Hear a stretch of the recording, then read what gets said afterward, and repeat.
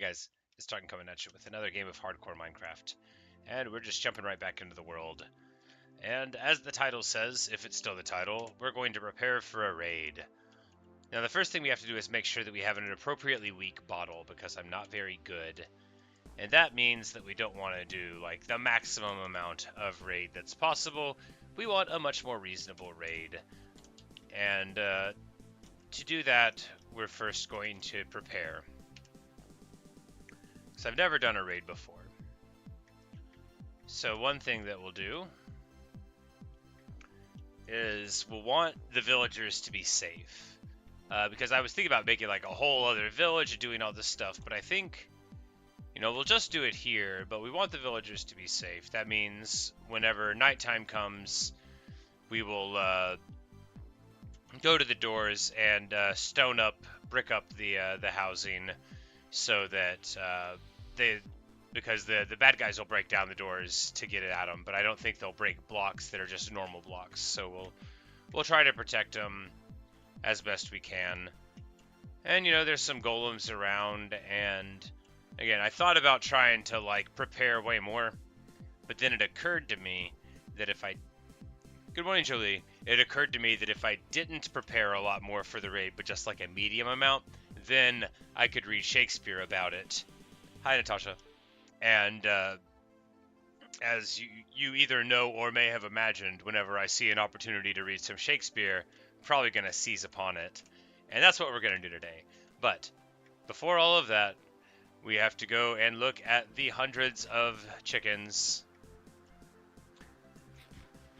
Indeed, Natasha, indeed.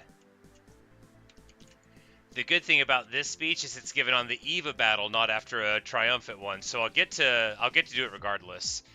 That one's a 4 and that one's a 5. I want a weaker one than that. I need to check in the vault, but first I'll do a run of chickens, and then I'll look in the vault and see if we have a weaker bottle than that.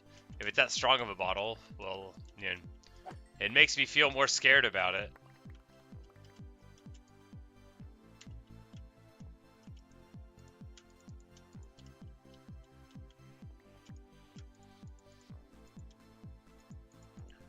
We got a nautilus shell. Can your cat give you one of those overnight? If they can, then I think one of our cats gave us a nautilus shell overnight, which is pretty nice.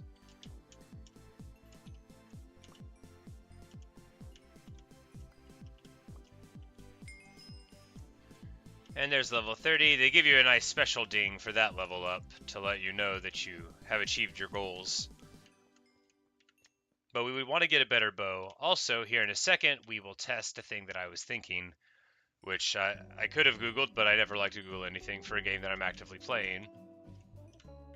Which is, I could test it here also, but we're in the middle of a different task, and 1 or 2 things at a time, not 18. And we're going to see if you can pull out of the bundle actively, like, can your bow shoot arrows that are inside the bundle? It's a simple test, but with a profound implication. I think probably not, but I did want to check, because if you can, then that's going to be amazing.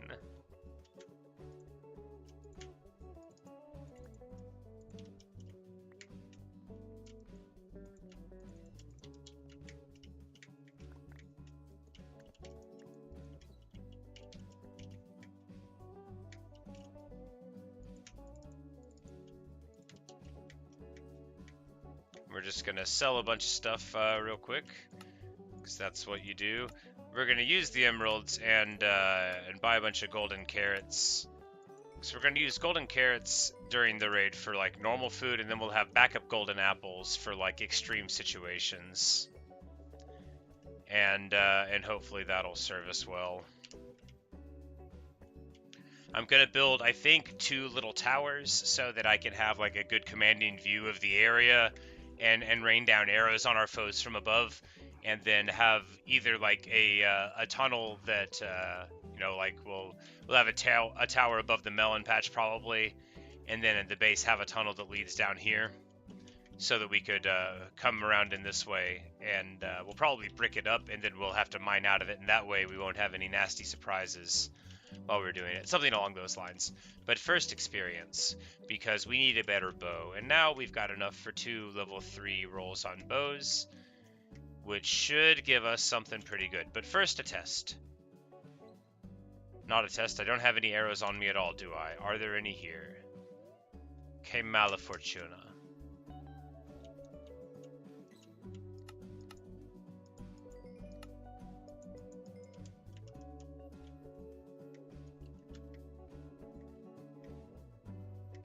Hi, Sid. Well, I don't want to do a hard raid. We're trying to find an easy one.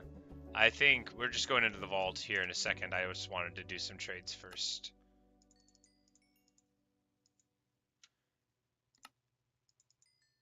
But if memory serves, I have like a level 1, like without a mod on it or whatever, maybe like a 2 laying around. I have a 4 and a 5, but I don't want to use those. Block the most important ones, but the rest can be Shakespeare material. Oh no, you know, it's more about not getting a bunch of reinforcements than it is about sacrificing folks. But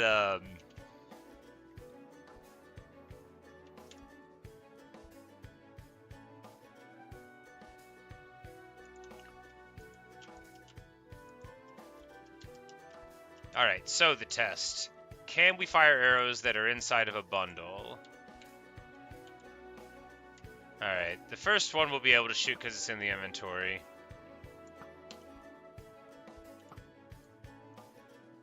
Alright, that was in the inventory too. Now can we? Nope. Alright, that makes sense. Totally makes sense. It was too much to hope for. Well, don't get too nervous, Sid. Like, it's gonna be several minutes before we get ready for it.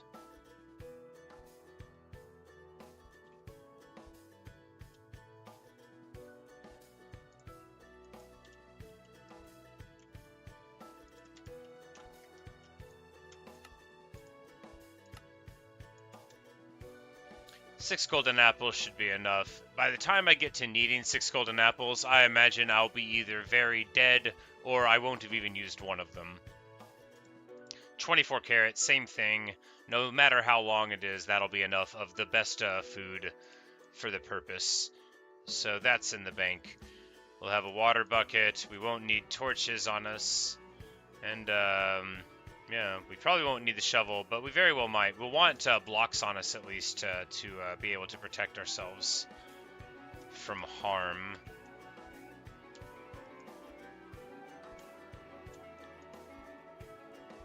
Just carry a bunch of deep slate, I guess. Why not? No, we need to build something, but that's actually, yeah, this is burned up, or rather processed deep slate. So we should just go to the vault real quick, look for something. We're gonna make the ugliest towers. Make the ally achievement before, like, the preparation of battle. I don't know what that is. What? All right. So what's the advancement?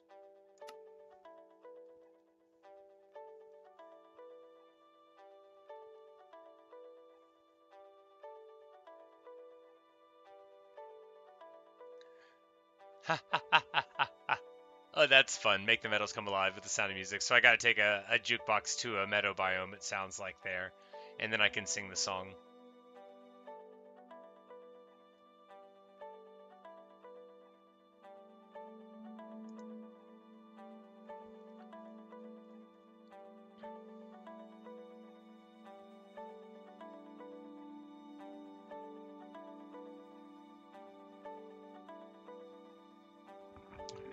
Well, I don't know what it is. But if you tell me, then we'll do it. Sid, I have already achieved looking at a parrot through a spyglass.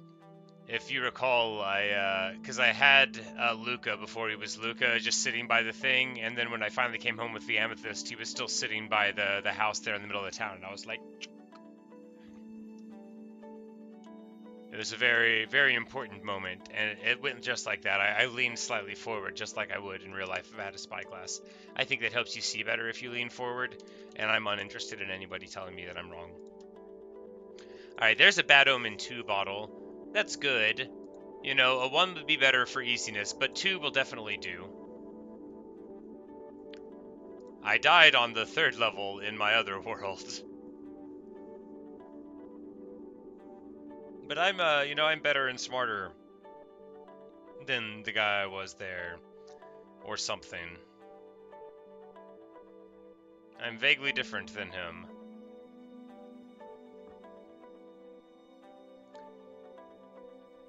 Make 2 cakes, give 1 to Inalay, and drop the other.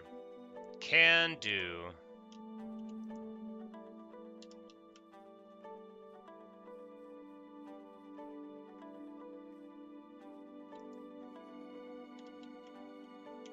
I need buckets. I don't want to interrupt my buckets.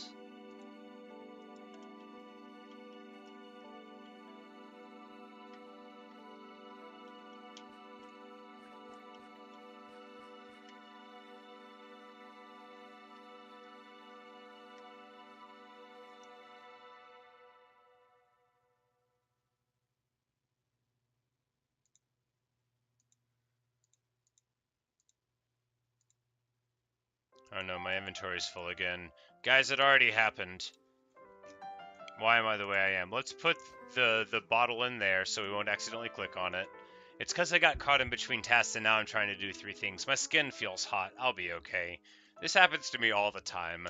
Anytime I ever try to do something, I start doing it wrong. It'll be fine. We'll just eat some nice bread, and that'll make me feel better. Nothing like some nice bread to make me feel unembarrassed about the way I am. We need sugar from sugarcane. We should check the ingredients. Let them make cake. Alright, yeah. Sugar, eggs, wheats, and 3 milk buckets each. 3 milk buckets for 1 cake? That's so many milks. Alright, so why am I... Alright, I just need to chill for a second. Because my brain can't do both of these things at one time because I don't know how either of them work. Alright. First of all, I need to do the enchanting. Because that's why I'm even doing the stuff in the first place. And then I'll start doing 1 or 2 or 3 other things. Planning overload. I shouldn't have been reading in the middle of doing tasks. That was my flaw. I'm not upset people are giving me advice. Alright, so I can't, that's the anvil. Anyway, I know how this game works. We're gonna get power 4, and nothing else. And the next one we'll get power 3, which is pretty mediocre.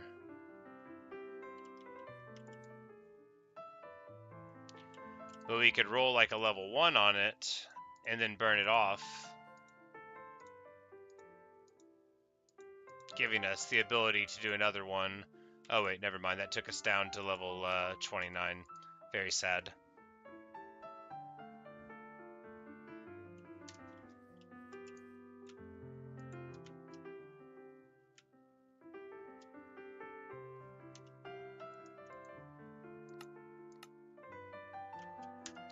Alright, I have too many things in my inventory. Again, obviously again. I'll start building a tower because that's why some of it's in here, and that's part of the goal. And if I just do a part of it at a time, then I'll feel better about it. You know, my real problem was loading into Minecraft and thinking I was going to do something immediately. That was very foolish. I should have just vaguely went along with the plan. Every time I try to do what I say I'm going to do, I get upset.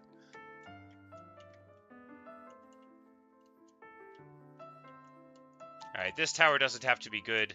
It merely has to be vaguely hollow. And sort of tall. Not like really tall, only a little tall. This tower is like gonna be the evasion tower.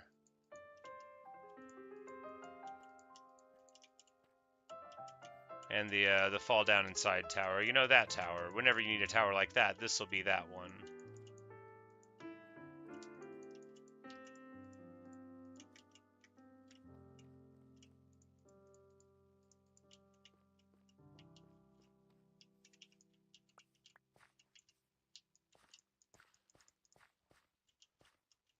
Alright, so Can we, like, quick jump onto it from there? Yeah, that's sort of not perfect, but it will also totally prevent our opponents from being able to do it. They won't be able to do it from there, though, will they? Probably not. And that is much easier. And we'll just put all of these here, and that'll make it, like, real easy to jump over.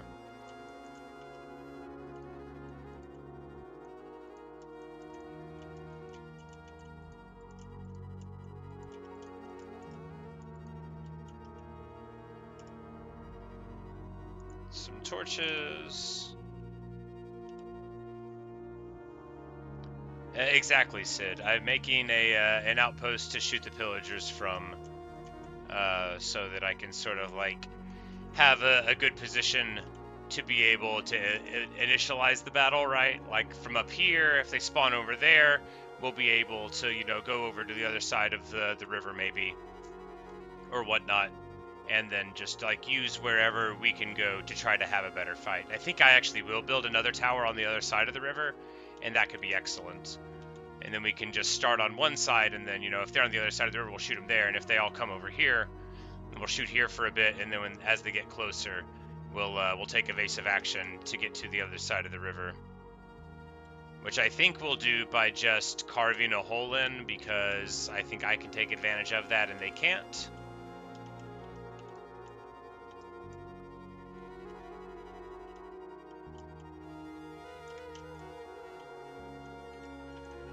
Oh, speaking of where all those zombie sounds were coming from, guys, I think we found it. But they're not coming from here right now.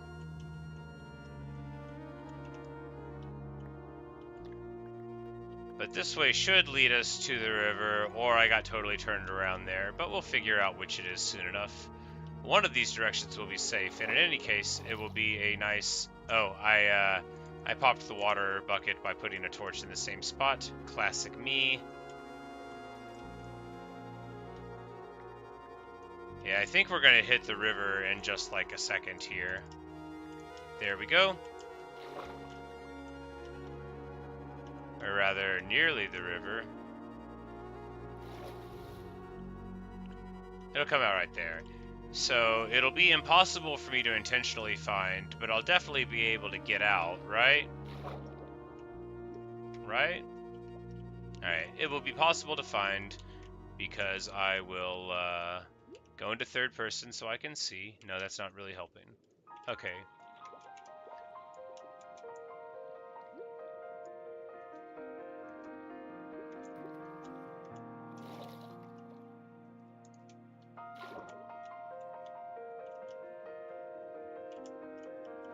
Alright, that's pretty clear.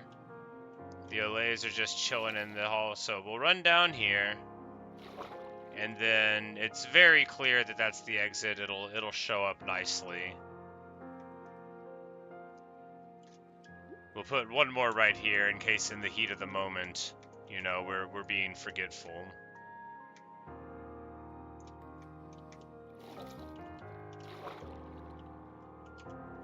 Yeah, we'll come out.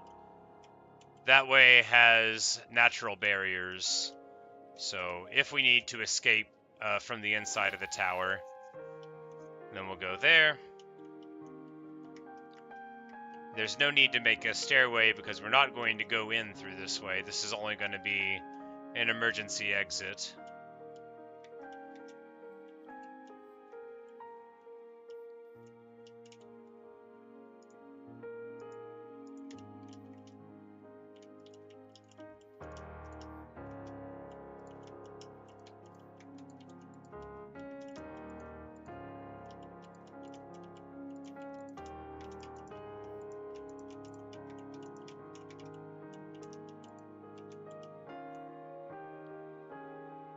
Still good? Still good.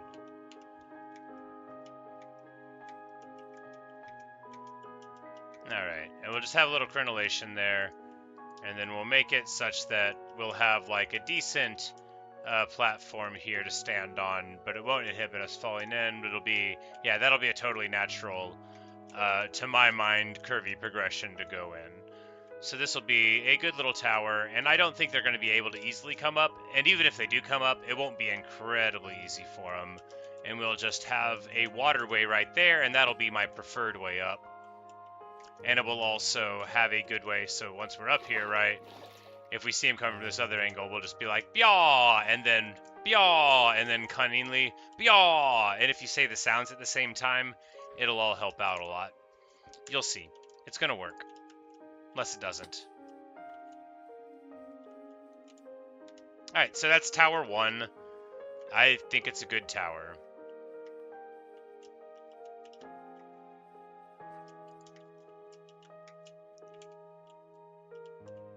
We've got a little bit of light on the inside. The last thing that we want, well, not the last thing, the second to last thing that we want. Yeah, we don't need this internal space in the tower at all, actually. It serves no purpose, so we'll just have a light right there. And that'll be good. We won't be able to fall. Alright, so you can go down or up. We might as well make stairs. We might as well make stairs for the tower. Nah, we'll be okay. So it'll just be here, and then we'll be able to shoot far off into the distance, just like we always dreamed.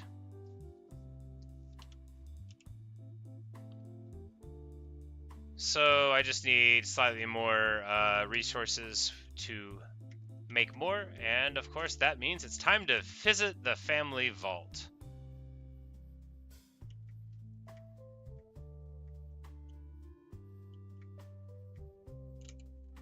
I know you're saying you're not going in the direction of the vault. No, I'm not. But I am now. I was thinking, what if I get to level 30 first? But then, I just need more lapis anyway. The vault is necessary. And that'll give us an opportunity to say hello to everyone. We're not going to do our final chatting to our friends, but where's Garuda? Hey, boss. Here's your seeds, boss.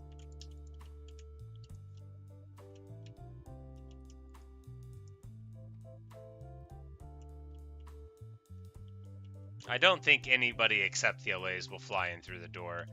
And if they do, I mean, that's okay. It's not like they're forbidden to be down here. It's relatively safe. That's a bad omen 4.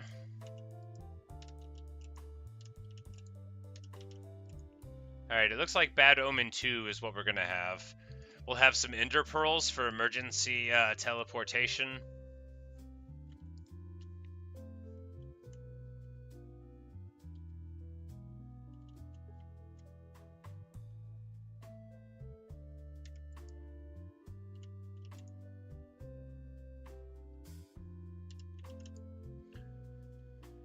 Trying to think of anything we might need, but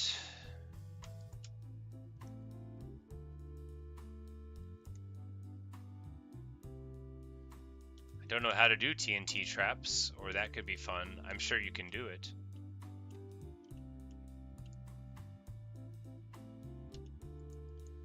I don't think I have enough snow to make a snowman to protect me. I think I used all my snow. Rookie mistake. Oh, golems, right. Of course. Let's put animal products into the animal products chest, because we're planning on living through this, obviously.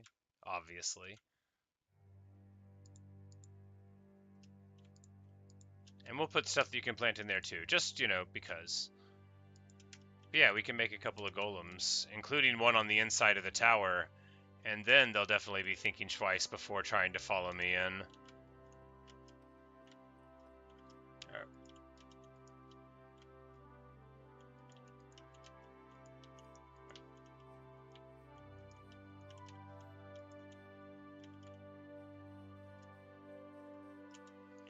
And for all of that, I didn't get any more materials to build a tower with. It's okay. It's fine.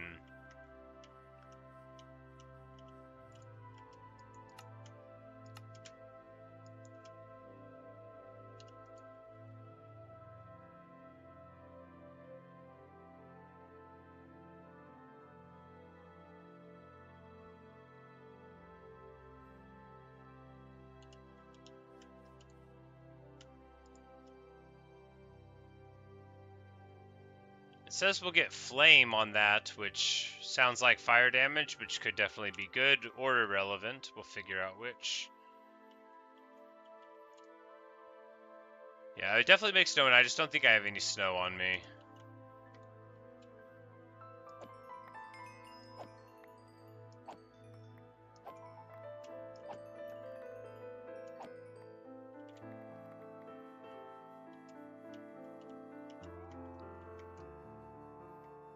Y'all, what happened to the golems that lived inside with the sheep? I didn't do anything to them. I guess maybe like the natural ravages of time could have come. That's so sad and strange. I thought they were going to be there forever. They were institutions.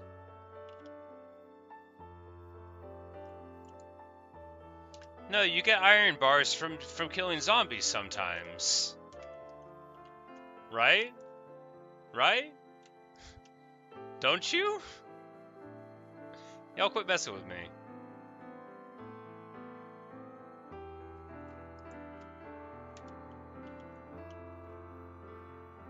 Look, I've done it before. I'm not going to sit here and act like I'm proud about it, though.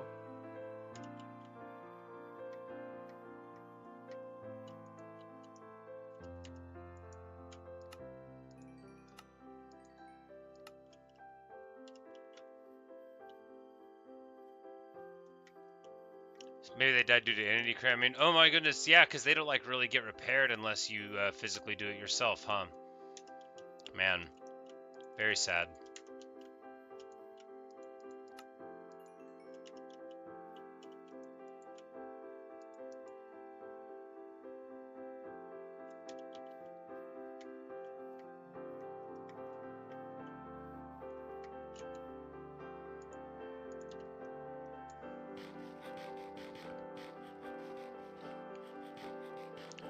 I feel such trepidation about all.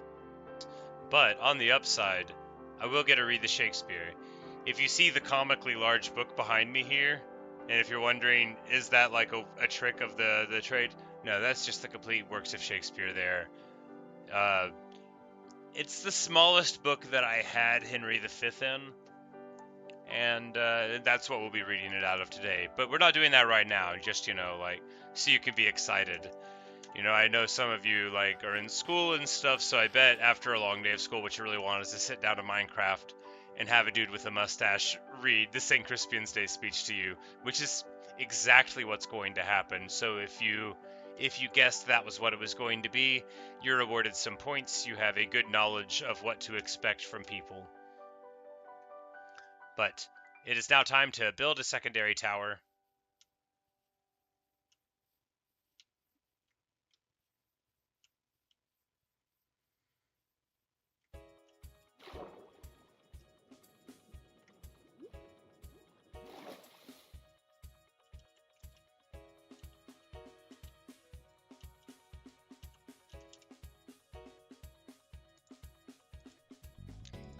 Yeah, this one's gonna be fun, Sid. Like, I'm like almost definitely gonna cry some when I'm reading it, just because it's like a really good speech time, very powerfully emotional affected by good literature.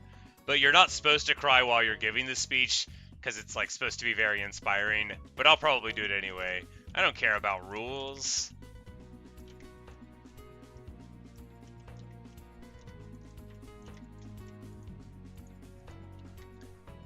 But it is, for the English language, as far as I know, it is like the single get amped about a battle speech. All the other ones are merely trying to be it. And they never shall be.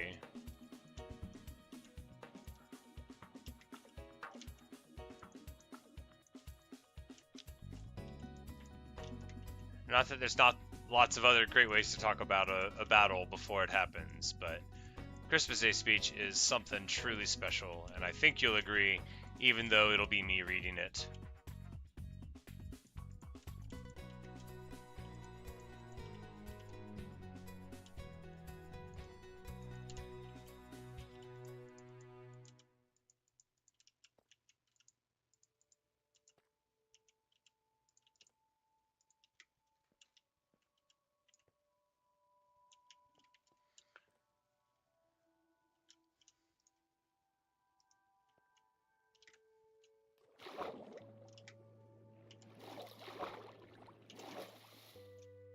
Yeah, this will be a good one. There's no, like, evasion from behind here, but we shouldn't need it. This is just, like, secondary tower. Ideally, we'll start the fights there and be able to prosecute the fight in other directions, but...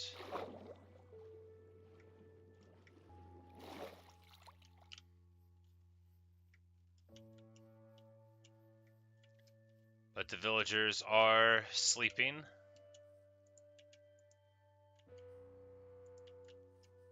And so it's time to board up the doors.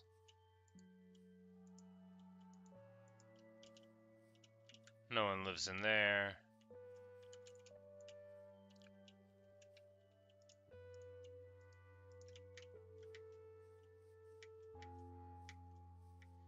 My boy Bald Rapunzel, didn't forget about you, Bayan. You got the most important door of all.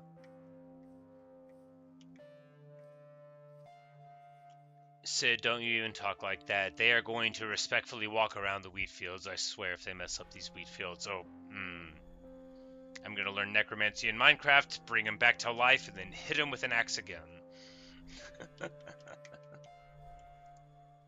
Most restrained farmer. Alright, all of the villagers are safe.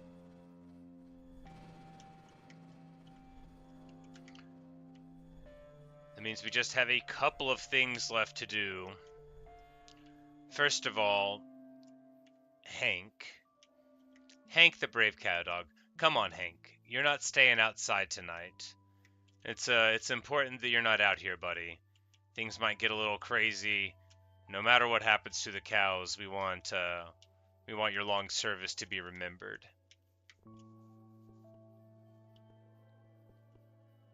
You don't want him caught in the crossfire over there.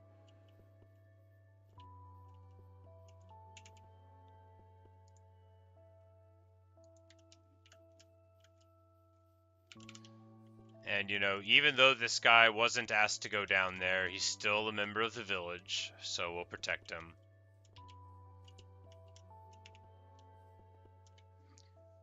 Yeah, maybe they do respect it. They do, just like me, farm melons and pumpkins. Come on in, Hank.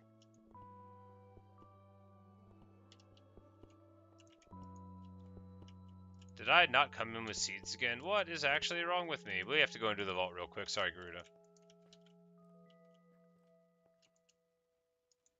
I left him in there. Of course I did.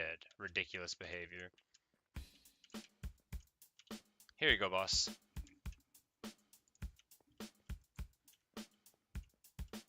Oh, Hank. Hank's so happy to hang out. Alright, so... last chance to look for stuff. 100 arrows is a lot of arrows. It's probably enough. We could actually go and buy a couple more stacks. We'll just have to knock down the door to dude's house and wake him up at night.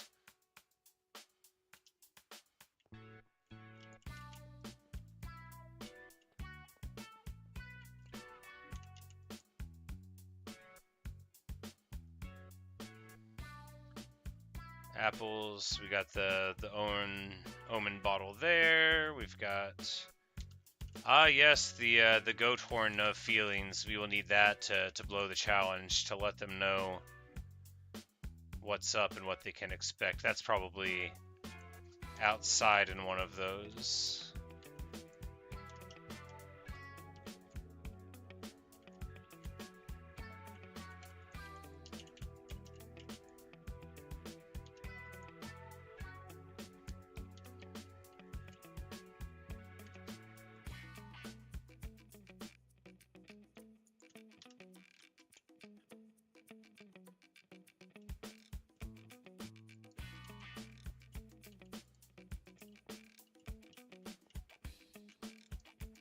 Good old Hank. Alright, so... yeah, all I need to do is find the horn. We'll have some buckets of water. We've got the 2 towers. We'll make some iron golems right before. We'll do a little speech for them. Or like 110 arrows. Is that going to be enough? Like, that's what, several minutes of more or less sustained fire? I guess it just depends. We do have power 4 on the bow, which is decent. Might actually be like the second highest power enchantment, so it might be better than decent.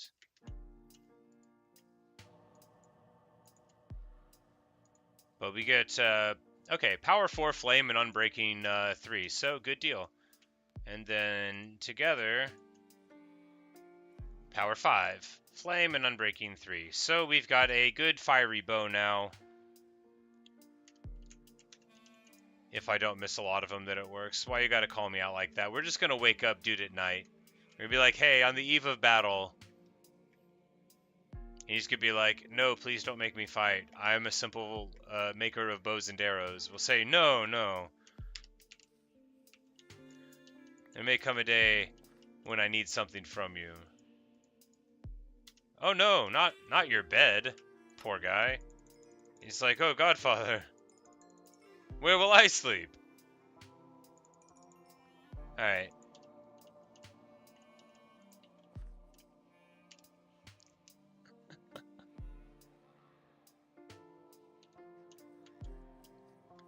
Alright, so we need to block it back up real quick.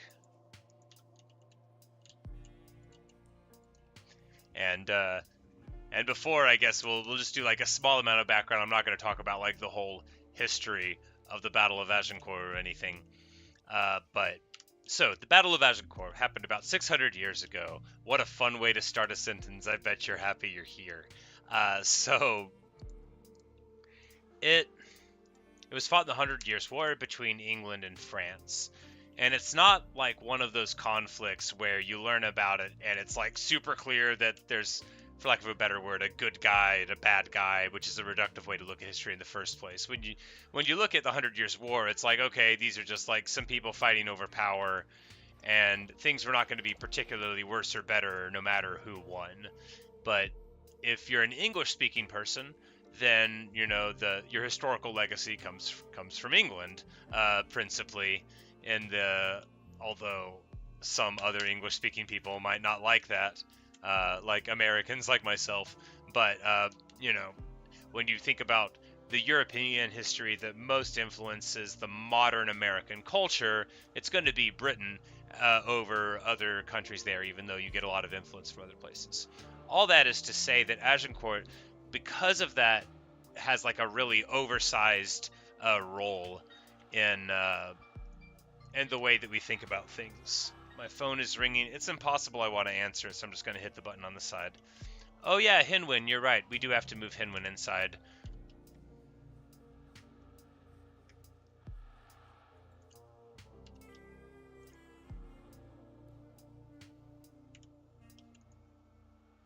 You know, maybe I might be doing this prelude too early, yeah, because we should be doing this on like the eve of battle.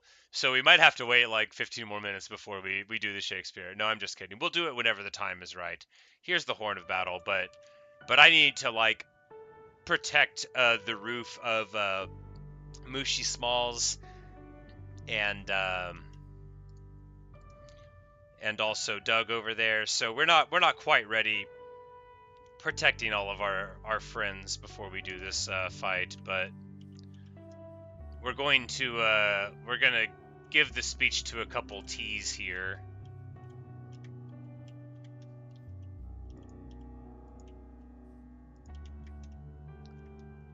And then throw a head on them later, and then they'll turn into golems.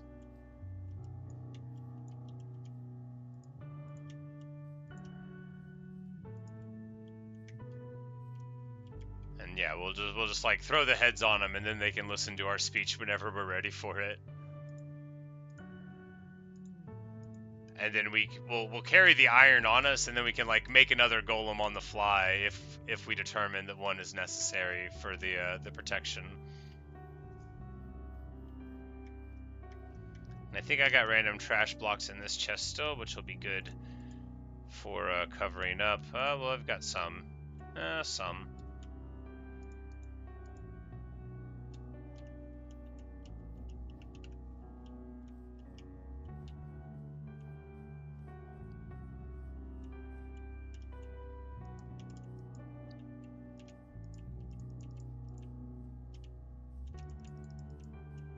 I'm gonna need so many more blocks than this. Well, you know what? You know what that calls for. A secret box of dirt. You never know when you'll need one.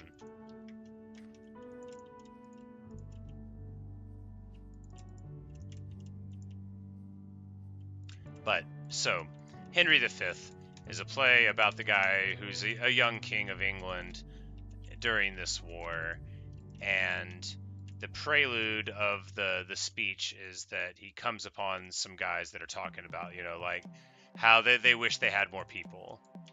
And that is the background for the speech that we're going to do from Henry V. It is awesome. It gets everybody super amped.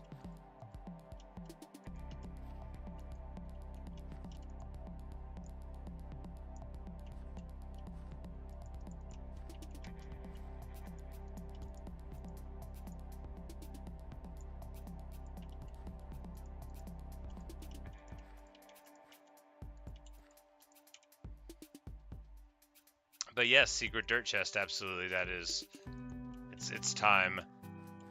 If I had more inventory space, we could actually go and efficiently go to the secret dirt chest. So we're gonna put some of the good stuff here. I know. All of the preparation we've done, all of the bundles, all of the pearls, all of the junk, we're gonna throw in here, and then go get a bunch of dirt so that we can cover these up. Secret dirt chest. It's all coming around. You know, they call that a narrative.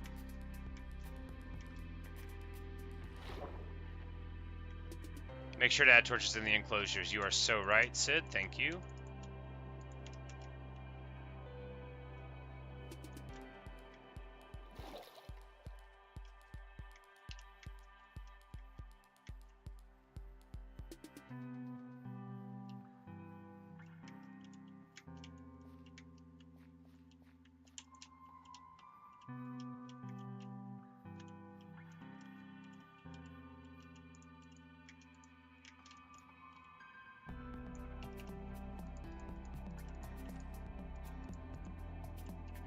Even though the mushrooms are not scared of the dark, they're very tough rappers. You know, it'd be easy for Doug to get scared for them if he knew they didn't have light. That could be very upsetting. Doug's very sensitive like that. Doesn't want his friends to be afraid.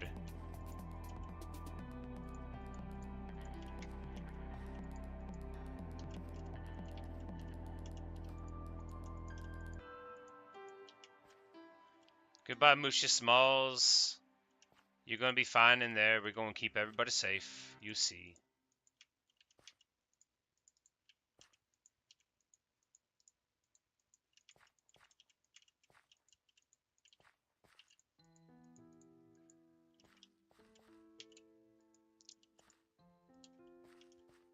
I don't have inventory space because I tried to get prepared before I had built everything. I should have built everything and then thought about junk like golden apples and stupid carrots and every other thing. Like 500 arrows. I think it was just 300. I shouldn't be unfair.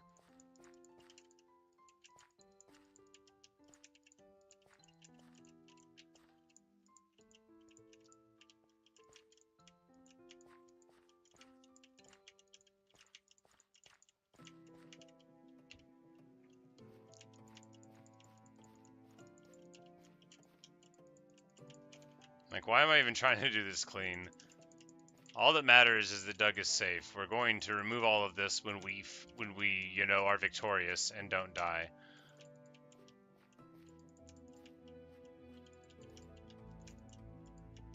Goodbye, Doug. Use a good Doug, and we're gonna see you soon. You've already got torches in there, I know. The LAs now can keep Doug company. They'll, well, one of them can.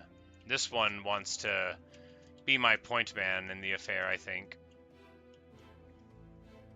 Alright, well. That was more dirt than we needed, wasn't it? Back to the secret dirt chest.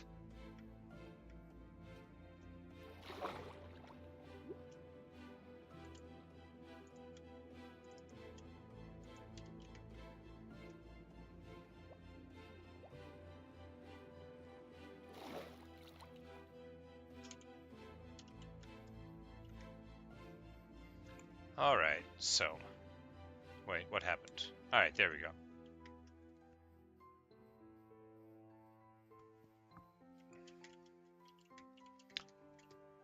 Should I dramatize it? Should I talk about how on the eve of battle I don't know if I'm going to be able to see this hardcore world ever again? No, I should not do that because we're going to do Shakespeare, and that should be all the drama. All the drama that anybody can deal with for it. We've got a very powerful bow. We've got our sword and shield. We've got iron blocks. We've got water buckets and golden apples.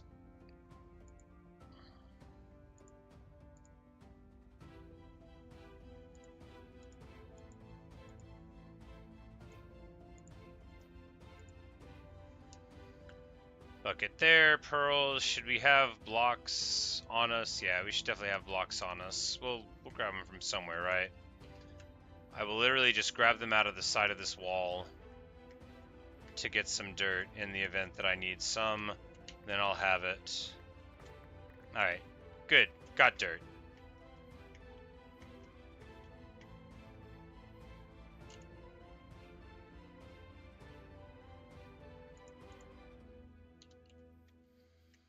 You know, I actually probably will need some inventory space for all of the loot I'm going to get when I live forever in this battle.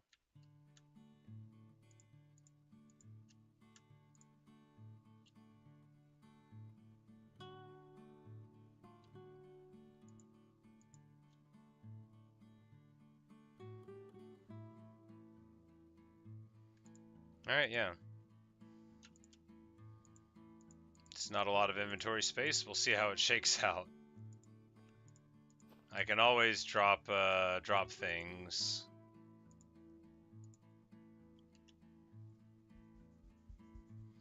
All right. Well, I mean, we could do the early parts of the raid and in daytime if we needed to, but first, we should say goodbye to the crime family, or rather, inform them that we're going to the mattresses. We're going to war with an opposing gang. The Flower Charge gang. I'll say, look, boss, I didn't have a choice. They lunged at me. I mean, I showed up in their house by the lake, and they just lunged at me. I had to do it. And, you know, Garudal will have to understand. But, you know, say, hey, you know, this is your mess. You're going to have to clean it up. And I will. I will clean it up. We got our golden carrots. My teeth don't hurt, though. I feel fine. Here you go, boss. Here's your seeds. Bella, there's no better cat in the world with you. Atropa, you're gonna be fine, because you just barely showed up again. Luca, everybody loves you, Luca. You're the strongest and best bird, but we don't need you for this fight. We're gonna take care of it. And Hank, you just keep on looking out the window, buddy. You're a good dog. Alright, well, that's enough of that. After all, we're about to win this fight and come right back. Right?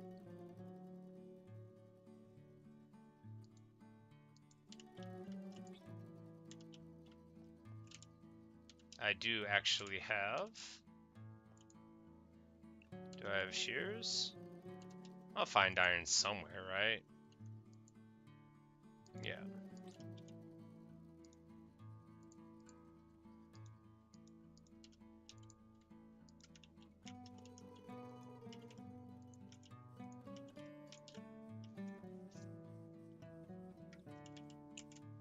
But we'll need to lock the windows and close the doors.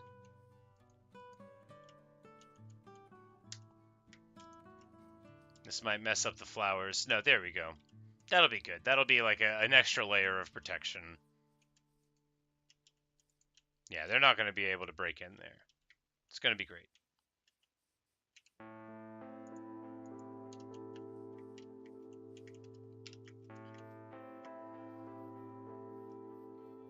So, the Battle of Agincourt. The people are talking about it, and Harry comes upon them like in the middle of the army. Is the scene that we're setting here? And we're all ready, right? Yeah, we've got our bottle, we've got the horn to blow. It's all here. All on the up and up. Don't think we need the axe there, so we'll put the golden apples there for like the emergency appling. So he and this is the size of it, right? It's a complete works of William Shakespeare. If you put it next to a human head, mine is sort of large, but you see how it glistens in the light. A wonderful volume. The Yale works of complete Shakespeare. But don't worry, I'm not going to make you listen to all of it today. But we are going to read this. It is from Act 4, Scene 3 of Henry V, and I had a song selected for it. It's not like perfectly selected for the whole thing, but it was what I was going to do for it. So if you will all indulge me now, we're gonna read some Shakespeare. And we'll put the blocks onto these guys' heads first before we begin. Oh, nope, we'll mess it up. Before we begin. Wait, does that not make golems? I thought it made golems. Anyway, it doesn't make golems. All we've made is RTs. Anyway, I don't remember how any of this works. It's not important. So, here we go. He comes upon him, and this other guy says these lines. Oh, that we now had here but 10,000 of those men in England that do no work today. And the king shows up, and this is the speech that he gives. What's he that wishes so? My cousin Westmoreland? No, my fair cousin. If we are marked to die, we are enough to do our country loss, and if to live, the fewer men, the greater share of honor. God's will, I pray thee wish not one man more. By Jove, I am not covetous for gold, nor care I who doth feed upon my cost. It yearns me not, if men my garments wear. Such outward things dwell not in my desires. But if it be a sin to covet honor, I am the most offending soul alive. No, faith, my coz, wish not a man from England. God's peace, I would not lose so great an honor. As one man more, methinks, would share from me, for the best hope I have. Oh, do not wish one more, rather proclaim it, Westmoreland, through my host, that he with hath no stomach to this fight, let him depart. His passport shall be made, and crowns for convoy put into his purse. We would not die in that man's company that fears his fellowship to die with us. This day is called the Feast of Crispin. He that outlives this day and comes safe home will stand a tiptoe when this day is named, and rouse him at the name of Crispin. He that shall see this day and live old age will yearly on the vigil feast his neighbors and say, tomorrow is St. Crispin. Then he will strip his sleeve and show his scars and say, these wounds I had on Crispin's day. Old men forget, yet all shall be forgot. But he'll remember with advantages what feats he did that day. Then shall our names, familiar in this mouth as household words, Harry the King, Bedford and Exeter, Warwick and Talbot, Salisbury and Gloucester, be in their flowing cups freshly remembered. This story shall the good man teach his son, and Crispian shall ne'er go by from this day to the ending of the world, but we in it shall be remembered.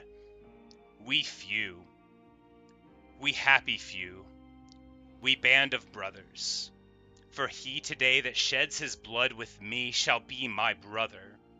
Being e'er so vile, this day shall gentle his condition. And gentlemen in England now abed shall think themselves accursed they were not here, and hold their manhoods cheap, whilst any speaks that fought with us upon St. Crispin's day. And anyway, when you say that on the eve of battle, it just gets people totally amped, just absolutely out of control. And jack-o'-lanterns, that's right. So I knew I was forgetting something. We're gonna go carve some jack-o'-lanterns real quick, and that's enough of the Shakespeare, right? I didn't cry or nothing. Pretty funny. I was so worried that I was gonna pronounce one of the weird English words wrong. It's so hard to say Salisbury.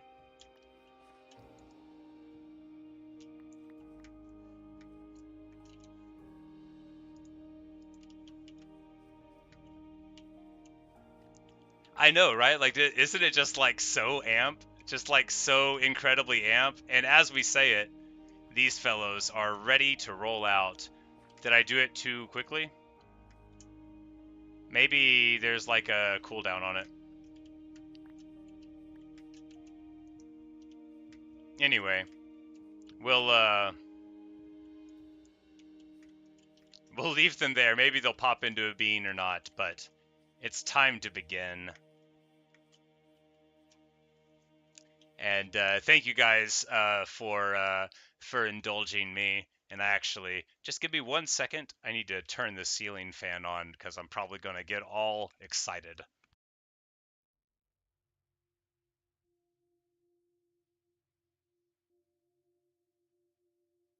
All right. Okay, so maybe they can't touch like in the diagonals. They don't look that close. The other one I thought was just as close. The other one was definitely just as close.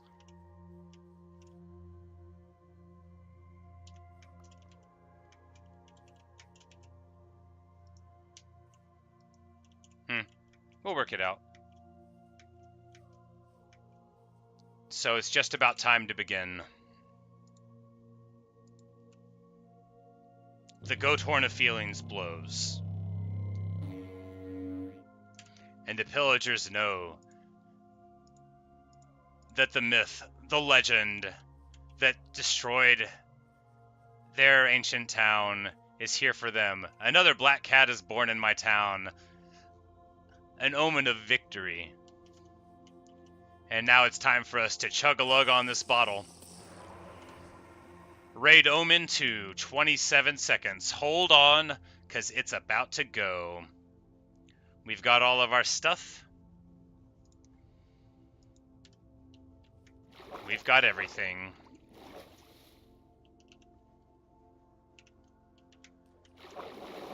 And it is time to see if our preparation is going to pay off. The allays are in the sky. We're going to try really hard to not hit them with the bow and arrow. And hopefully we'll be able to do just that. All right, there's an Enderman over there. Not part of the worry. There's an Enderman all around, but we are trying to find where the raid is at. Or rather, that's the level powering up, so I don't think they're even here yet. But once the bar is there, we just need to identify where they are forming. There we go. They are trying to come up this hill. So, okay, it shoots flaming arrows. I hope the arcs are the same as before. This actually could burn down the village if I'm not careful, so pretty funny time to learn that this is how it works. I've missed every single shot so far. It's a good thing I have 100 arrows.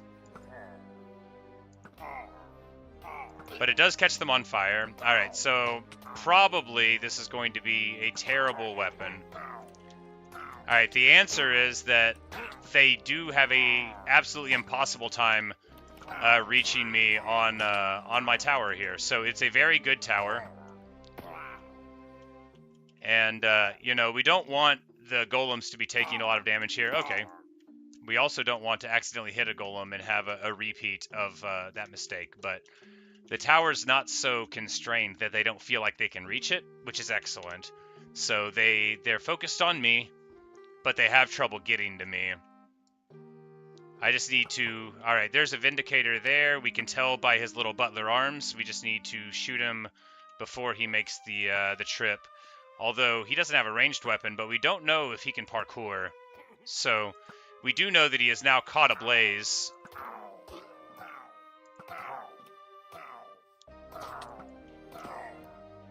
Hey, we got a "You've Got a Friend in Me" accomplishment. I don't know what it is, but I got it. Oh, I didn't make the cakes.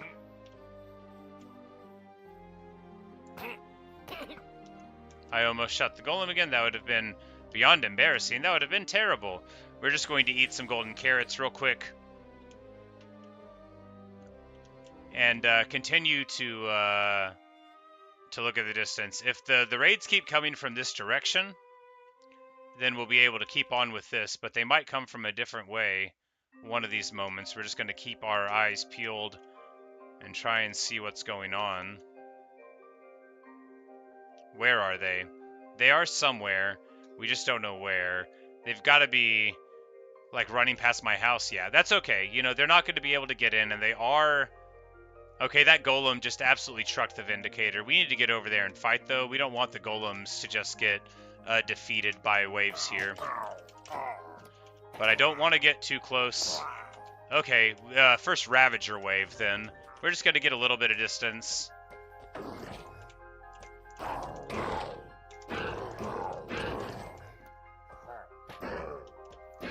Alright, now the Ravager... I don't want to be fighting too close to golems. A witch.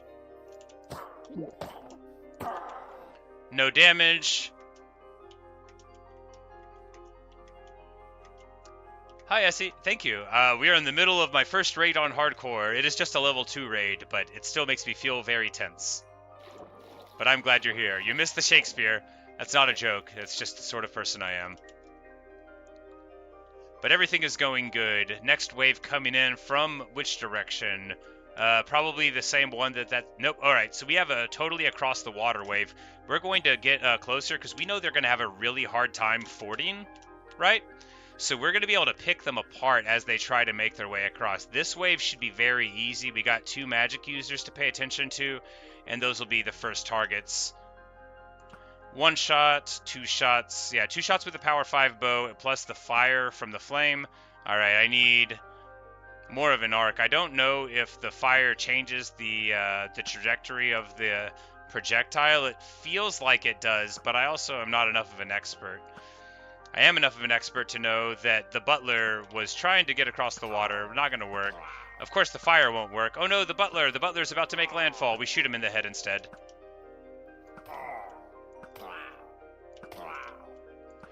This is the easiest of all of the waves. If we could just get waves where all the witches spawn across the water from us, easy peasy. And of course, that's the point of being in a nice defensible location like an island, is that you can affect a nice amount of safety by using your natural barriers, your intelligently designed defenses of the town.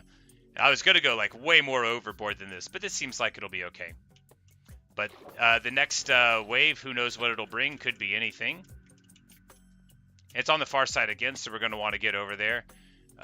Before long, we will be getting the Evokers, which are a special brand of trouble. There we go, first Evoker. You can tell that they are the way they are because of their fancy sorcerer robes. He's doing the spell.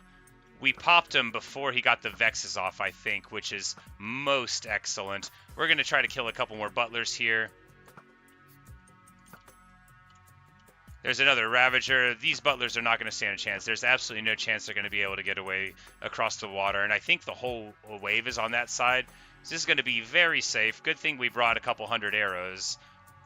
And that Ravager over there is just going to be a total joke.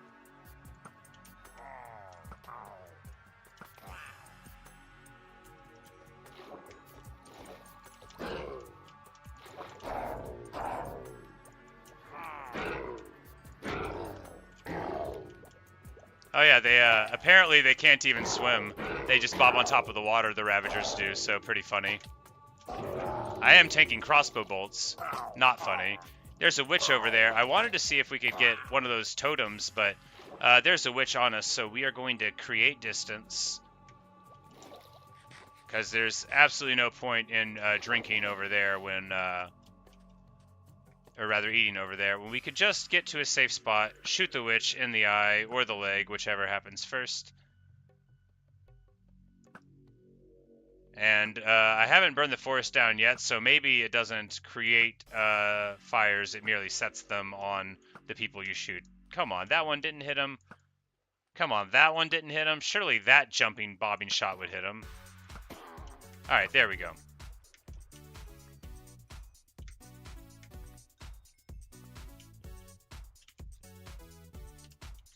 Alright, good news is that I have all of this junk, and I don't know if any of the things that they dropped are any good, because I don't have inventory space. So I hope they didn't drop anything that I need. We're just going to evade the wave and figure out where the next one's coming from. Looks like the same direction. No, that's just a cow. Alright, I need to get back with it because I don't know where they're coming from. Need to get to the tower. Alright, the raid's already popping down, so a golem is on them somewhere. Either that or the LAs are just trucking them. Alright. Raid coming from this angle. Butler trying to come up. We need to identify the evokers. Alright, there we go. There's a Vex in the air, which means the evokers are definitely out. We're just going to try to thin out some of the masses first.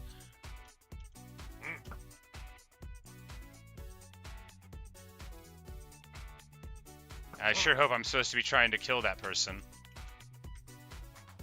Oh no, that was a golem I caught on fire.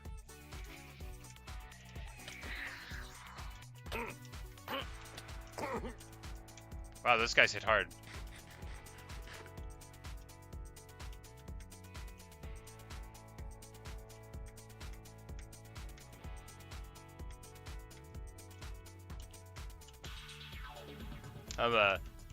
Any cool milestones or goals I'm working toward? No, not really. Just, I've only been streaming a couple weeks, although I've been doing videos on YouTube off and on for like 10 years total. But, just, playing hardcore Minecraft and trying to have a fun time. Alright, massive, massive group from the other side. There's an evoker riding a Ravager, so like a mounted wizard, which is a special kind of spicy awesome, love it, no notes. But we can hit him before he gets that cast off, and we do.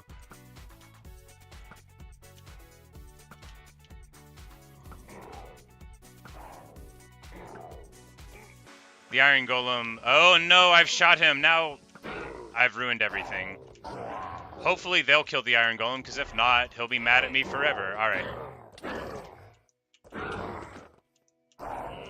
Alright, I'm going to get some distance, because that golem is probably going to get mad at me. I'm going to eat a golden apple for comfort. Alright. Golem's not mad at me. Confirmed. Are the allays killing them?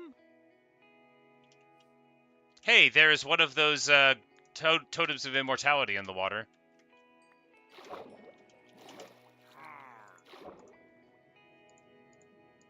I'm going to put that into my offhand, because I think it works there, someone said. And you know, it's not like I use my shield a lot anyway. And we'll just put the shield there, and then we can...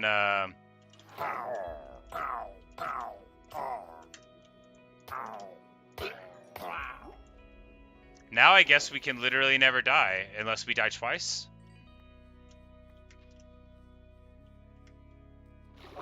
And there's one more raid to do, or one more level of this raid. Ow! Why am I the way I am? You know, my defensive cacti, once again, proving quite dangerous. But they didn't get through my bonus hearts from the golden apple, so that's good. Alright, there's some of the raid, and where are they at? Are they trying to attack through the secret tunnel? Through the mountain? No, surely not. That Enderman is really choosing the wrong day to show up in my house. Alright, where are they? Probably on the other side of the water where the rest of the raid was, but that doesn't mean that I need to be careless about it, even if I am functionally immortal. We're going to parkour over here. Parkour! And now pull out my my trusty spyglass and try to do a little reconnaissance here.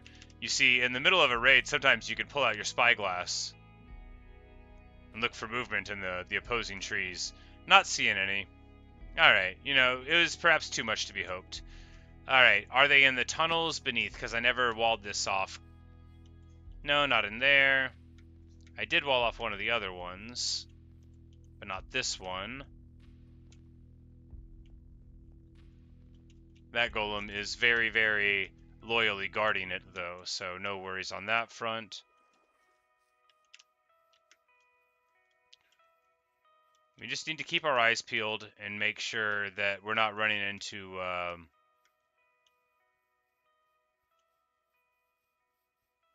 any disasters. Like witch plus evoker plus witch type of nonsense. It's about to be nighttime. Man, where are they? Did they all get stuck?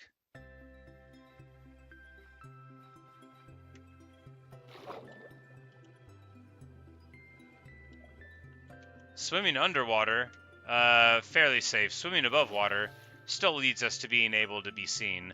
But we're just going to eat a nice, delicious golden carrot real quick, and then go and hunt for more members of this raid. Because apparently they're still out here.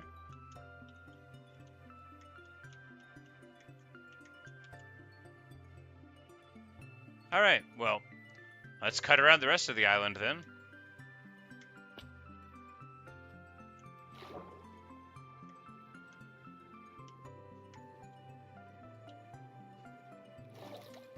I mean, can they spawn below sea level? Did they spawn, like, in the tunnels under my house? They better not have.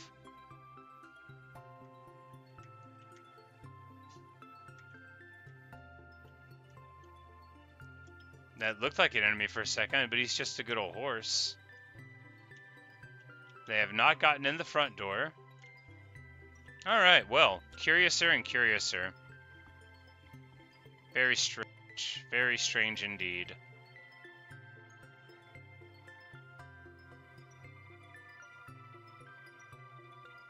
Alright, well, Natasha, you say these probably got stuck.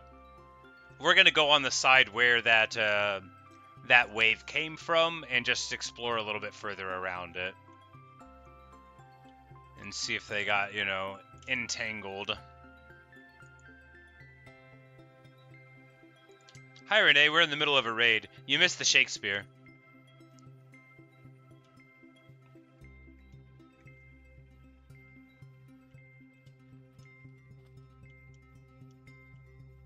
Like, maybe they're trying to cross the water somewhere. That, like, there was a creeper explosion and one thing led to another.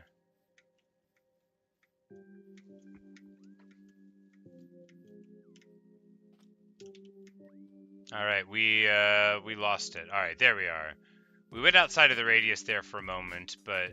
So at least we know how far we can go before we're definitely not finding it.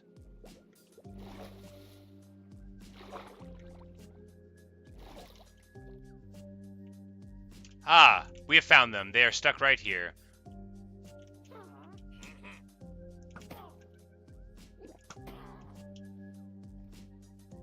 We'll just shoot the butler in the head. And there's several more, but we're on the right track. They're probably underneath an incline here. Ah, yes. That's exactly where they are. There's an evoker right here, so we are going to... Oh, no, there's not an evoker right here. This is just a guy, but there's an evoker somewhere under here. We're going to drop in on him and kill him from under the water. I bet those things are terrible at swimming underwater. They are. They're really slow. Huh. Alright, well, you know, they can try to press the fight, but they're so much easier to deal with. They really, they lose all that mobility, so easy peasy.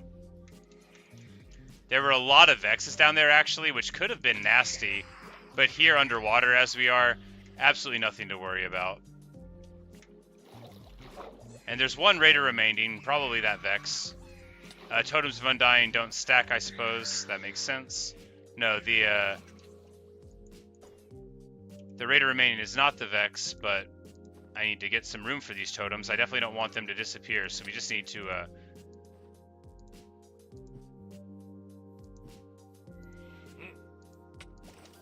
I'm like, alright, now that the butler's on us, I'll stop my inventory management in the middle of a raid. Tanking hits. Alright, I'm gonna start acting right. Got down to 4 hearts. Alright, now I need to aggressively get back to the village. I think there's still Vexes there. But, okay, yeah. Aggressively get back to the village. Will they try to get to this side or not? There's so many. The important thing is we're safe over here from them, so all I need to do is not burn down my trees. Jeez. If I could hit a shot, if I could hit one single shot.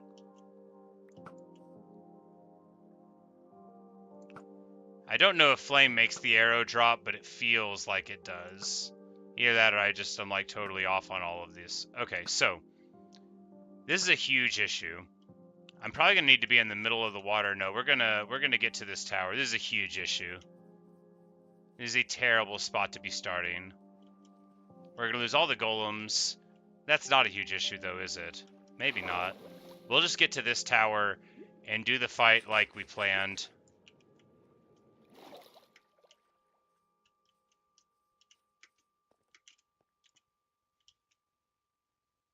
Because right now I think they're just going to fight every single golem, and then when that's done, they'll have no choice but to turn here. Because I'm pretty sure that these won't burn buildings down, and I'm also pretty sure that they can't break into the houses. No! Oh, you monster! Oh, you guys. Did you see that? He ran over my crops. I'm so mad. I'm so mad. I cannot believe it. Alright, I need to get closer. They're just laying it all to waste. Sprinting around. Man, those dudes are quick.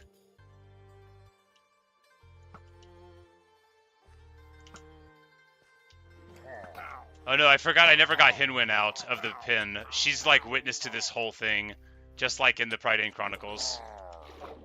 There's a drowned there trying to make it. Alright, now it is time to engage in the fight. I think now all the golems are gone and they want to fight me, so...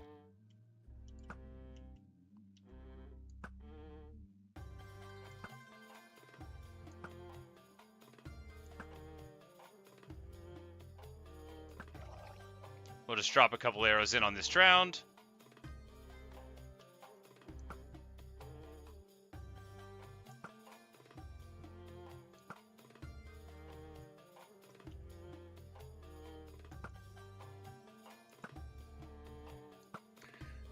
The leader will fall in a fiery torrent of arrows. And so the thing about Agincourt, right, is in the Battle of Agincourt is famous for the triumph of the English longbow over the mounted Norman knight. Like that's why it's famous. The real story is considerably more complex, as you might imagine from being a thing in history. That's like the story of it. So for me to win it with heroic archery is very, very on theme. Oh, did you lose your cavalry? Oh, did you lose your noble steed? Oh, did you lose your evil wizard? That evoker, I think he's still around. He just doesn't know I'm here.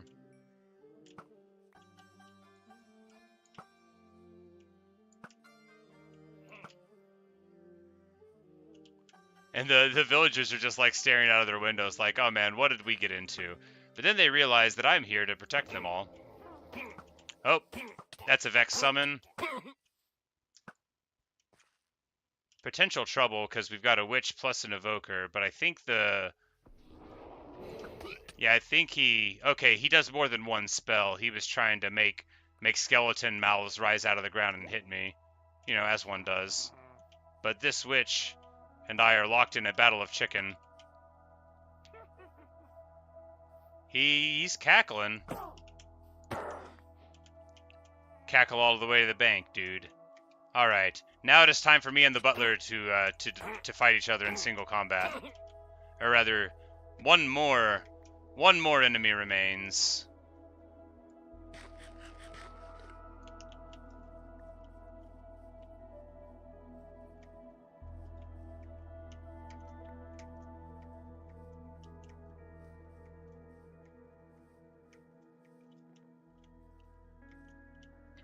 And where are they? Probably caught up on water somewhere.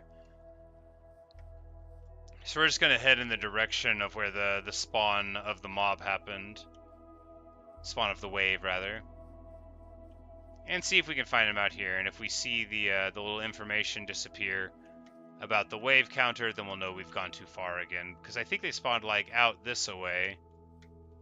And I could totally see one of these jokers, like, yeah, falling down in a place like that. Which is just what happened. He's probably on the inside here. Yep. Alright.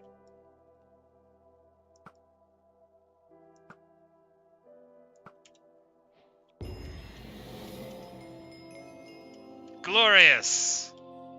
Hey guys, I'm the hero. It's me. I'm the hero.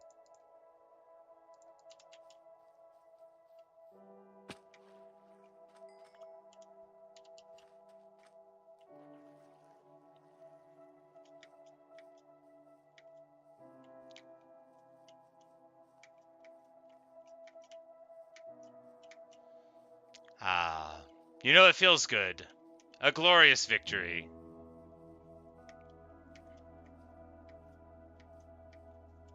And they said it couldn't be done. Coming out, Bald Rapunzel. Everything's okay.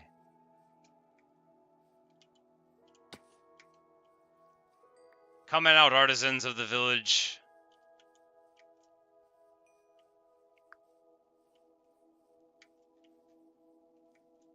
Coming out, other people who also live here and are probably important.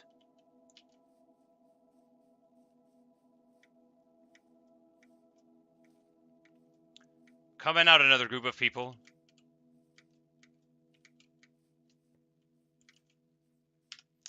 Feels great. And now I can, like, I guess walk everywhere with this totem in my left hand. And then if I die, I don't die. I come back to life temporarily. Alright, so what's Hero of the Village do? They have drastically better prices. How much drastically? A little bit there. Looks like we lost our good armorer. Well, you know, we'll never need him again, so it's okay.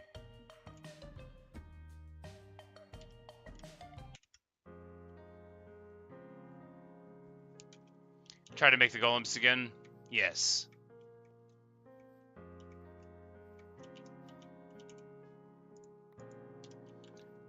Oh, I dropped all of the apples. Let's put some of these totems into the chest here. I love the idea of needing to travel with more than one of the totems.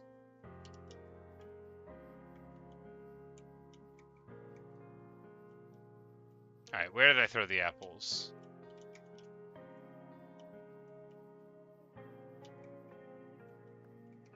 No, but seriously, how have I mislaid the apples?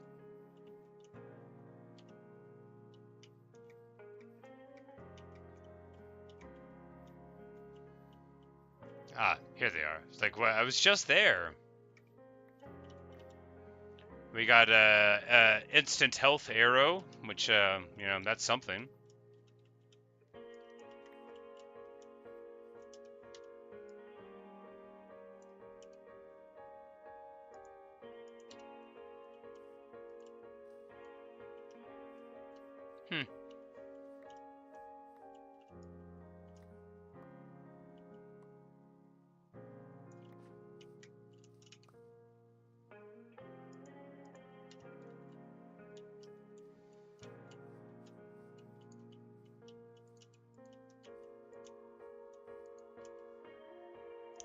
Maybe if we move it? There we go. I guess they just don't like this position. Maybe it's because those blocks had already had something on top of them that was unsuitable. And that last one was just like one that I hadn't put one on? I don't know.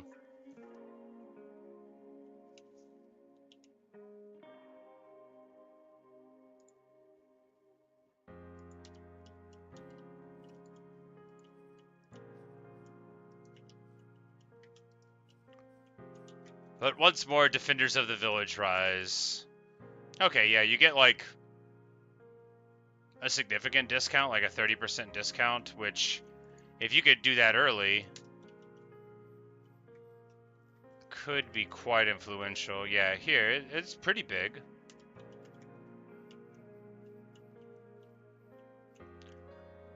A blossom underneath? Ah, yes.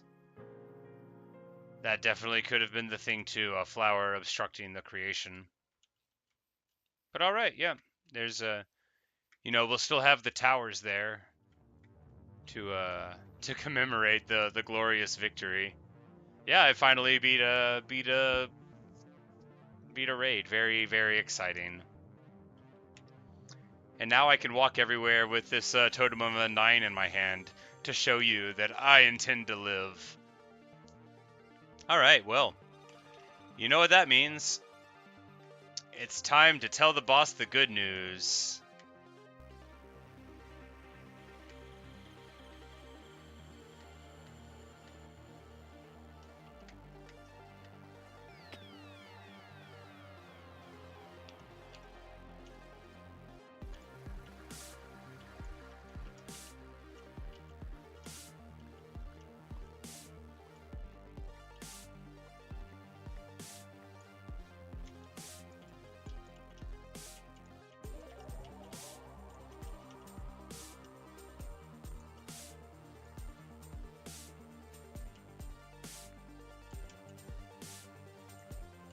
Musha Smalls!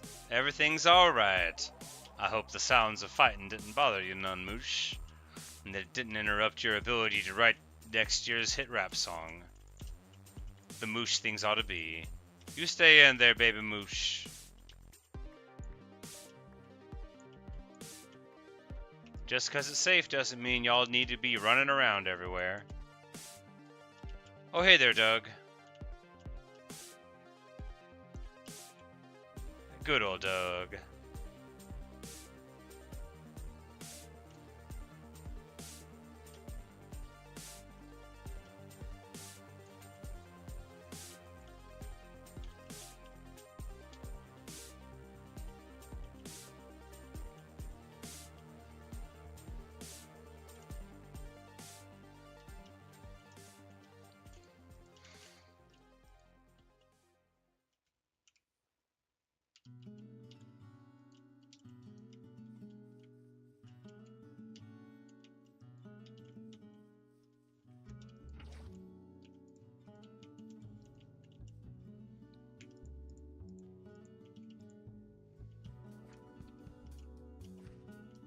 We did it!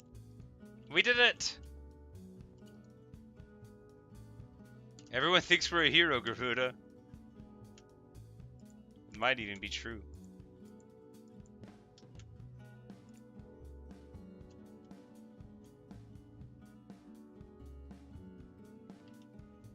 Alright, well.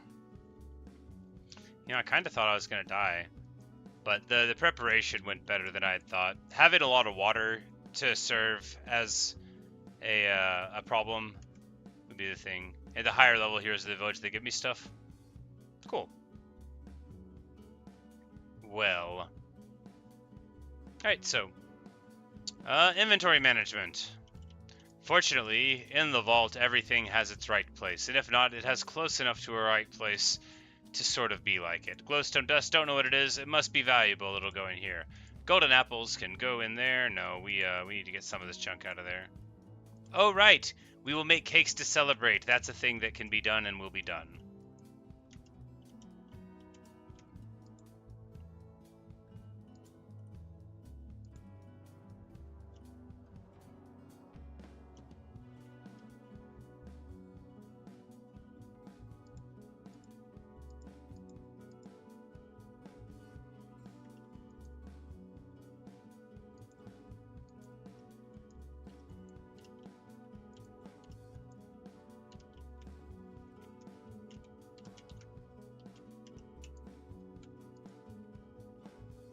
You know, a pitcher plant in front of this would be much more stylish.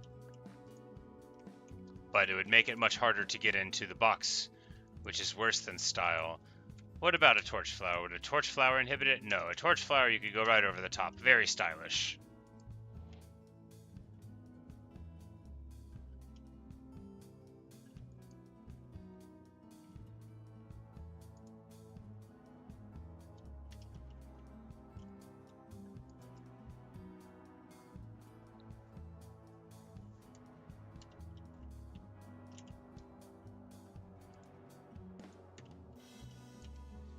We'll eat the pumpkin pie. That'll be good.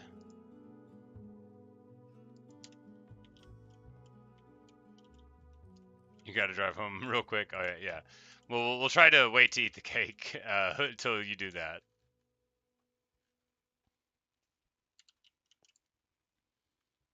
That'll give us time to brainstorm on the next step And replant the wheat in the field that the Ravager trampled out. Very grapes of wrath. Alright, now, after the raid, everything is nice and quiet and good again. They did trample some of the crops, but, you know, only this part, which I didn't care that much about. That's okay, I guess. I mean, I don't want to make excuses for anybody that's, like, stomping on grain. You're not supposed to do that, but could have been worse.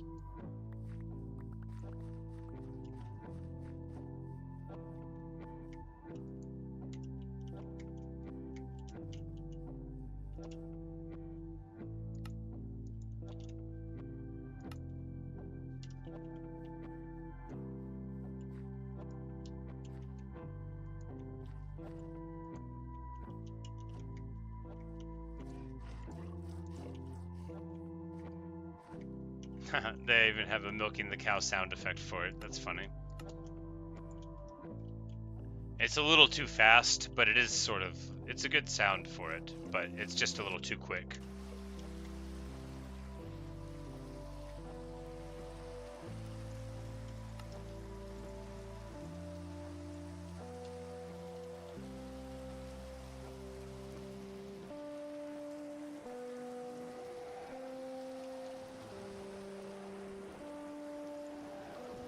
Alright.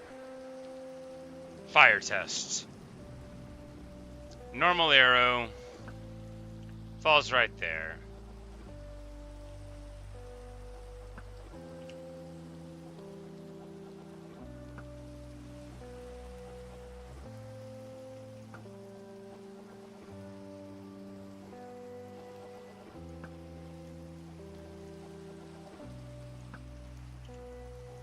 Alright, they appear to be the same, and I was just superstitious and a bad shot. You saw ducks? How fun.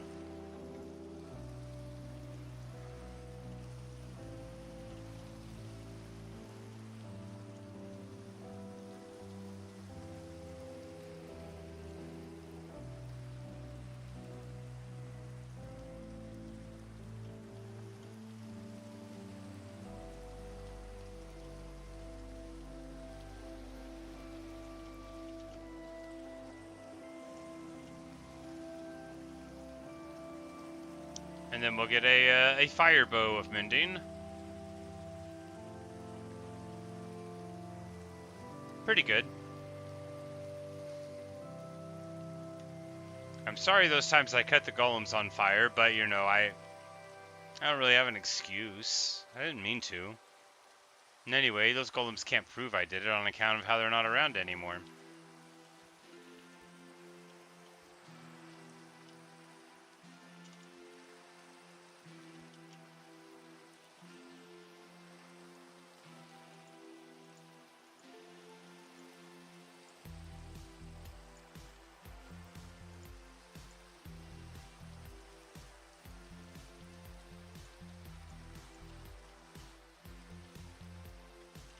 Actually, yep, almost all mending already, indeed. I could afford it for everything, it's just... I haven't bothered to put it on these yet.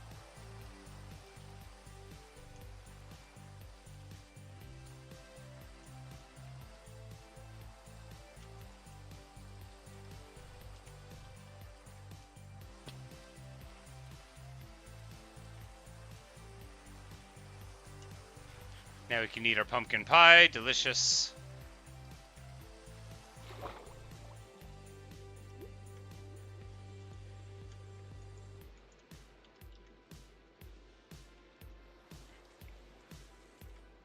Alright, so what to do today? I wanted to find a swamp.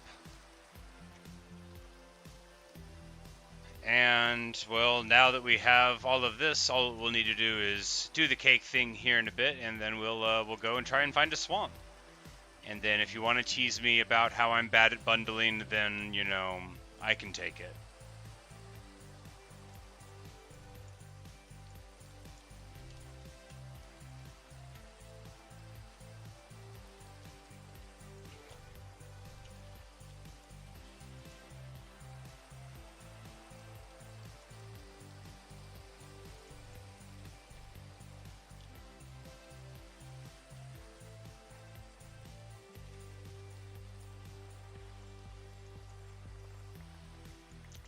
it's that time again. Today we're going to farm with cake.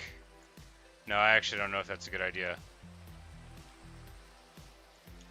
Today we're going to farm with our Totem of Undying. As you strike at the wheat with your Totem of Undying, reflect on the nature of hardcore, and how you can't die if you have a Totem of Undying. I don't know if that's true, but I'm gonna believe that it is.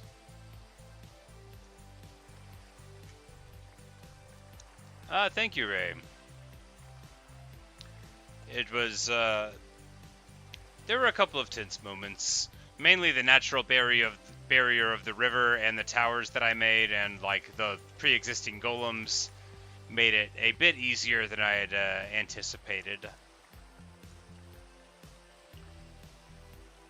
I absolutely would like to build like 1 or 2 more towers for defense and try a bigger raid here later, but maybe not today. We'll have to see, but it occurs to me that I can just build a row house and get another like 20 villagers here or something, and there's really no reason not to beyond general clutter, but that would let me get an absolute ton of golems real quick.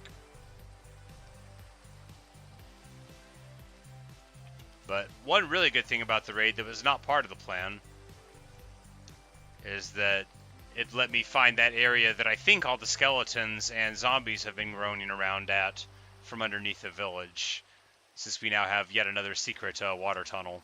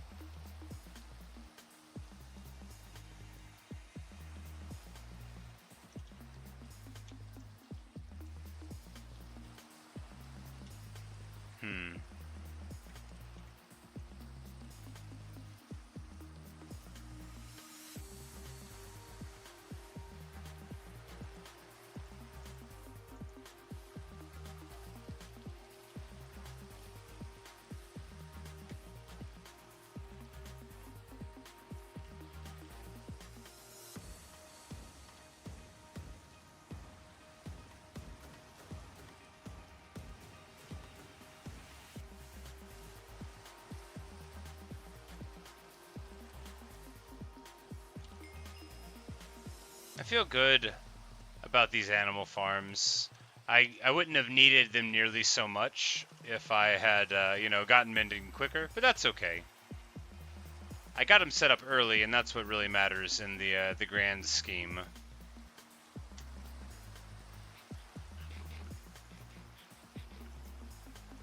As well, it takes a long time to get to 50 cows. Once you're there, getting to 250 cows, pretty easy. Supposing that you are dedicated enough to the pursuit of wheat.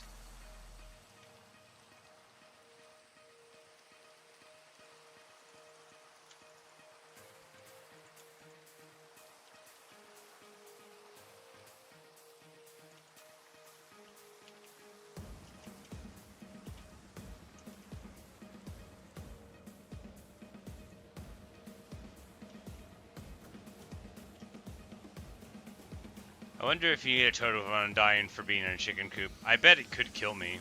If I ever die to a chicken coop in hardcore, I'm probably going to like take the headset off for a second.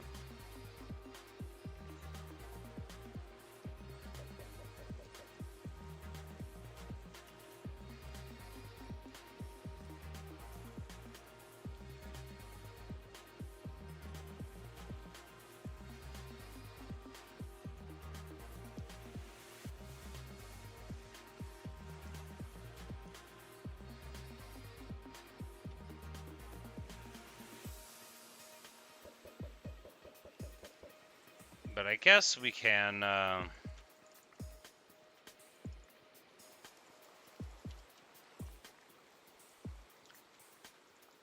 try to level up a cartographer, see what kind of maps you can buy.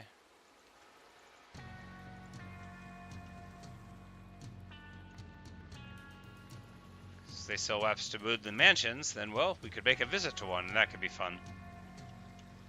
Not that we haven't just been, but, you know, we could go again. They were very interesting.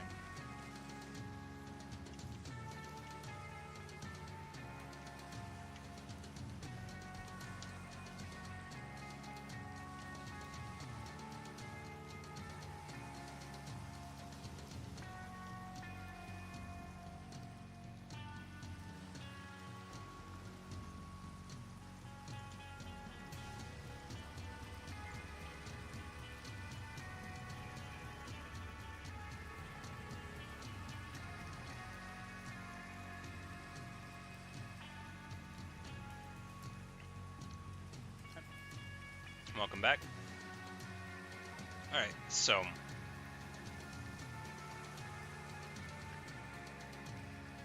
I forgot to make the snowmen.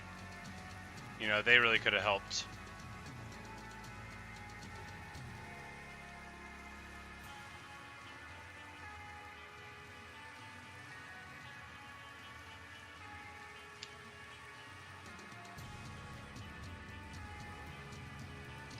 The farmer's over here. Now that I've said I don't need food for anything, or money for anything, why don't I just buy a whole lot of the golden things while there are one carrot cheaper? And now, on my next adventure, we'll eat golden carrots in style. That's what a wealthy guy I'll be. That lapis got thrown on the ground. Maybe that was a gift, like you were talking about earlier, that they sometimes throw down. Maybe, like, the cleric throws down a lapis to you.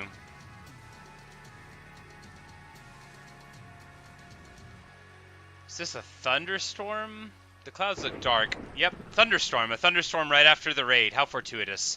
Well, we're going to fight through the thunderstorm because maybe something fun will happen. But hopefully no one will get struck by lightning. We've got a few lightning rods up around the village, and hopefully they'll protect everyone. They do give me the stuff. Okay, yeah. Just based on their profession or whatever.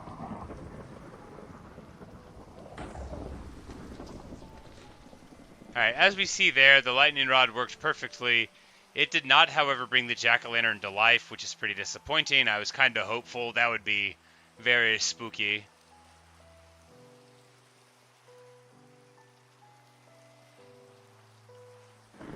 But it was far enough away from this villager to where it didn't hurt him. I was fully prepared for him to be turning into a witch there, but...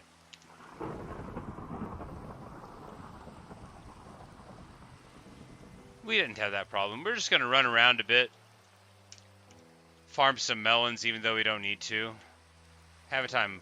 Look for a charged creeper. Okay.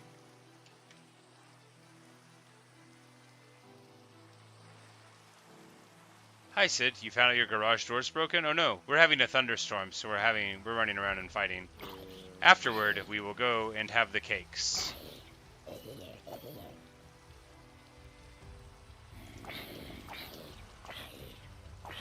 You know, this is better than a shield, because a shield will never keep me alive, but a totem of undying could.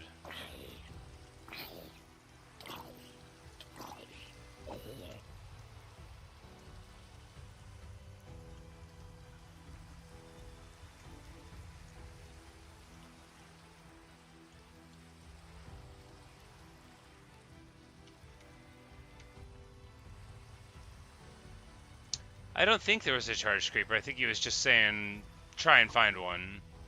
At least I didn't see any creeper that would make me think anything was different.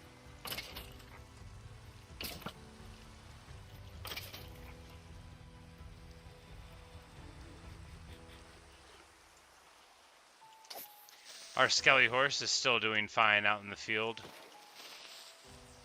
I don't think he's going to get struck by lightning and spawn more. I don't think that's how it works. I think it's just a one-time thing, but I've been wrong before. We're going to hop over the canal.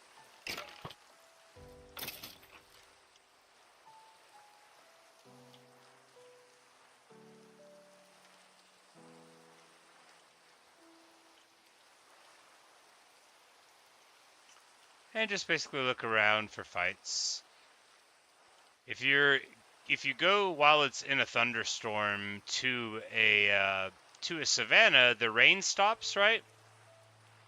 But if you look up, it's still dark, and you can actually still get thunder. There, look, I demonstrated it. So you can actually, although you're not seeing it there, but it looks like it's clearing right now. The thunderstorm is anyway, although the rain continues.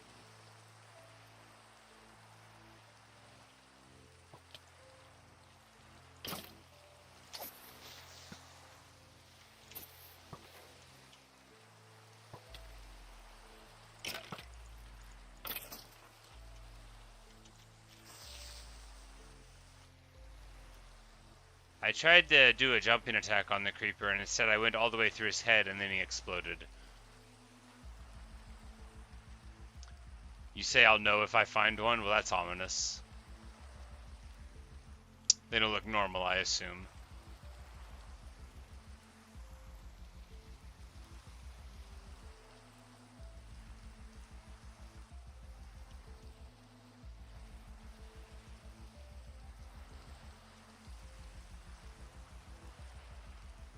Well, that was a nice little thunderstorm to cap out the raid, and complete the good feelings about all of that. So now I think, yeah, Swamp Quest. We will need the leads because we will need to take the leads because we need to get leads on 3 different frogs. Very important.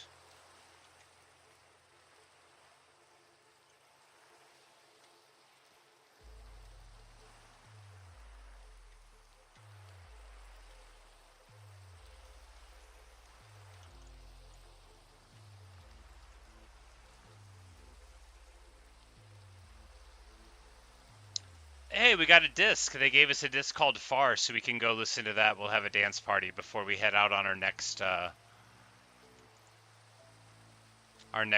quest. That either I got it from some mob during the during the storm, I mean, or we got it handed to us by one of the villagers potentially. So it'll be cool to go on an adventure, see what we can see. Try to avoid boats.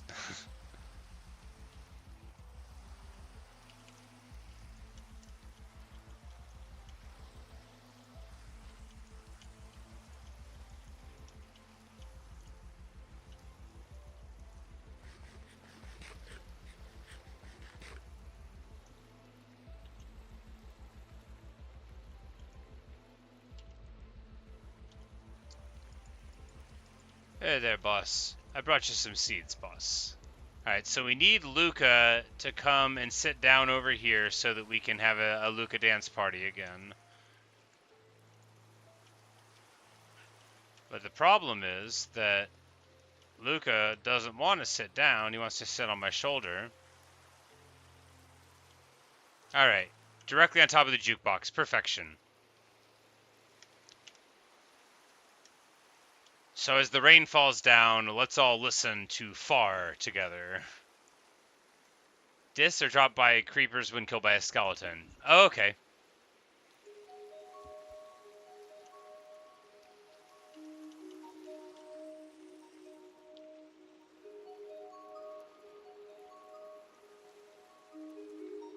Your favorite disc is called Pig Step. Does it have a bunch of oinking sounds and then, like, electronica? Is it just what it sounds like?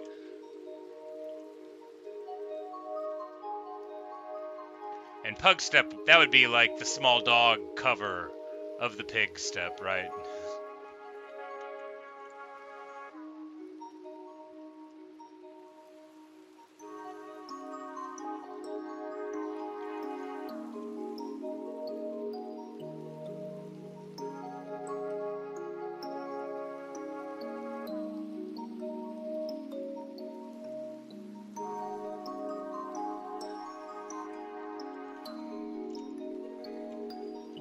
Alright, so I take that from the LA and I give him a cake. And then I put a cake down.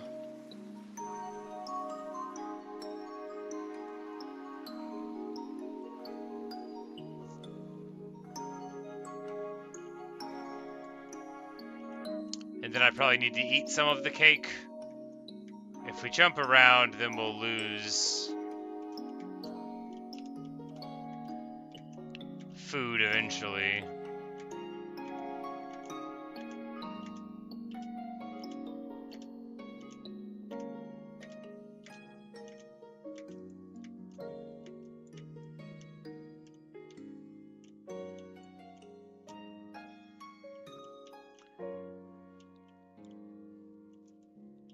Oh, I dropped the cake. I'm not going to be able to pick it up again, am I?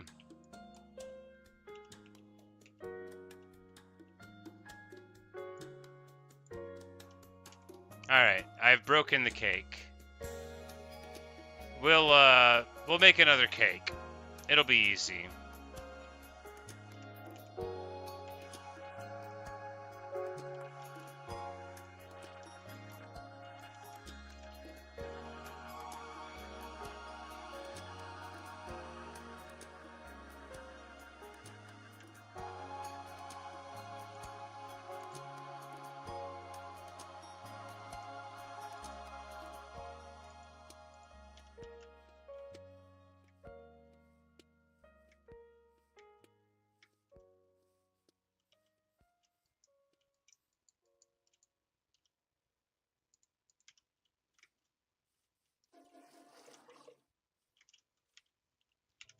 That was a nice little disc. A good song.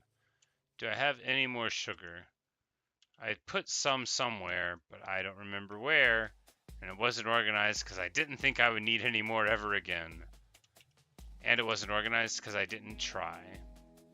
But it could have been in any of these, and it is in this one. Alright, so eggs, wheat, etc.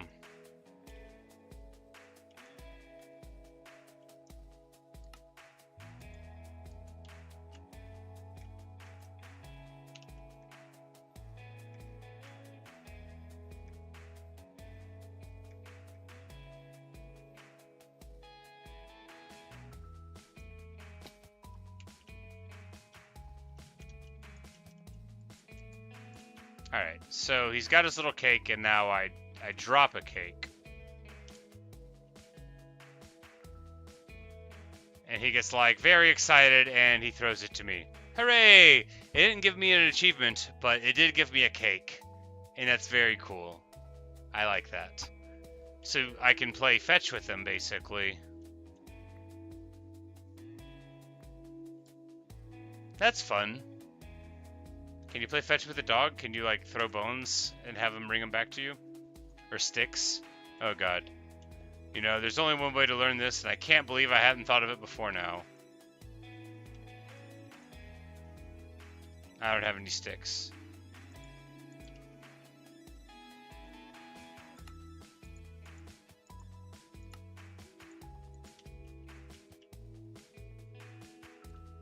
Alright, Hank. Get a stick, boy?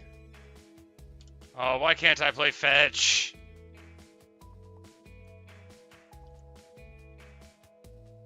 Well, you know, it was worth a try. Yeah, well, this is Java, so maybe... Because I think there's things that in Bedrock give you achievements or advancements or whatever, and then in Java they don't. So maybe that's one of them.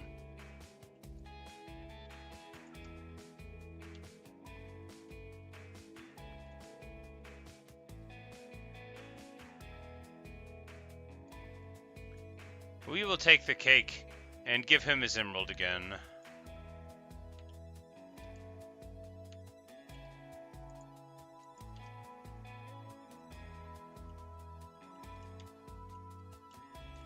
Everyone's sitting on the bed, just having a time.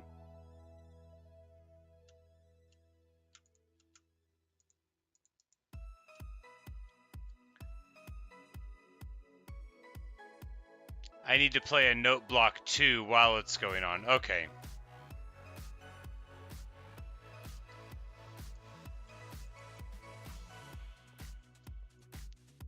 I don't even know what I did with the other cake. Did I put it up? Did I throw it away? Because I took it from his hands. Alright, there it is.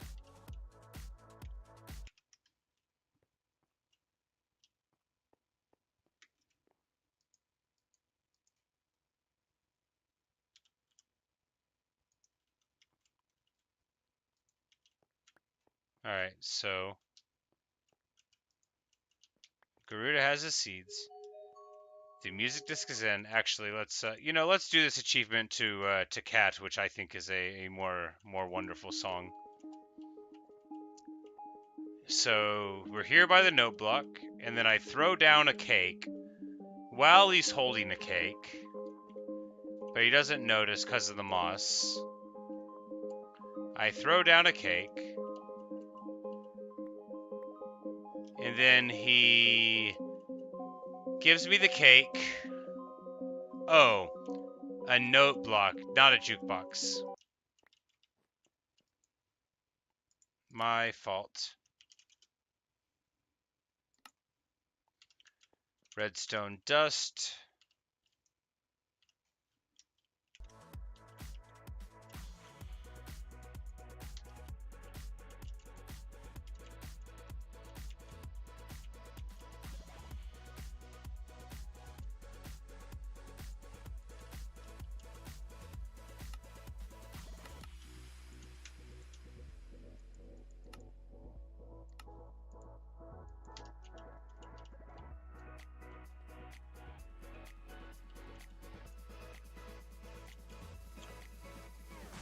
So how are you ever supposed to be able to figure this out if nobody tells you?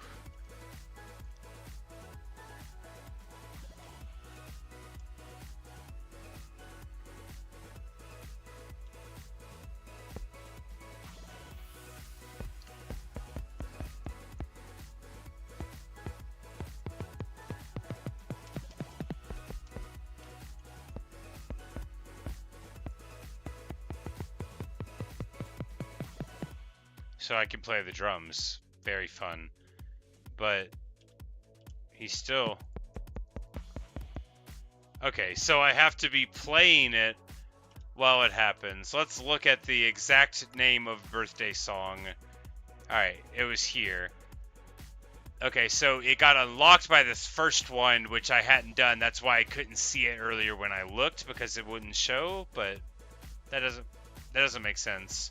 Oh, well, these show because I got the second one. Now I get it. Okay. So, have it drop a cake at a note block, and that's just how you arrange for them to do it. Today is not my birthday. I actually very much dislike my birthday, and would be unlikely to be calling huge attention to it. Although I did make my first wheat video on my birthday, and then I got cryptic, and then I started talking about how there's something I didn't really want to talk about, and then I like made a cake and smashed it by the cherry tree. If you have ever watched my video, Farm of Reasonable Size, that was my birthday, and that was why I was feeling some kind of way, and why I said in that, you know, like how I had like a really good day, and I normally didn't, and it was nice to spend all day playing Minecraft. That was the overall context behind that. If you've been with me since then. Which, you know, is just like 2.5 short months ago, but seems like a very long time for me.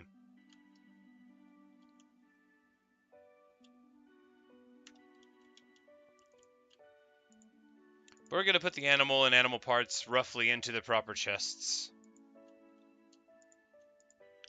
And then we're going to prepare to adventure away. We're going to buy more gold carrots from the guy before we go. And, yeah. That's 2 leads. We'll need 3. And I was sure that I had another one somewhere. But, you know, if I would have put it into the right places. I might have put it into, like, one of the chests.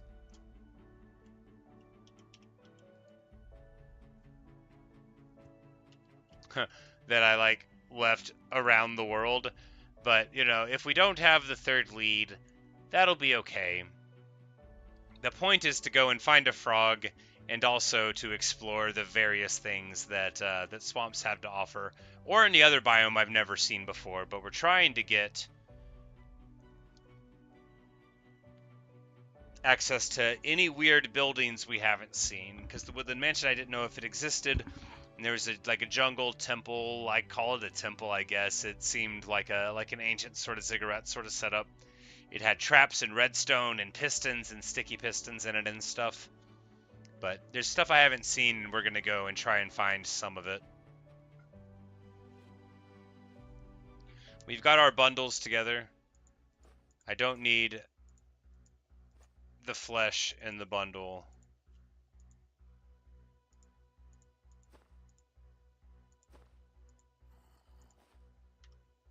There's probably a zombie in the hallway here. I'm just going to check.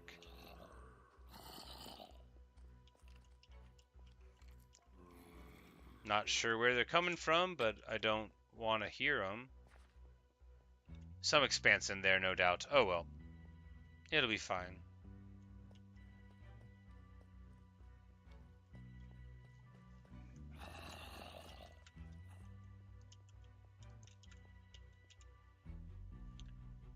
Well, it's getting to be that time when we think about setting out on an adventure again. Do we need anything beyond what we have? We don't need a cherry sapling because we don't need to plant any symbolic things. Oh, slime balls. I can make leads out of that, can't I? And string or leather or something. Okay, yeah. We'll make one more bundle and put it inside of the bundle. That way, if we need another bundle, we'll just take it right out.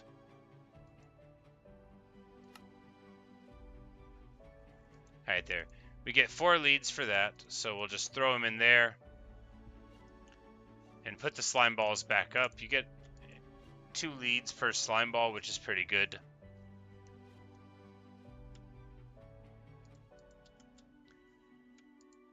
Yeah, it's not the getting old that bothers me. There's a measure of complexity to it, I suppose, but I generally don't like it anytime where I'm expected to feel or behave a certain way by people, especially when if I don't feel or behave the way they expect me to, they're gonna like have their own expectations upset. And very frequently, I just want to do something other than what others want for me.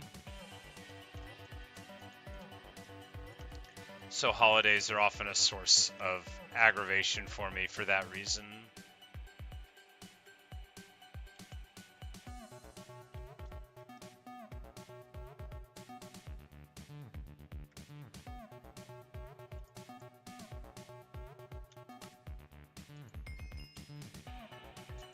But we're just going to buy a bunch more of the Master Farmer's stuff.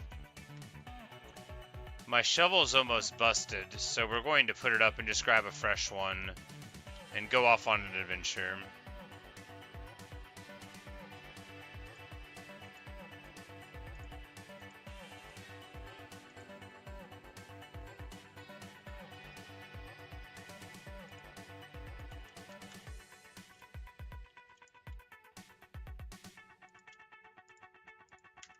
There we go. Now it's a half-decent shovel, and that's all we need. Do I have a boat? No, but what I have is better than a boat. I have wood. It could be anything. It could even be a boat, just like I always needed.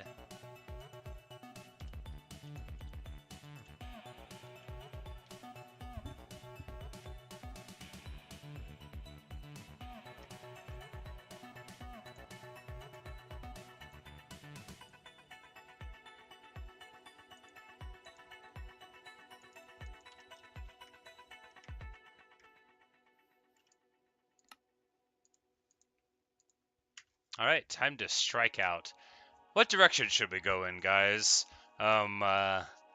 Just further away in the negative X direction? Towards spawn is largely explored. We could go just positive Y from here. Or positive Z, rather. Hard to say. Which?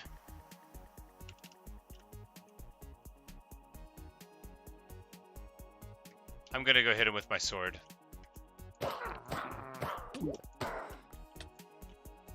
They have poisoned us, which is the action of an enemy.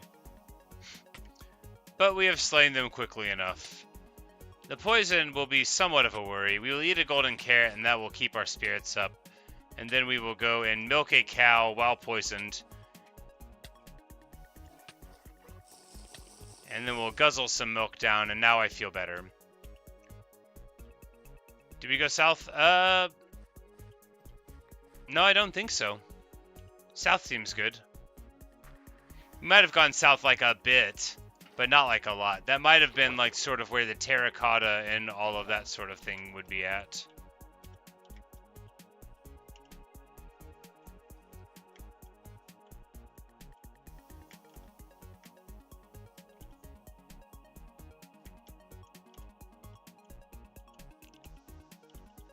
Yes, so south it will be. We'll strike off in that direction, and we'll deal with the inventory management later.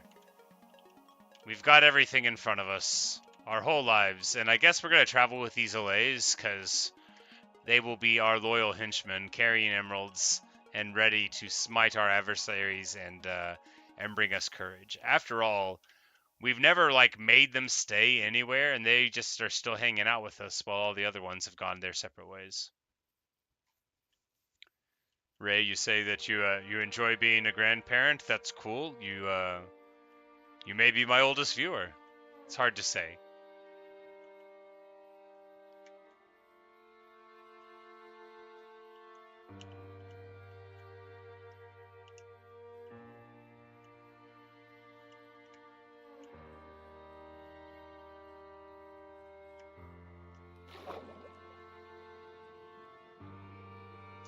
I really like having the totem in my other hand. It's a nice little spooky thing. It looks sort of like I think it's just called a war fan. So I don't remember the Japanese word for it, and I wouldn't pronounce it right even if I did. Gumbai. It's the Gumbai. But so I watch sumo, and the referee, the gyoji, they have like a fan, and they like turn it whenever it's time to start the bout. I don't think I've been here before. We will visit. Maybe we have. You know, we could look inside some places and see if I've robbed it or not. There probably would have been books right there, so I think I've been here. Empty chest. Weird density of beds. Seems like a place I've been. Oh yeah, never mind. Definitely been here. You can see all my stuff. We're gonna go further south.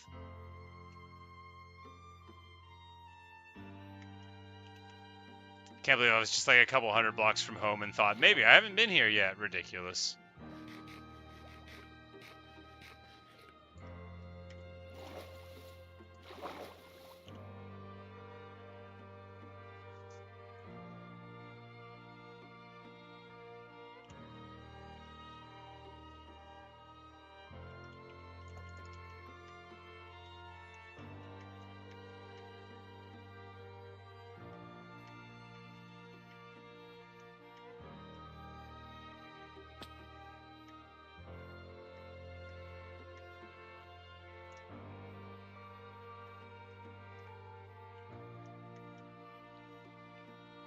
So it might be quite an adventure, it occurs to me.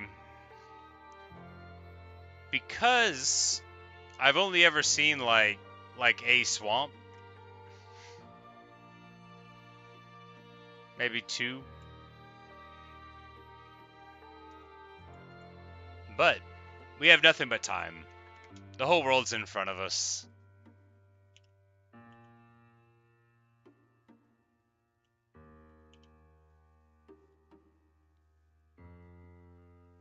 And this will be a fun opportunity to see a lot more of it.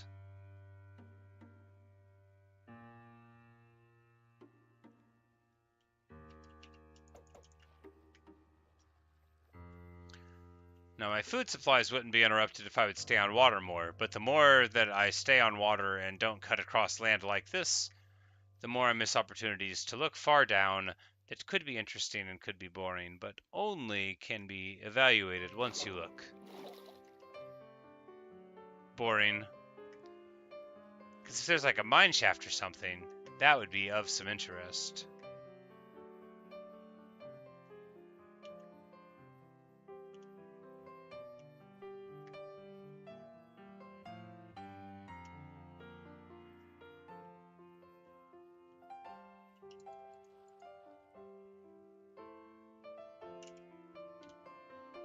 I almost thought I forgot my bed. That would have been a classic me thing. Swamps are rare, but the mansions are supposed to be more rare. Well, we've already demonstrated that the mansions ain't so rare as all that. I mean, but like, without putting too fine a point on it, what funny luck, right? Not only did I find one basically as I began ever looking for them for the first time in Minecraft, but it was a couple hundred blocks from spawn. That's ridiculous, right? Like, and it was pretty cool in the middle of a lake. I don't think they always are from how you talked about it being there. But a very cool mansion. Maybe we'll find another one. Ah, my favorite kind of mountain. There's one of these in my survival world, far off in the distance there. Here, I'll gesture broadly at the screen, and that'll help you see where I'm looking at. Where they have, like, the curvature of the meadow on either side, and that'll be intersected by some cherry trees above it. No, jungle trees. But one cannot have everything.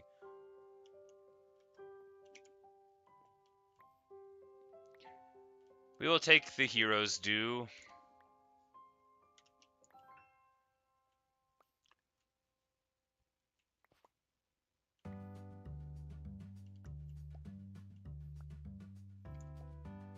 It's got glazed terracotta above the building. Oh, it's just a masonry place that has one stone. Maybe I've already been here before. But why would I have not taken the hero's due?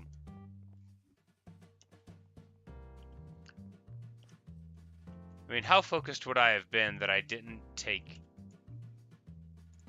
anything?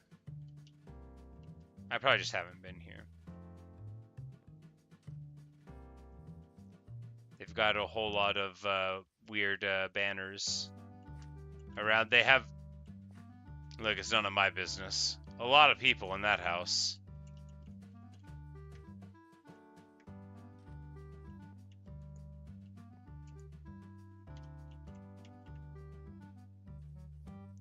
And I was expecting... Okay, the smoker's out back. Hey, that's fun. That makes a ton of sense. I actually love this house, right? Like, you've got your pigs down low, you've got your smoker in the back, just like you wouldn't want it to be inside of your house. Pretty cool.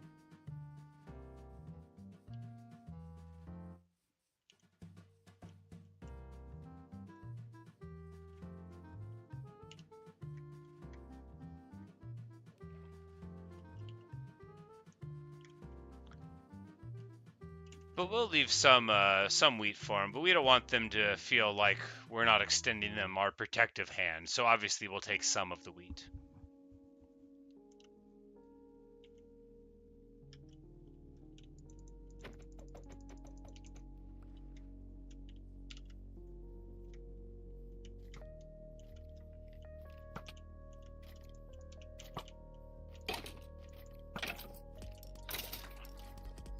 You know, that guy was really trying pretty hard. It's sad when you see how hard it is for a skeleton to get ahead in this economy.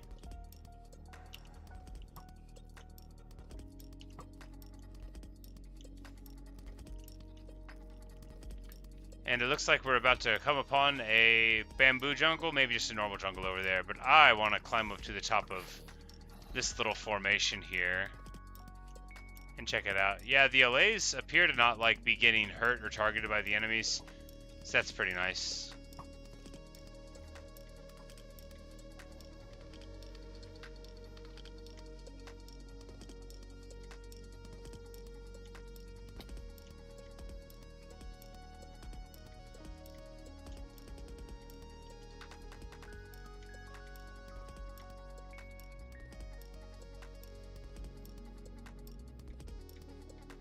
Is there like a big weird thing under it?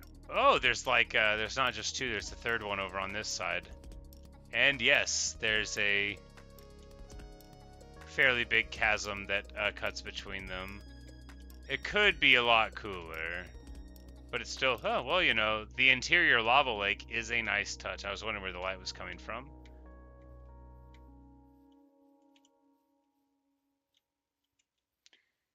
If you had a huge rim of like flowers all around this, it would be much more picturesque. But it is interesting because it seems as though it will look almost the same from a couple of different angles. And oh, that! I actually do like that quite a lot. Let's take a look around where we don't fall.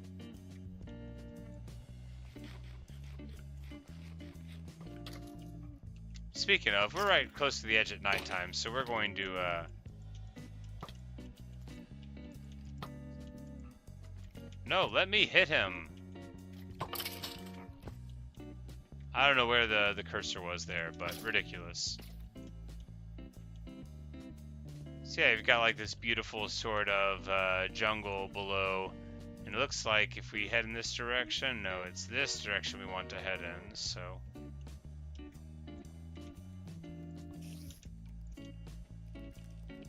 The spider's gonna try to stop us, but they don't know.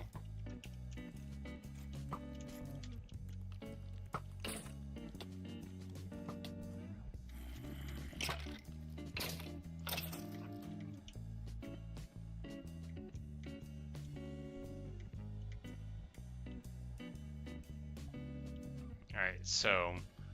little detour to look at how pretty it looks up there. Not getting totally off track, though. And back running in more or less the right direction.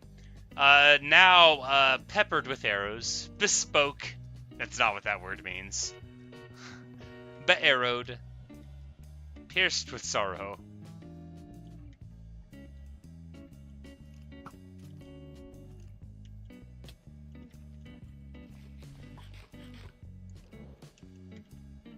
Phantom swoops. Oh, okay. Well, that means it's time to get some sleep, guys.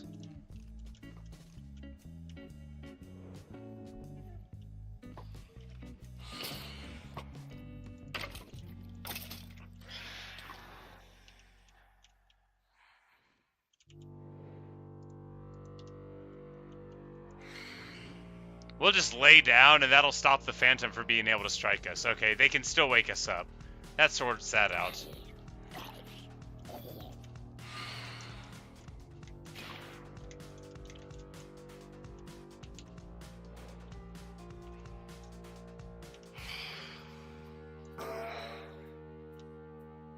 Alright. Roasted some nice Phantom for a nice Phantom membrane, and it's time to lay down. Alright, so, too many nights without sleeping. Not perfect, but we've overcome it nicely. And now it is time to move through the jungle. No, to move this way.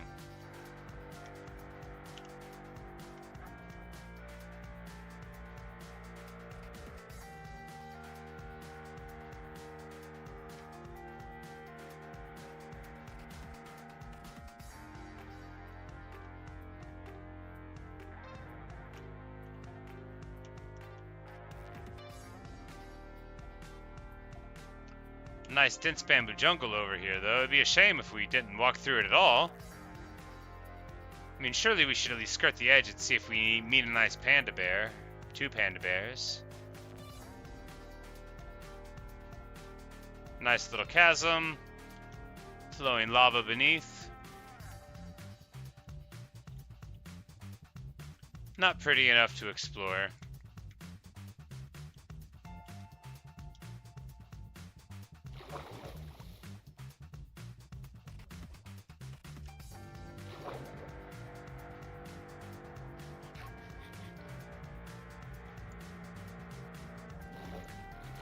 They programmed Phantom just for the achievement. I did see that there's one where you need to hit 2 of them, or kill 2 of them with a piercing arrow, which seems like it shouldn't be too hard to do. You would just need to stay awake for a few nights, and then it would be largely automatic once you had the proper crossbow. It would just be a little annoying to set up.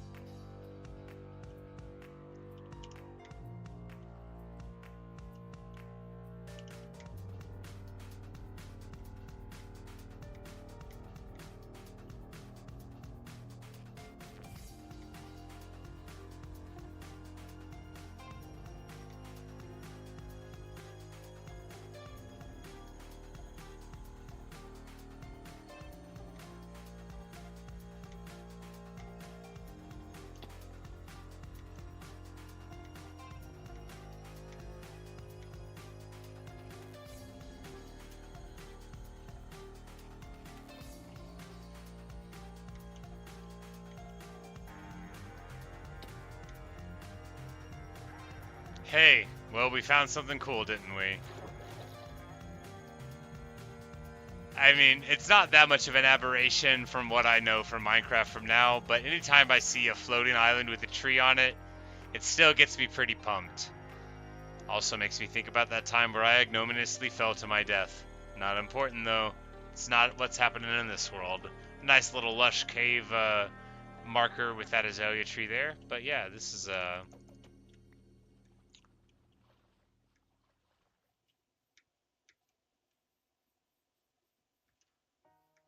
nice little place. Or is it not actually an independent island? It just looked like it was. They've all got... Oh man, it's really pretty. It's really pretty.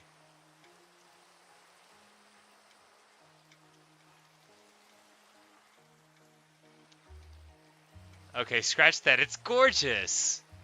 And this is a total island.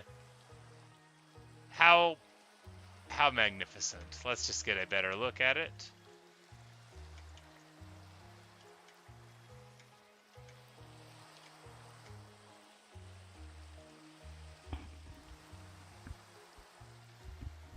Yeah, it's really quite pretty. And of course, we've got to ruin another portal over there to go investigate. We are not going to parkour down. We are going to gently go down. No, that's a lie. We're going to parkour onto this tree from this distance. Parkour! Amazing. You know, it's important to be brave. It's also important to have Feather Falling 4 on your boots. Not necessarily in that order.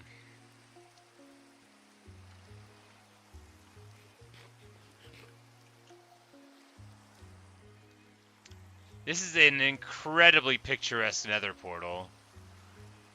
It may not be the single most picturesque one that I've come across, but it's pretty nuts. Here, lake in the middle, or island in the middle of a lake. Very clearly there, with a huge... Whoa, we got 2 blocks in the middle. It's so large of a portal. My goodness.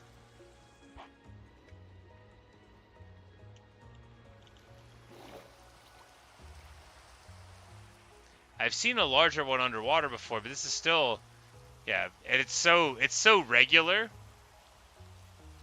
where you have the same sort of aesthetic with the layering of the bricks and all of it around. It's pretty cool, pretty massive. There's some stuff here I don't care about, like a bunch of flint. Golden leggings and the like. But one thing I do care about, moderately, is the pursuit of gold blocks.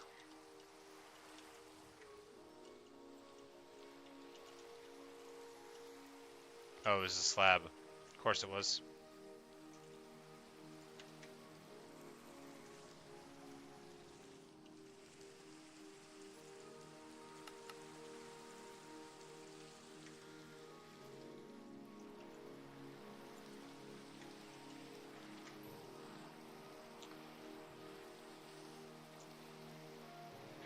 Could you light one of these without a flint and steel?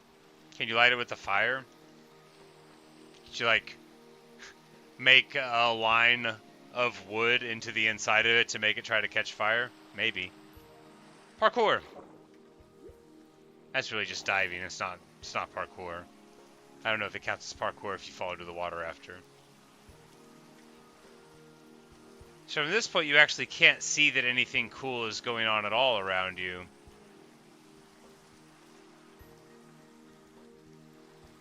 It just looks like an ordinary nether portal. It's only from a higher vantage point that you can see... It's gone. The fire charges can be used to craft fireworks. Oh, okay. Well, maybe I'll carry them along, and one day we'll have fireworks. Renee, you ask how long I'm going to be streaming? Well, I'm not sure, but, the rest of the day, maybe? Maybe.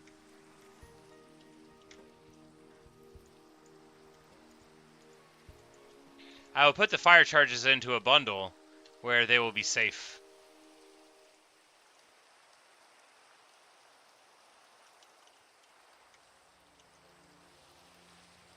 The bundle update is my favorite thing that's ever happened.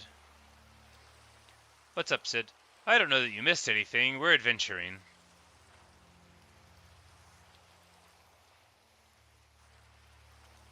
We found a ruined nether portal and some cool floating islands, but really we've just been messing around. I just did a little inventory management. I put something into a bundle. You would have been proud. You would have been like really proud. It would have been like letter to the editor type of stuff.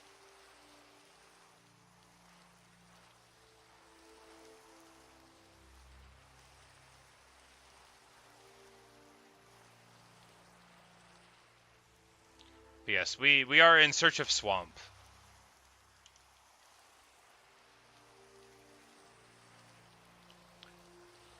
We're going south, mostly south, and just looking for cool stuff like that mountain shaped like Kirby about to swallow the whole place whole. Very cool.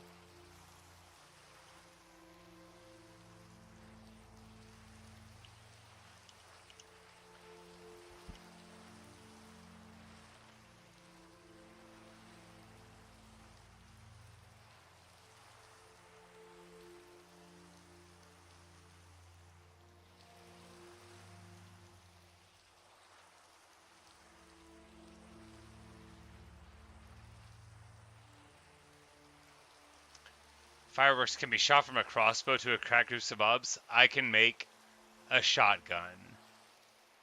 I can make a fireworks shotgun. Well, you know, I'm not upset that I never learned of it before, because I'm learning about it now.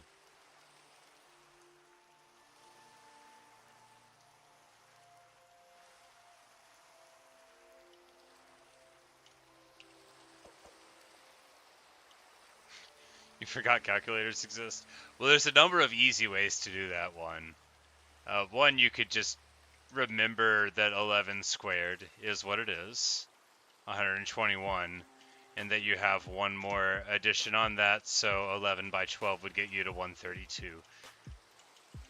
You could also remember that 12 squared is 144, and that 132 is clearly 12 less than that, and that's another way to get you to 12 by 11 without actually doing any of the arithmetic at all. You can just think about the relationships between squares and between the additive nature of them, and that can get you to a lot of those if it goes in clean. Yeah, 132 divided by 11 equals 12. Easy peasy. Because you know 11 squared is 121. And then if you know 11 squared and you want 12 squared, a way to get the sum of squares anytime you need that is you can take like 121, which you know to be 11 squared, and then you take 11 plus 12, the square you're looking for. That's 23. You add it to 121 and you get 144, which is 12 squared. From there, 12 plus 13 is 25, plus 144 takes you to 169. It's actually true of all squares. I figured this out when I was a little kid. I thought it was really interesting. I was like super captivated by it whenever I figured it out. I thought I was like really figuring out something. And then my aunt, who is a math teacher, and she explained to me using algebra that I had just figured out an algebraic relationship. And, well, it wasn't nearly as cool to me after that. But that is a way to do it. There are lots of different ways to do mental math. I looked at the question and knew immediately, but I wanted to give other people a chance to answer.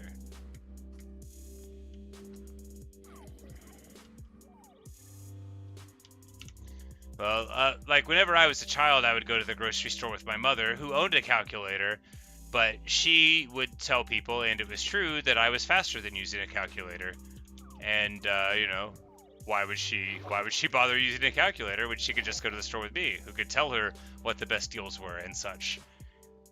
And also helpfully point out that I thought we were low on, zebra cakes or whatever the snack cake that I was on that week. I'm like, Mom, sure is a shame that we're almost out of those Christmas tree cakes. Everybody really likes them, just totally transparent attempts at manipulation. But, hey, if it works, it works.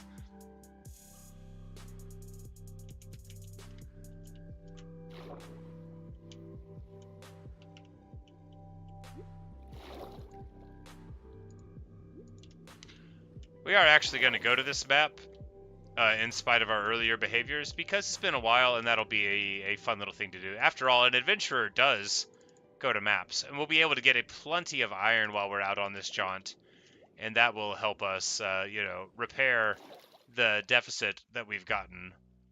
Oh, the LA is in the boat now.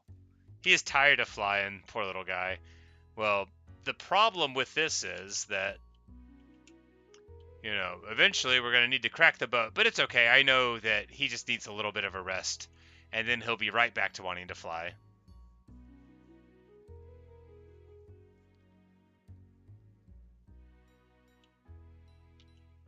Yeah.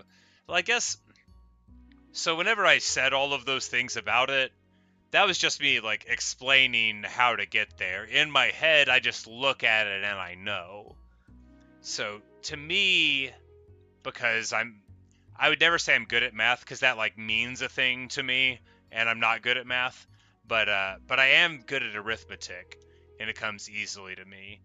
So, like, I got very frustrated for a while in math classes because teachers would be like, show your work or whatever. And I'd be like, no, I literally look at the equation and then I know what the answer is. You guys are being incredibly rude by telling me to take longer on this than I do. And that was just another way that I didn't like school very much. Because my older sister, who is several years older than me, but I would just like get her books when she wasn't looking and look at all of her stuff if I didn't have anything around. There's one Christmas where I asked for a bunch of math problems, which must have amused my parents to no end.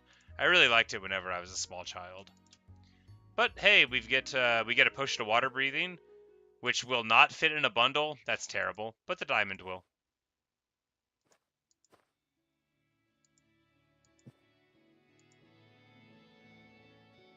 Will the TNT fit in a bundle? Oh yeah, it will. And the heart of the sea will? Yeah, this is excellent. This is what the bundles are really for, for this kind of behavior. Easy peasy.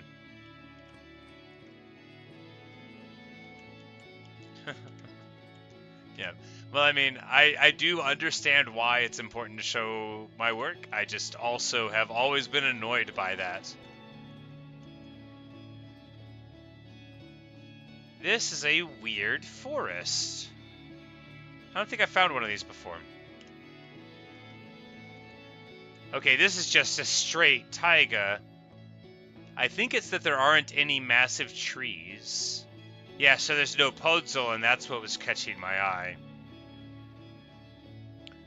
There's no 2x2 spruce in the whole thing, which made it look very jarring to me because I'm used to having them as punctuation marks.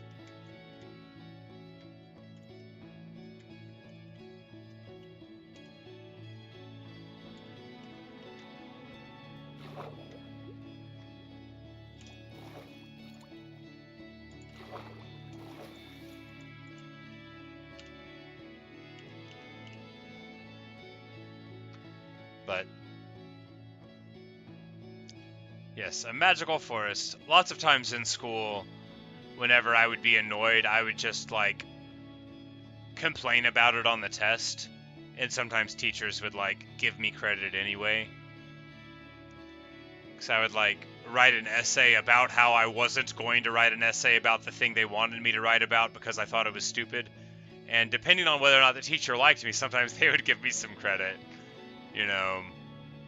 It all depends on whether or not they thought the point was to make me do what they wanted, or if they just wanted to make sure that I kind of knew the material and knew how to do roughly the subject they were teaching. Some teachers really, really liked me, I think, and I'm quite sure that there were many that did not. But I didn't want them to like me particularly. It wasn't ever part of the objective. All I really wanted from school was to be able to play Super Mario Brothers while I was there, which was never ever in the cards. I never even got to do it one time.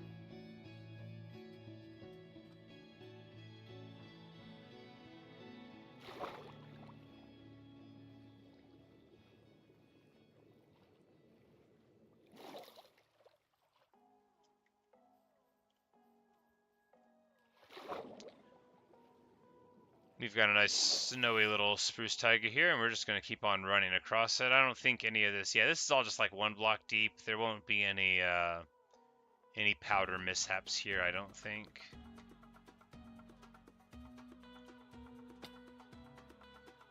But the little layer of snow will not save you from fall damage. Now we know that. There's some bunnies. Bunnies eat seeds. That one had angry red eyes, do they all? Oh no, there's lots of different kinds of bunnies.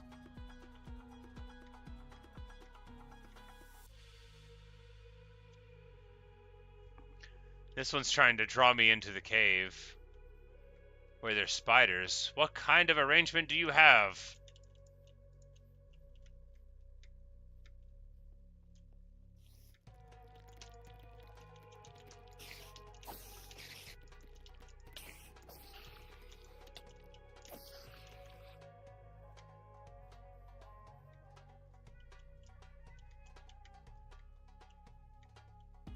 A cool little cave there. Nothing special. Maybe this one will be bigger and more interesting.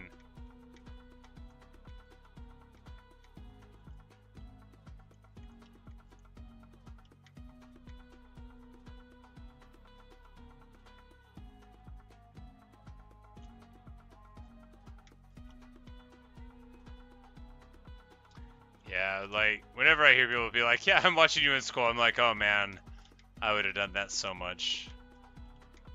So I work with a lot of high school kids, and some of them are excellent,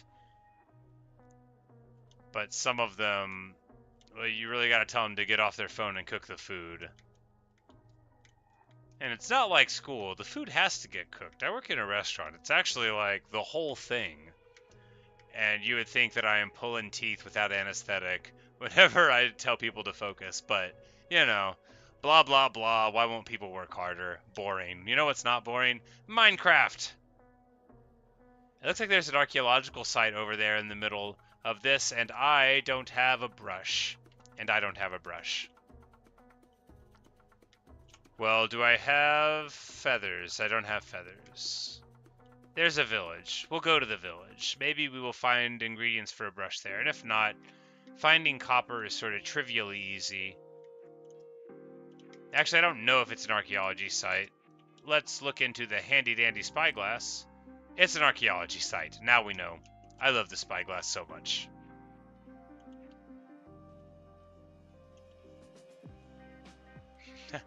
Wonderland core. Oh, I hope so. I was also kind of thinking, if you guys know Monty Python Search for the Holy Grail, they have a very dangerous bunny that lives in a cave that is the subject of a sequence in it that's pretty humorous. And I thought one of the bunnies had like some little red eyes, and that's what called it to mind.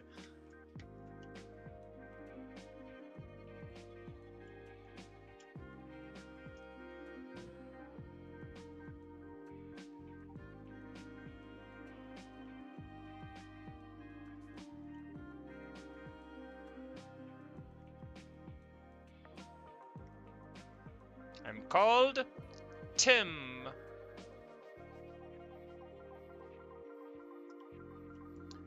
This is a fairly large village.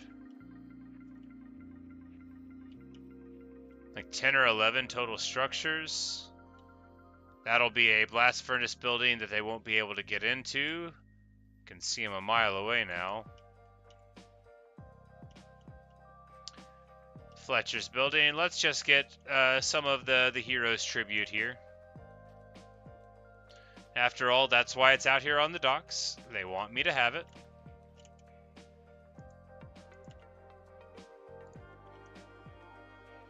And we'll have some nice salmon and then lay down. There was a Killer Bunny reference years ago? Okay.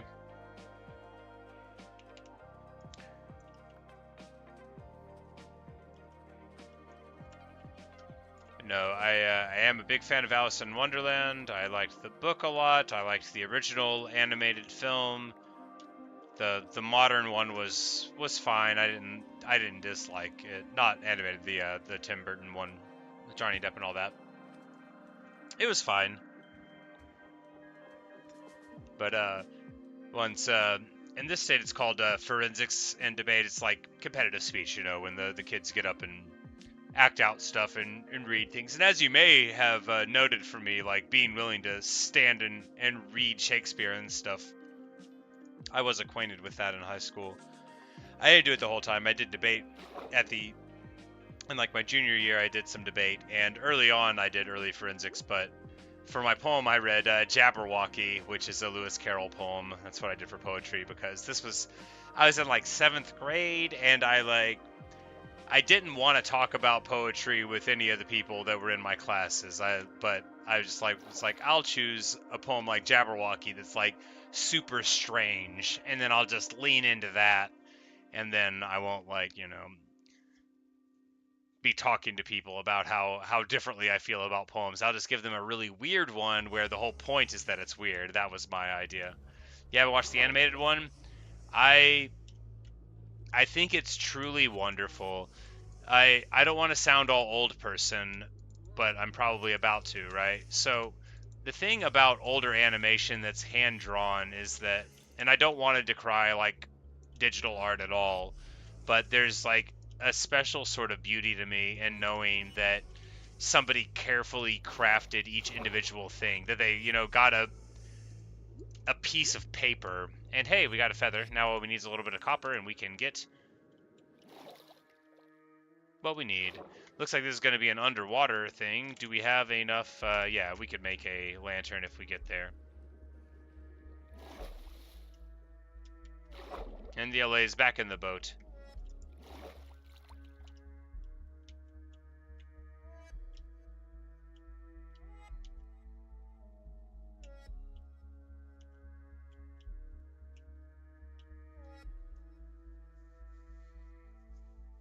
But yeah, Renee, you know, you probably get this all the time whenever you say you haven't seen a thing and people are like, oh man, you really have to. But the original animated Alice in Wonderland is something very special. It, even in the realm of beautiful animated movies, it's really quite amazing. And just like Sid said, when you think that they did it on paper, like, it's so, I don't know. You guys know me and art. I get all choked up about it. But the beautiful things that we get and like get to inherit through no work of our own, like it really moves me sometimes whenever I think about like how much effort went into us being able to have access to something really beautiful. It's just really great stuff. We're gonna go down to the bottom, make a lantern real quick.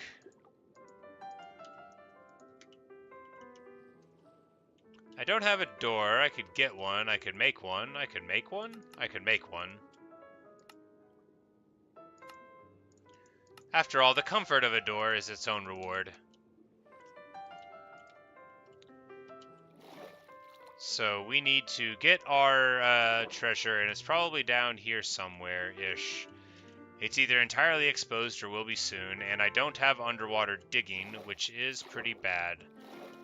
We're just going to get another door and put it right here. Not that one.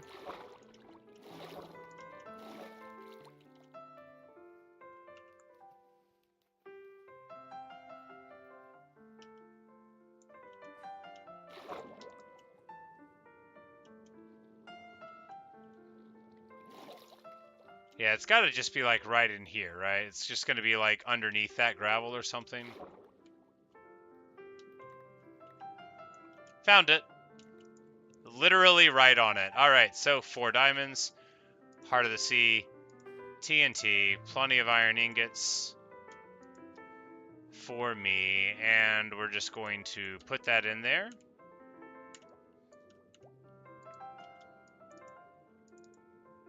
Get our cooked cod and slide on up. We don't need any of this junk. We'll leave the lantern. We'll just make another one if we need one later. Easy peasy. Both of the LAs are sitting in the boat. Oh, look at them. Come on, guys. It's time to fly. I know you were rested while I was flying around.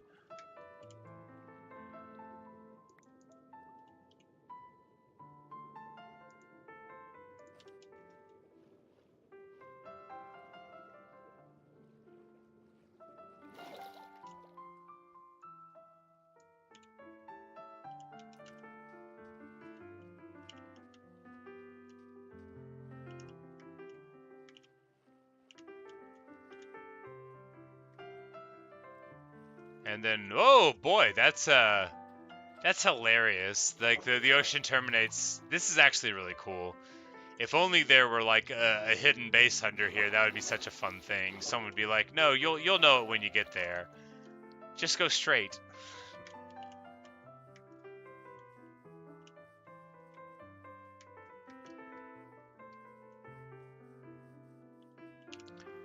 Yeah, well, I mean, these LAs know that I will always have their back, right? But yeah, I guess I guess we're really good pals. Hey, the best kind of boat, 100% out of the water shipwreck.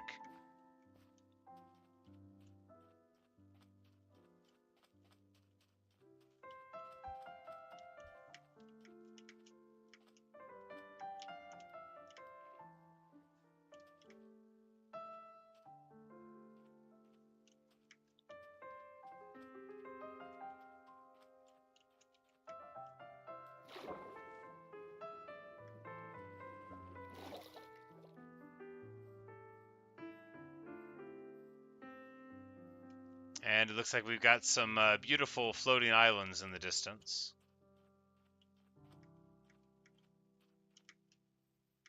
Maybe just a little bit of one.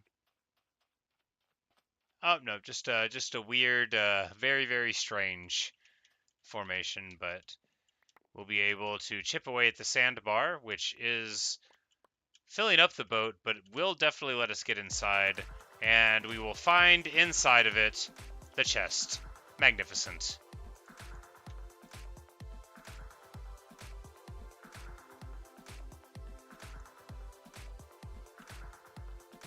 There'll be another one right through here. No.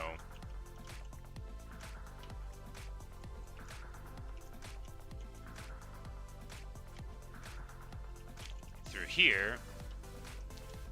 There is water, but there's definitely going to be a chest, right? Yep, there we go.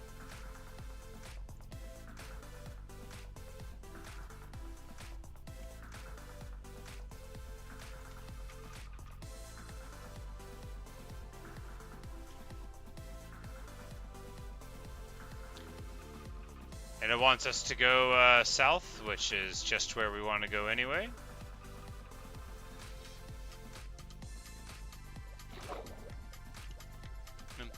Hi, Renee.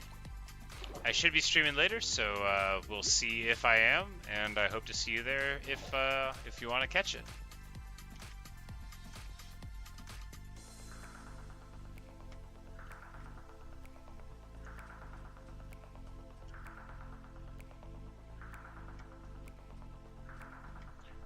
This is going to be a real fast one, I can already tell. It's just going to be in and out.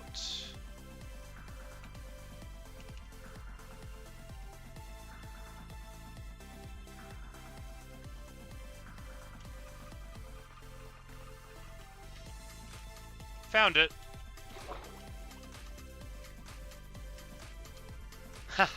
That's a lot of iron.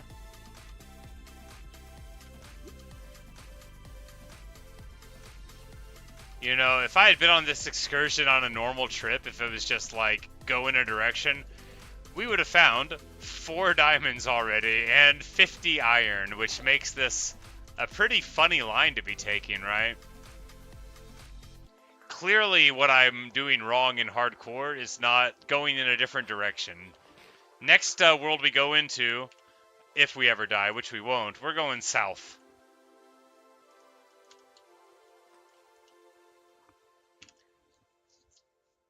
Of course, I'm slightly better at treasure hunting now and at, like, routing through shipwrecks, but, you know, practice, practice, practice. You know, I was always bound to improve at some aspects of the game. And, you know, thank you for putting up with me while I learned how. I should change the title of the stream, huh? Yes.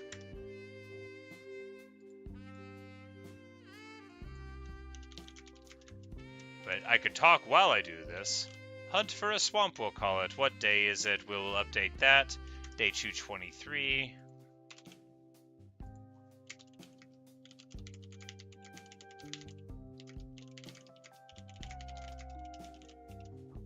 Alright.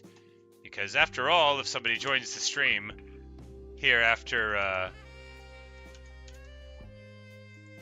the first 2 hours and 50 minutes, they may expect that I'm still preparing for the raid. So now it's called Hunt for a Swamp. You're all very welcome to continue on watching. If you only wanted me to do a raid, the raid is over. We might do one later. If you wanted me to check out this shipwreck after all the other shipwrecks had already been checked out in the whole world, well, then you came to the right place.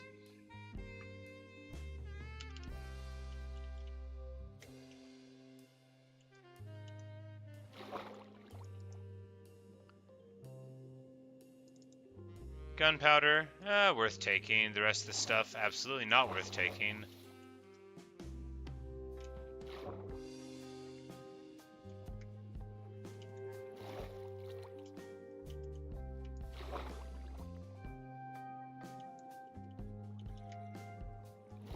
Maybe this is one of those, like, half boats that's always bad, and I always try to get more out of it, but it's just a half boat.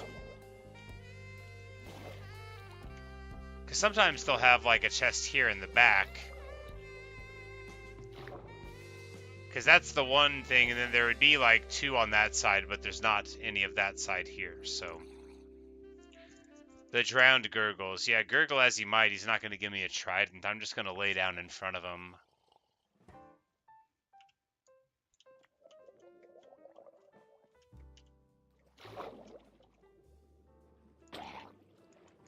I think the only reason I improved at all, besides finding Garuda and all of you guys watching, inspiring me to do better out of wanting to avoid embarrassment, is just playing hardcore. If I would have kept on playing on, you know, like peaceful or easy or whatever in survival, I don't know if I would have ever developed the medium amount of skills that I've got. No, I mean, I would have learned other stuff.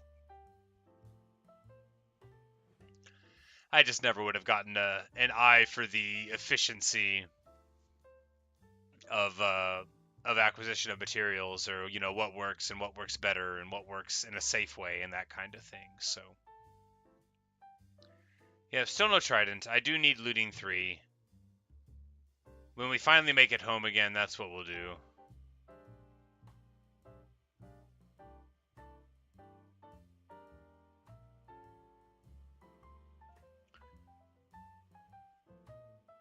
It's a nice little village over here. We're just gonna, like, buzz by. I don't even think we're gonna visit.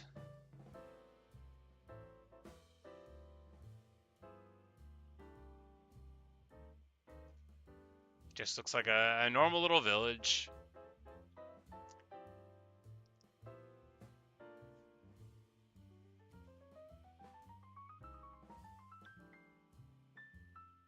Couple big houses. I mean, we'll have to stop by and take some hero tribute, obviously. Obviously. It would be insulting if we didn't.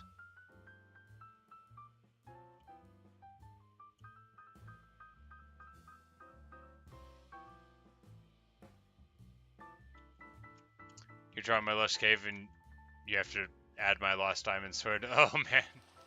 You know, I just actually a couple of minutes ago fat-fingered Q, and if I hadn't changed the keybind, I would have dropped my weapon again.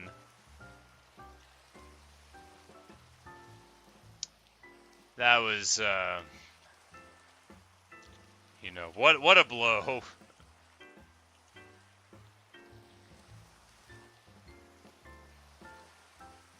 That's pretty. It's like really sparsely wooded, so it's like sort of like a taiga, but it's more just spaced out. It's probably called sparse.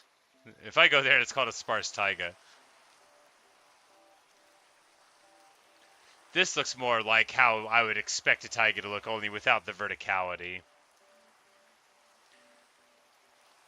Hi, Lucid.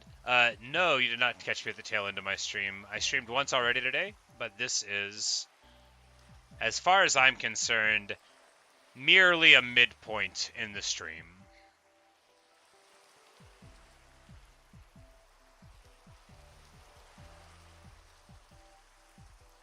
I like that idea, Natasha. That, like all the things I do, that it could one day be used to inspire the next generation of adventurers.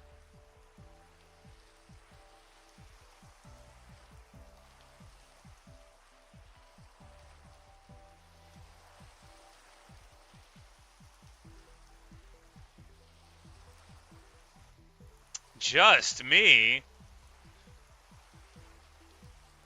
It was just me dropping it. I'm like, oh, no. Oh, I looked around for it too. Never to find. Never to find.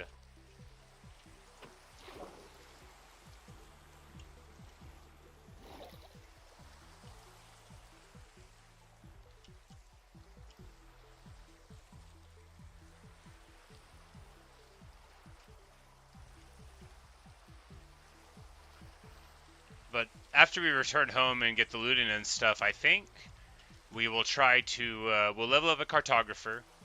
That'll let us maybe go to another woodland mansion, and also, because I did level up a cartographer in Survivor World, which is what sent me to the trial ruin, they gave me a trial ruin map, so I could get one of those, and then we could try to do a trial ruin, because I might be strong enough for it. And if I'm not, I bet I'm good enough at using water to let myself get out of it.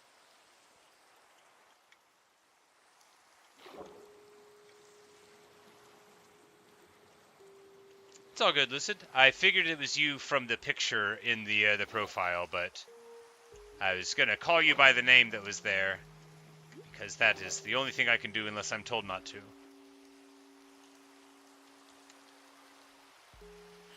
We'll just chew on some raw cod and then keep on going in this direction for a bit. Man, we've really gone a little bit, but after not too much further in this direction, we'll cut a box over and then drop down and get heading back towards home. And that'll be a way that we can just explore out in a more or less systematic way that'll allow us to hopefully find a swamp, but without getting so far from home that it's just ridiculous to try to return. Normally, if I see mossy cobblestone like that, I get very excited, because it would indicate to me for a place with a spawner, right? Oh, white wolves. How handsome. Hello, Mr. White Wolf. Would you like a bone? Let's travel together. He's a dog now. Now that we're friends, a wolf becomes a dog. Let me lean forward a little bit. No, we're not going down there. That is not how to find a swamp. There won't be a swamp down there. There won't be frogs. Lucy, did I do the Woodland Mansion? Yes, I did the Woodland Mansion this morning. It was amazing. I found it really close to spawn, just traveling around. There was a big portrait of a pillager on one of the walls. They told me there were various secret rooms. The one I found was a spider spawner room, and I went around. I rescued like 8 allies, and so most of them are at home. And yeah, and we've got 2 allies traveling around with us, but then there's also several allies in the lush allies that are allied in the lush cave, and then one in the house, and then these 2 who didn't want to hang out anywhere inside and have been following me ever since. Look, they put their hero tribute up high. This is a cool town. Look at that mountain that they have right there. That is a cool mountain. They've even got, like, I assume a wizard who is levitating small bits of dirt and then large bits of dirt. Right above the town. Oh yeah, man, if you found this, you'd have all that, you'd have all these terrible houses, but importantly, you would have 5 cows and 2 sheep already in a pen, so not a bad setup for beginning.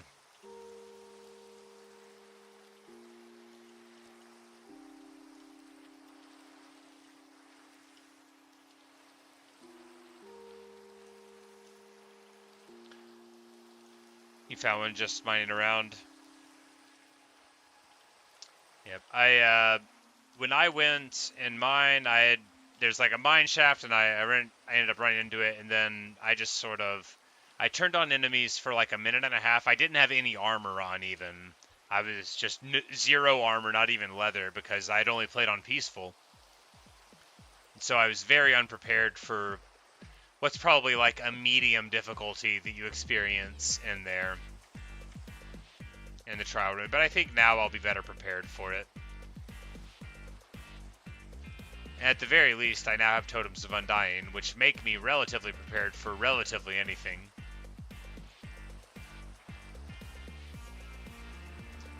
We're just going to take a little bit of hero tribute and then move on from the village.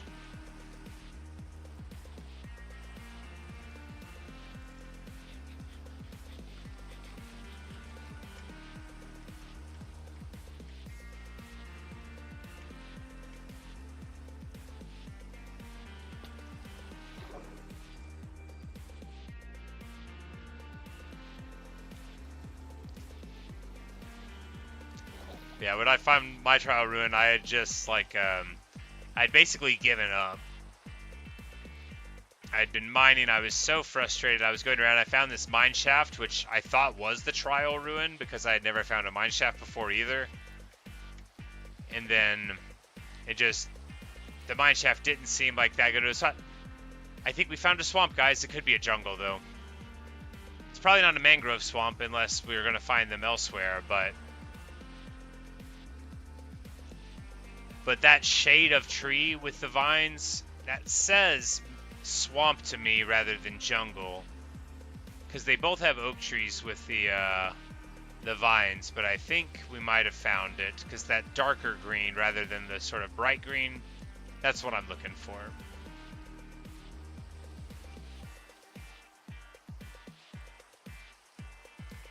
And we will run through the swamp at night. There might be lots of slimes. People have said there are slimes there. Oh my goodness. Yes, it is indeed a swamp. And it is intersected by an absolutely massive thing of ice spikes. Like, are you kidding me? This is gorgeous.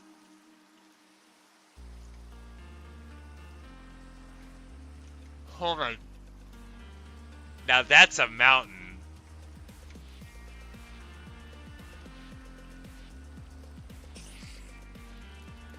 The spider hisses, the creepers exist.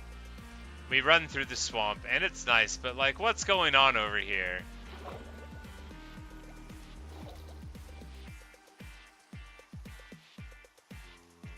That's just beautiful. Is it largely hanging in the air?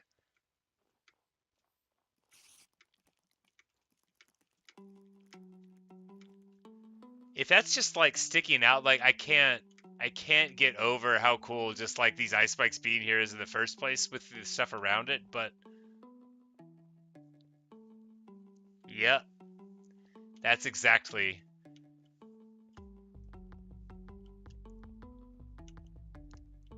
He designed a wind charge farm before even playing a trial chamber.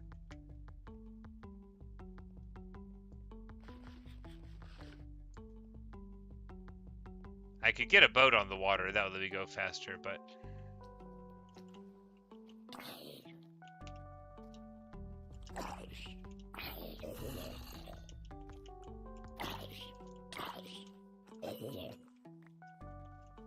yeah, it's oh, and from down, oh look, because it protects me from the falling. We're gonna light this up a little bit to make it even prettier from far away. And then when we go back to look at it, we'll be able to see it lit up well. Which drinks, which giggles? Tarquin runs a little bit. Missed me. Now you got to get shot.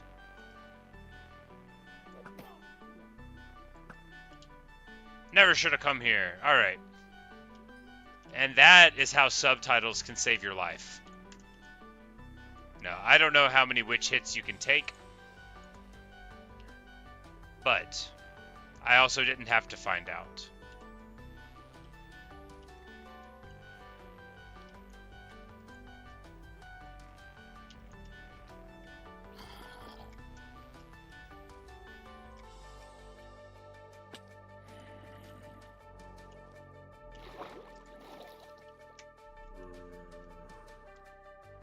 Oh yeah, that's gonna be great too, because it'll show that the thing that's hanging up above it, it'll be out there, illuminated.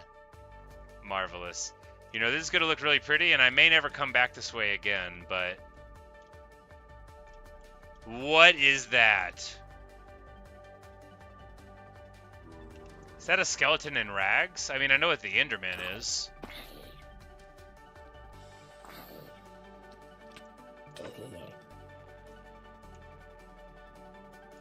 Let me just pull out my handy-dandy spyglass.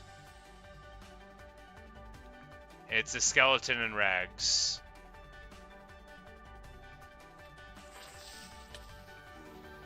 Well, about time for me to stop looking at him because the creeper wants me to fight.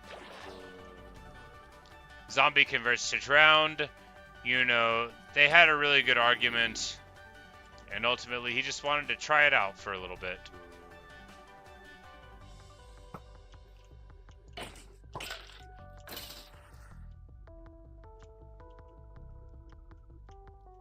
That was a weird looking skeleton. An arrow of slowness. Maybe he was like a wizard and that's what's going on. We also have slowness for 15 seconds. That no doubt is the thing that he applied. So maybe his strange appearance was to clue us in that he was a special kind of skelly. Speaking of,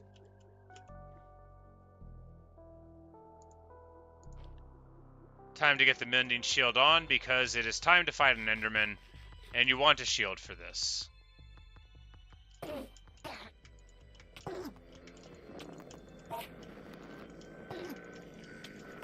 Oh, the dog fights too. Huh, you know. That's good.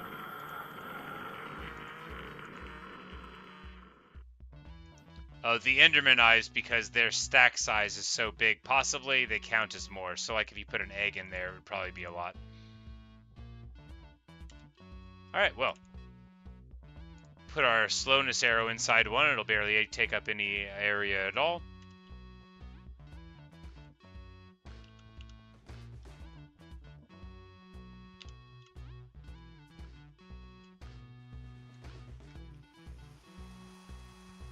It's the same thing, but slowness arrows. Okay, yeah. So it's just the aesthetic thing to let us know that it's a little more dangerous. Absolutely. Well, we're going to head back over towards the swamp. Okay, so maybe we're going to assume that this is like a snow area only skelly, just because we haven't really seen one elsewhere.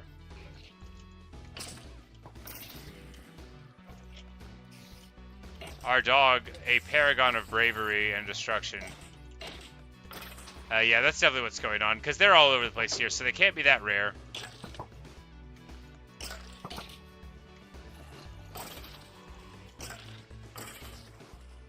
So you can come up here to farm up slowness arrows.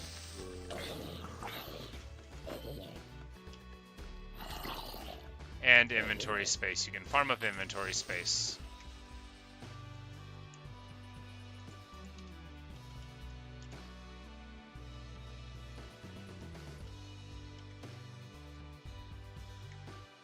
There's a weird little igloo looking thing over here, so I'm gonna go investigate that. Because there's nothing else around it, so that looks pretty interesting. So we're gonna go to the igloo.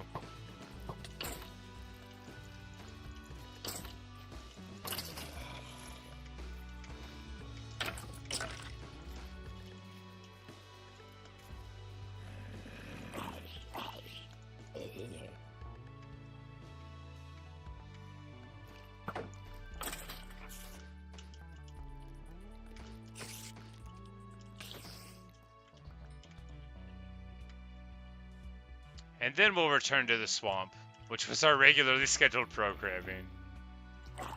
Looks like there's a village over there, so that's cool.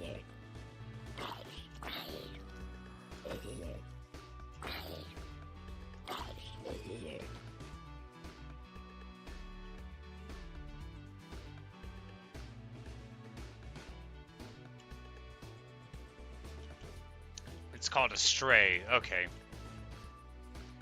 Give meat to heal the dog. Oh, well, I don't have any meat. I just have rotten flesh. I have cooked salmon, but do dogs eat fish? Dogs don't eat fish. Well, the next village we go to, we'll make sure to get some animals.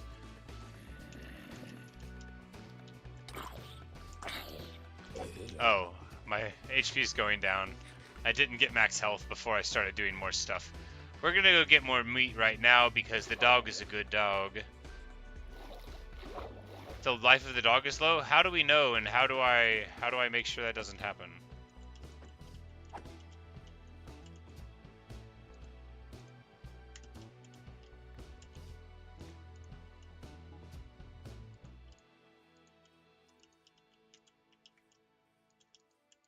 Is it like the vigor of his tail wagging?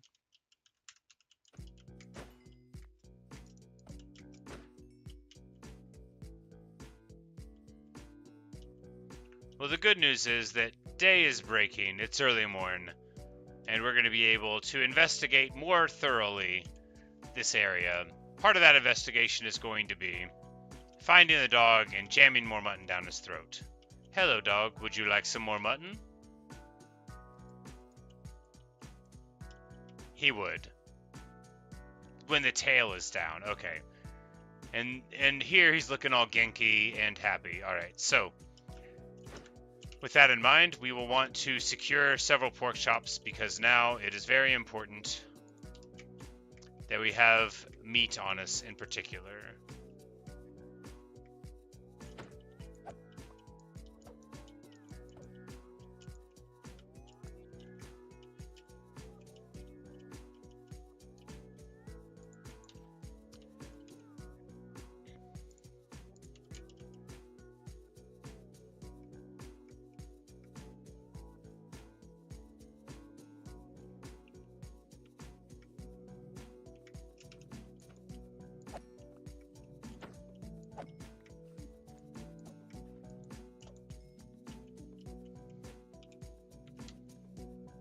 Alright, there's an advancement that caught my eye earlier, and I've seen it before, and I just... Alright, this one here.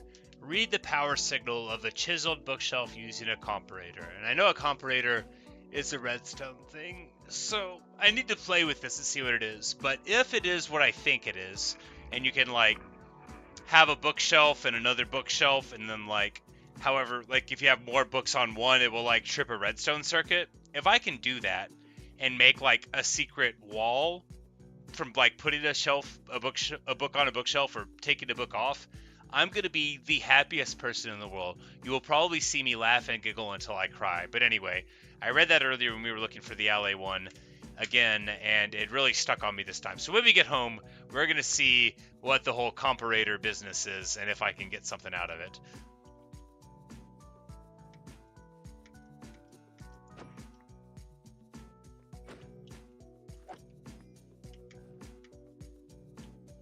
Alright, now we've got plenty of food for the dog.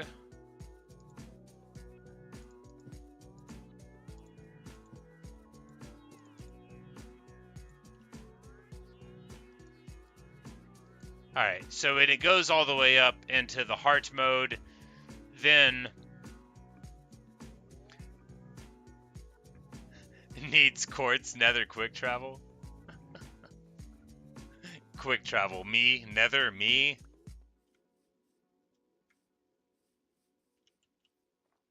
But that's what it looks like in the morning, which is just shockingly beautiful. I love this. I think this is gorgeous. All the more so that there's just like one really tall ice spike, and then that huge mountain with the different land masses, that waterfall that totally looks like a me waterfall. Natasha, you're saying you would love to help when I need help with redstone. Needs quartz. Alright, so that I'll need that in order to make it word. But I need to check out this igloo looking thing.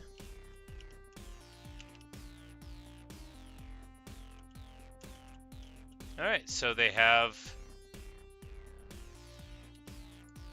a crafting table and a bed and a redstone torch? That's so weird, isn't it? Oh, sorry, dog. I didn't mean it. No, no, come back. Here, have some button.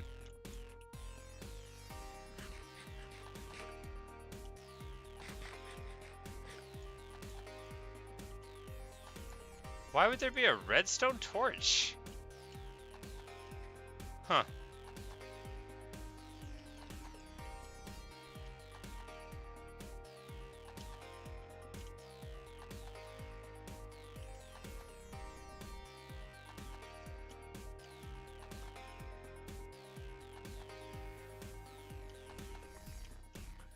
Well, I still don't know why there would be a redstone torch. But I feel good about thinking that there's no secrets down here. Still, it was a cool little place, and you know, I don't know if I've ever found just like a redstone torch chilling somewhere. But it looks like I don't think this place has any secrets, guys. It looked really suspicious, I admit.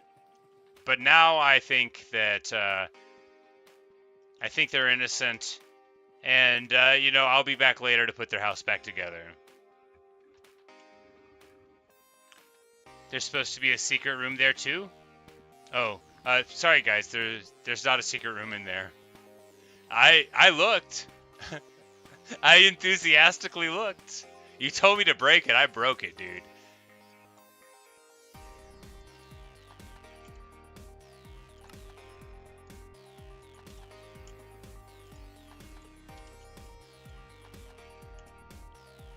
Okay, so I had accidentally, like, placed it down and it went into, like... I'm so annoyed. Why would... Anyway, it doesn't matter.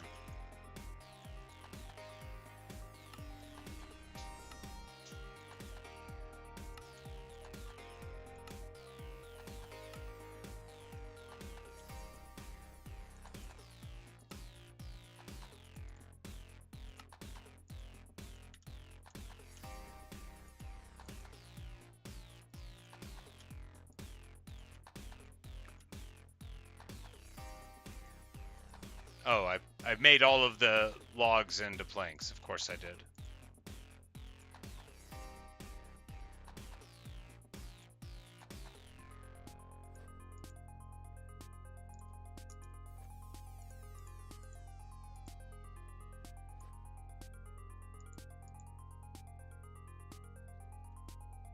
Yeah, this is fine. It's all fine, right? We don't have like way too much of everything in the inventory and have made almost no progress in having less. It's fine. Continuing on in the quest to be in the swamp.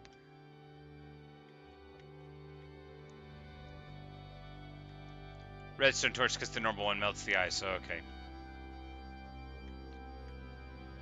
Justine, I'm not going to do that, but thank you for the recommendation.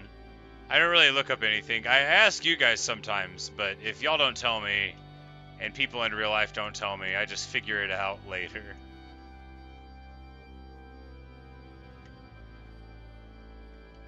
But I read like very, very fast, so if I like glance at a page and it's got a bunch of information, I can't like unsee it.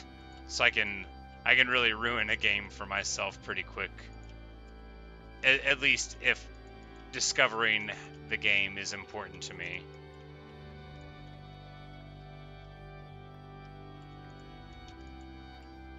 Which, for this, it definitely is. Because finding the new stuff is a huge part of why I love playing this. I love your guys giving me tips. That is good. But I don't want to just like end up on the equivalent of like a Minecraft TV Tropes website where I click around and then like ruin all the mystery.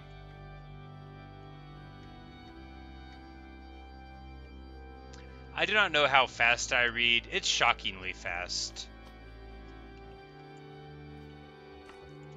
A slime squishes, and that means we need slimes. Bogged rattles. There's something called a bogged also.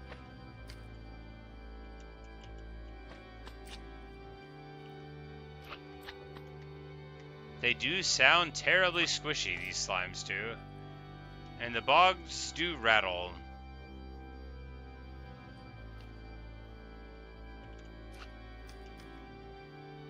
I don't want to, like, go underground looking for these things, though. I might not have a choice.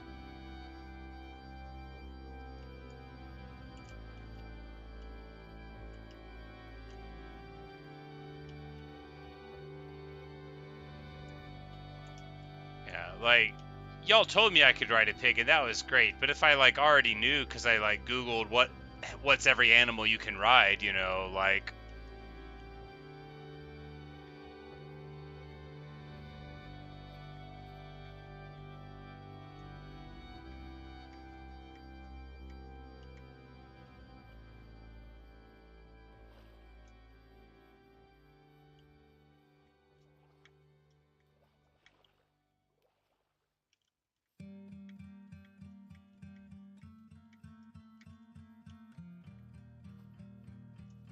I'm not sure why there's so many sheep here. I think it's because it's, like, next to all of these other areas next to the river, like all of these sort of plains and stuff. And then they get into the swamp because it's pretty and their feet go all squanchy, and that makes them harder to get out of the swamp. It's hard to say.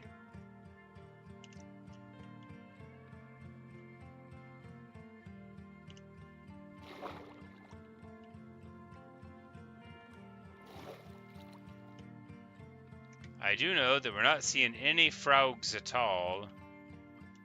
A terrible lack of frog. And that's why we're here.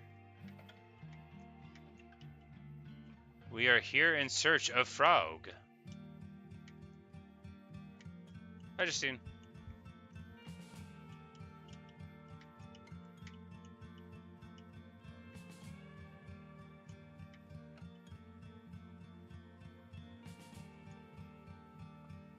Are there even frogs in this swamp?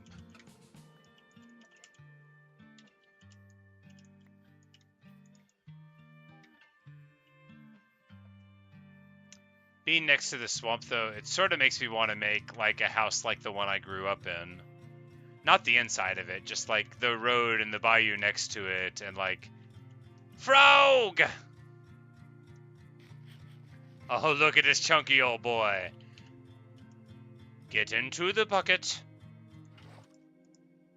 Okay, he will not get into the bucket. It's a tadpole you gotta get in the bucket, so you gotta breed a frog and then get a baby frog. Okay.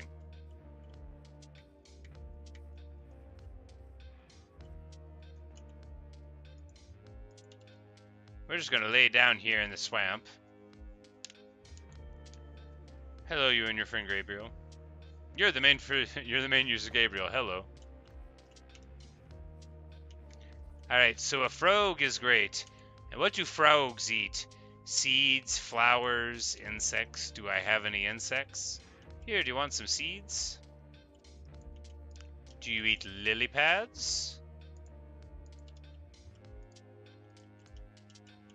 Do you eat blue orchids?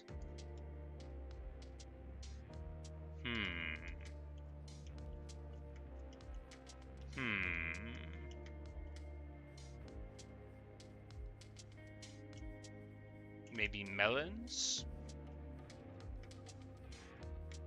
They eat slime balls. There you go. Thank you. That, I didn't have one to check with, and I would have kept asking.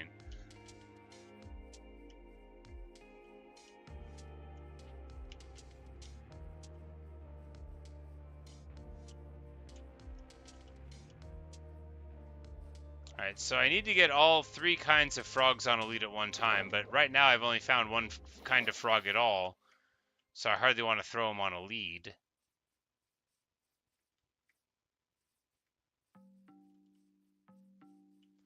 There are a lot of farm animals in the middle of this swamp. It's not ominous at all. If I was playing The Witcher, it would make me suspicious.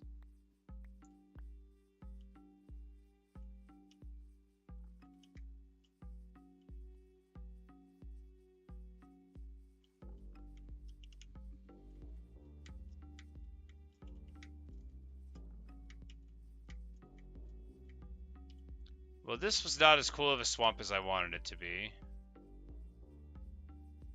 For one, there's only one frog and no tadpoles.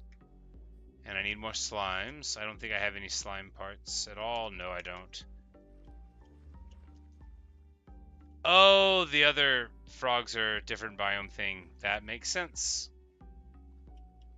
They eat slime balls. We need to wait till night to find slimes. Then we can get a tadpole and pick it up in a bucket. And then make 2 more buckets and do that to 2 more tadpoles in other places. Alright, so we definitely are in a good spot. We just need nighttime to fall, and then there will be slimes. Swamp, snow, and desert. A snow frog? That makes sense.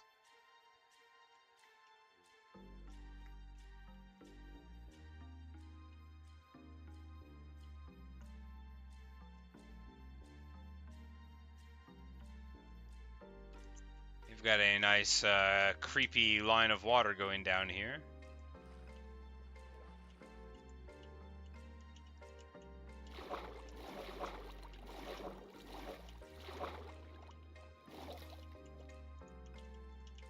Into a vast underground cave. Now, this is just like a little pillar chasm. But maybe it will be a real cave.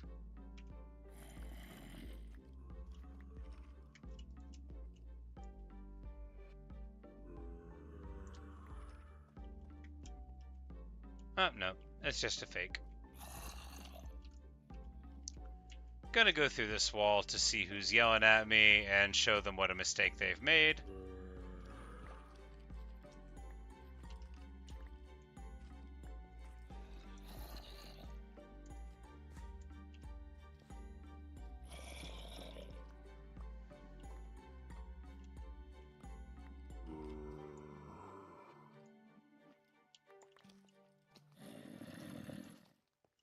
All right. I think the allays can't be struck by swords. I'm not going to test it, but it seemed good there. All right, so in conclusion, it's just one room with one weird stalagmite that goes from the bottom to the top. But at the very least, that moaning sound in the dark has stopped. Temporarily, on that side. Ah, here we go, more.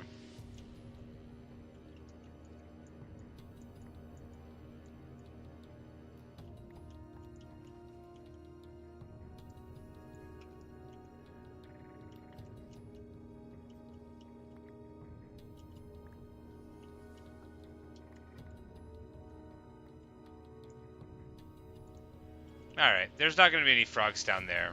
No slimes either.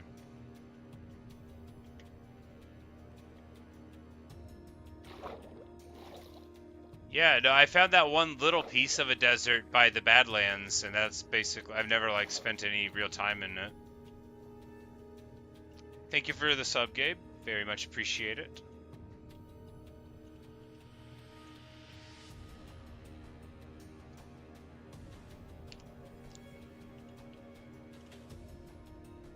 Oh, frog.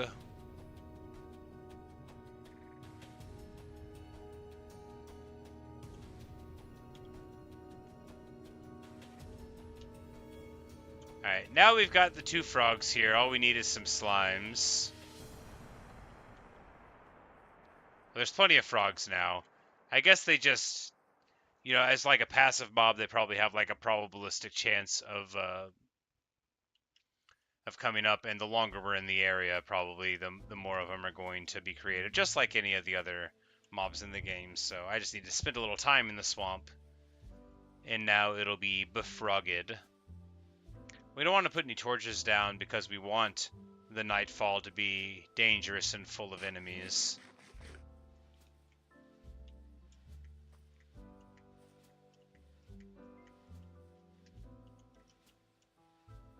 Frog!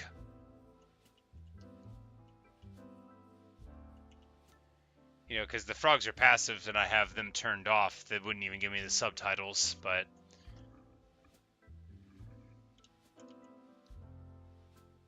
It's a few minutes tonight, and that means we can make another chest.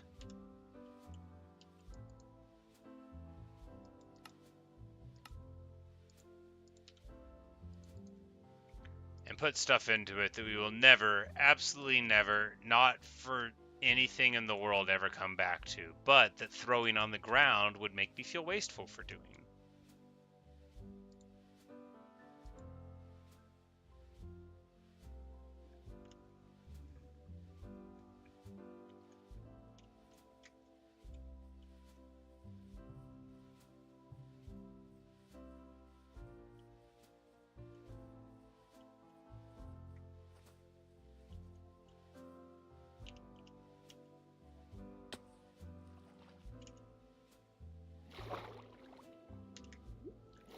I need a couple more buckets, because ideally we'll get like a handful of frogs, or rather 2 tadpoles, and then we can like take them home, and then we won't have to worry about any of the production for the other stuff. You know, we'll just wing it later on. And I've got the iron.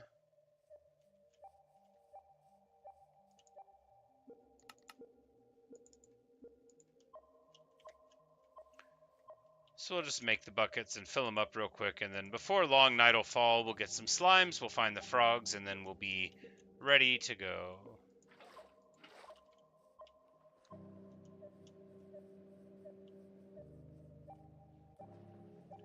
A nice boring swamp. Is that exposed emeralds just casually on the side of the wall?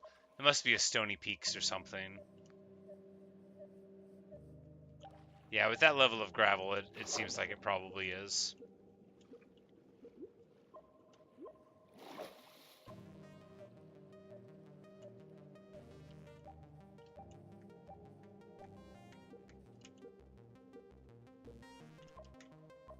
Here with our Fortune 3 pickaxe, you could probably get multiple emeralds for a hit.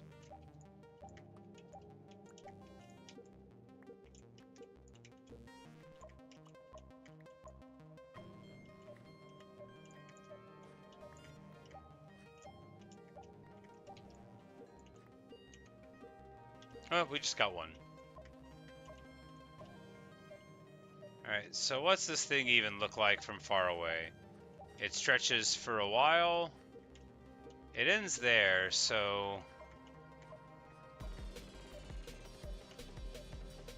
It's really just bordered right here. It might continue on over in that distance, so we'll check out over there after the night. Because it seems like it's a really small area for the biome to be, but it could just be getting cut off by a couple of the other things, so we'll have to check that out. And there we get, yeah, we get like 4 emeralds for 1 hit off of Fortune there, so pretty funny. You get a Fortune pickaxe, you might as well actually try to mine to get emeralds.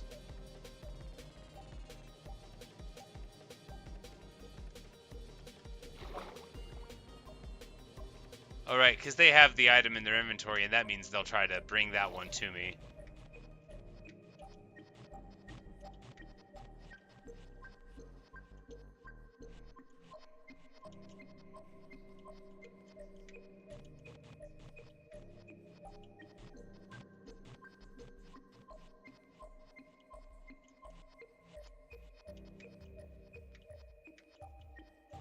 Alright, night's about to fall, and the great slime war will begin. The great bogged war. The war of the swamp.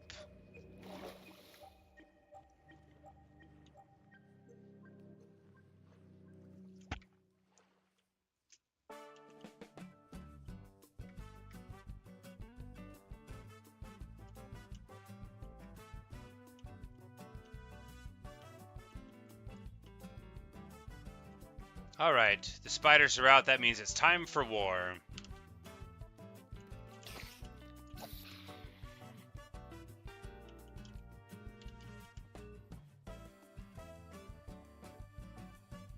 Of course, part of war is creepers. They're the worst part of war.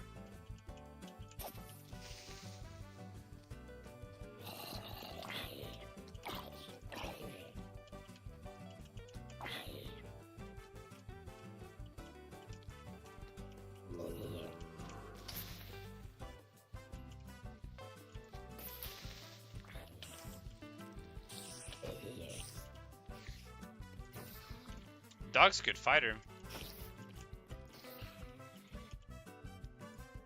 His tail's faltering a little bit. I don't like that. Here, have some meat.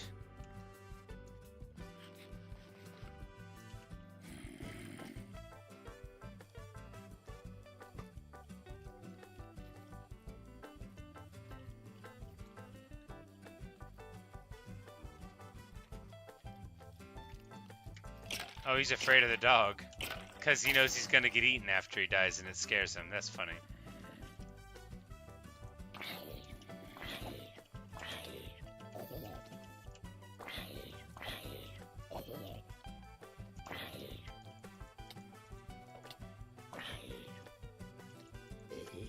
The frog tried to jump on him too.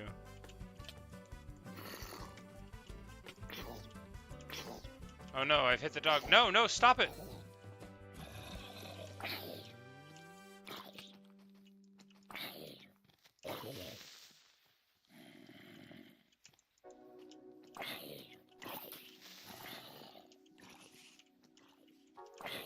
You know, this is fine. This is all sort of fine, but none of these are slimes.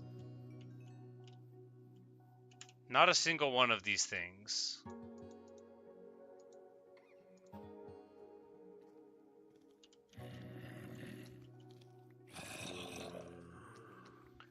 So I'm going to ignore them for a bit and try to find some slimes. Hey, a slime! You get back here, green fellow. I demand that you turn into several smaller slimes.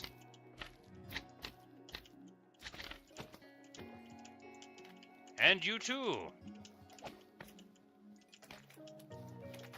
Give me slime balls. Give me. Alright, magnificent. How many did I get? Like 1,000,000? 24? Pretty good from one slime. Pretty dang good. Alright, another jumpy slime boy. He's smaller. That makes me think we're not going to get that much loot from him. A couple of measly slimes.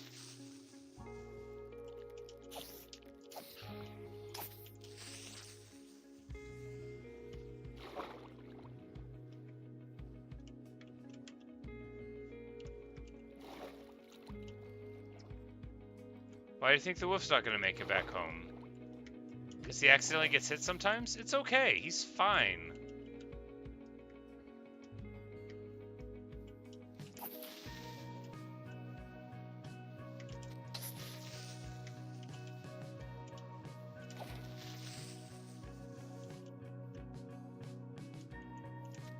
Get every single colored bundle. Oh no. He took a lot of damage for that. Get back here. Get back here and eat your food. If you don't eat your meat, you can't have any pudding.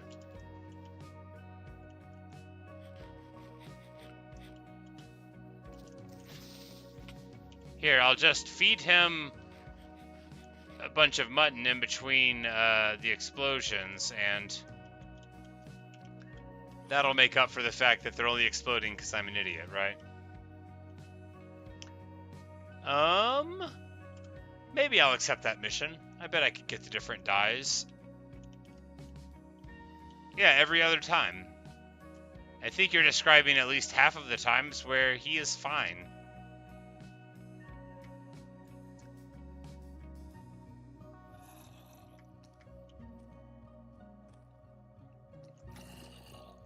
It's not like I'm doing it on purpose. Y'all know I'm too stupid to aim.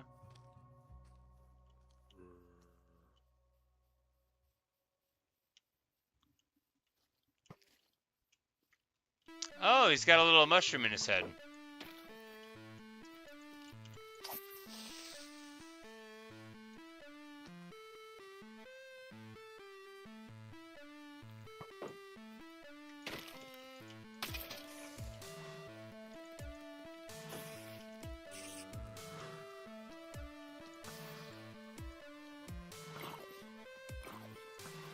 Third-person archery for the win.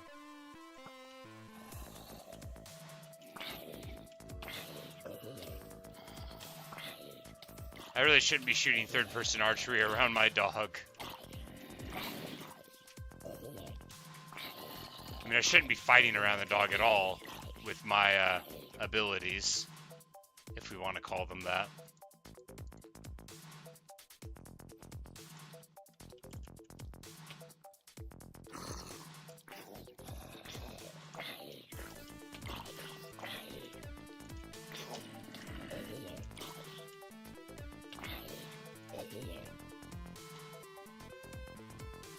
Rest in peace, dog. He was a good one. I don't even think that was mostly my fault. I shouldn't have brought you to this dangerous zone.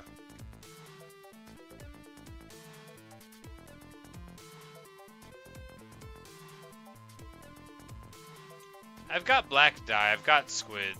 I wouldn't call black dye hard to get. I would call green dye hard to get because you have to have cactuses, but I already have some.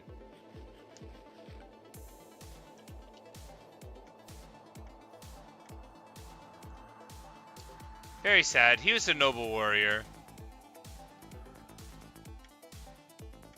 You know, and I don't want to sound dismissive, but Sid, what on earth could I have done?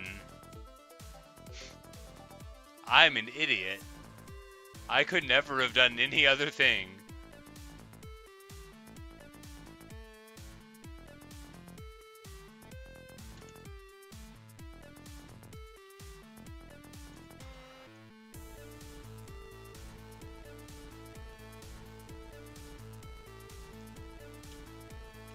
Oh, a big old slime. Magnificent. They don't burn in the sun, obviously, allowing me to hit them with my sticks.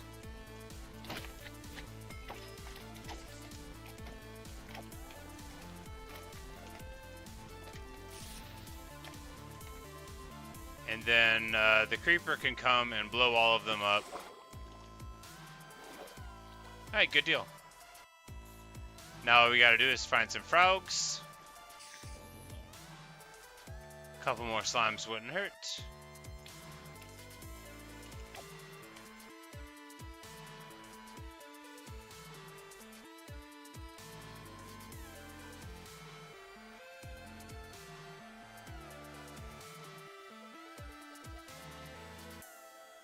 Alright. We are once again in search of frogs. Where are you, frogs?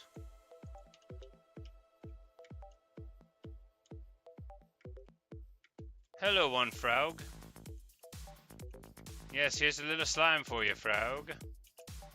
Follow me. Yes, follow me. He sure likes to move at his own pace, huh?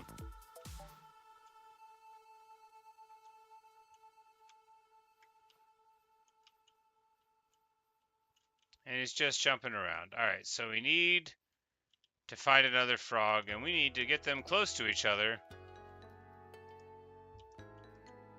They swim very fast, makes sense, they are frogs. But we could still, like, manipulate his movement somehow, maybe. Why don't we just try to find some frogs next to each other? We could always make a lead to drag the frog around. But there were so many frogs earlier. We found several frogs, so we're just going to look for some of those frogs.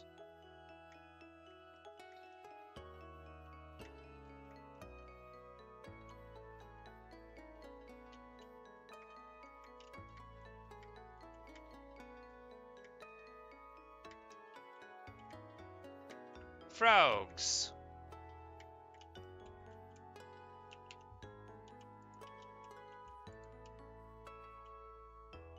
They will slowly walk over toward each other and frog. Give me a tadpole. I don't see a tadpole.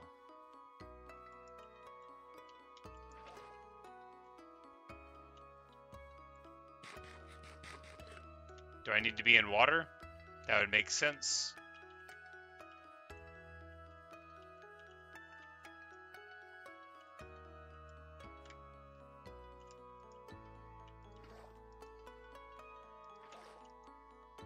No, I'm trying to knock you down into the water. Oh my god, I hate everything.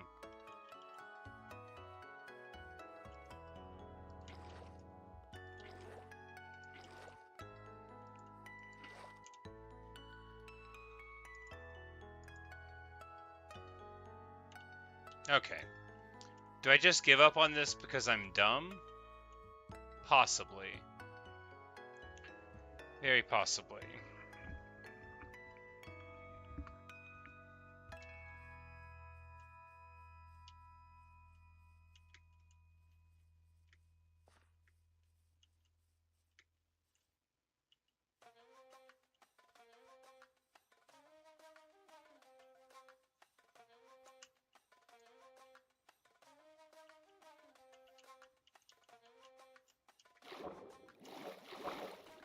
Alright. Okay, so what do I do? What do I do? I get string and make a lead and drag them to water? Yeah, probably. Yep, we will drag them to water. That will be effective.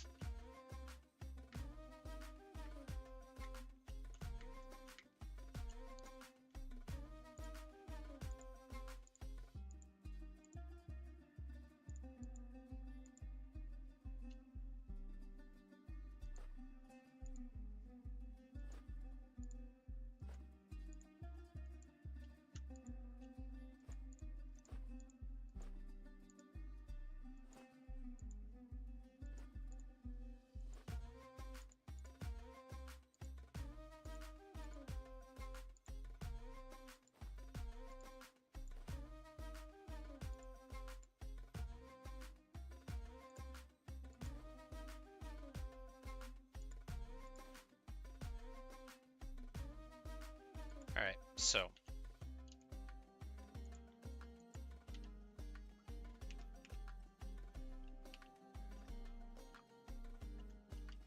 We will put a lead on a couple of them and then drag them to water.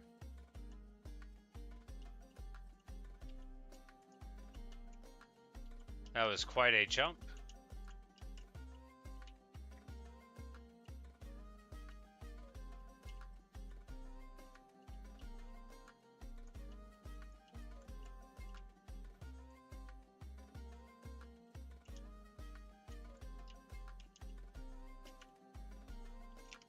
Herding frogs. Alright, guys.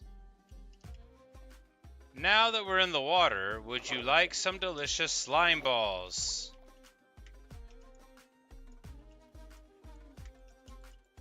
Oh, great. First of all, they don't want them now. That one's already had some. Alright, so that was the one that we tried to induce to breed in the wrong position. And now they're going to get out of the water, like, immediately because they don't want to be there. Alright, so we have to...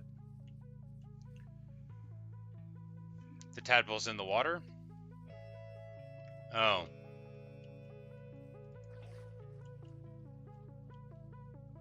I don't believe you. Well, I can't see it already, so I missed it, and I'm gonna have to make another one, because I can't see it anywhere. Amazing.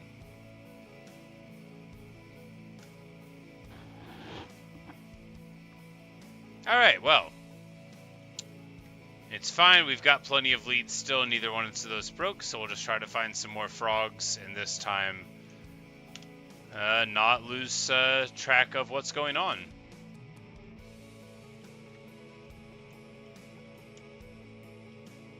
They was already in the water before where I got them. I don't know what you're talking about. I don't know where. Oh, there! Now I see. Bucket, bucket. There we go. Obviously, these tadpoles in this water. Fantastic.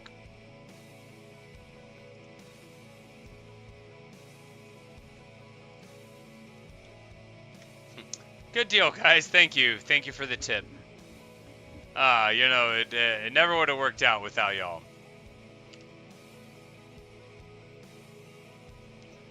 But now we've got 50 slimes, or little slime balls, which is a good amount, and we're going to, alright, where are we at? Negative 5k, 7k. We're gonna head for home, I guess.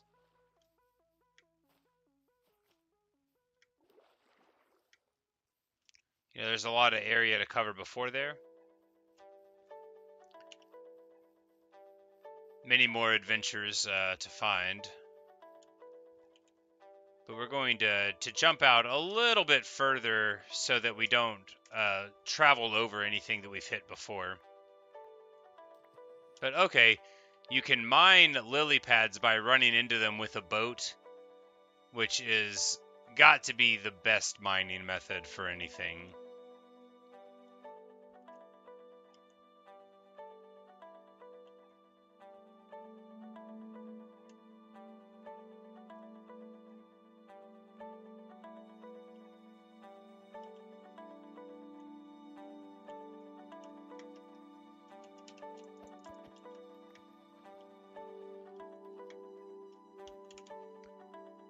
Oh no, I only got 2 tadpoles.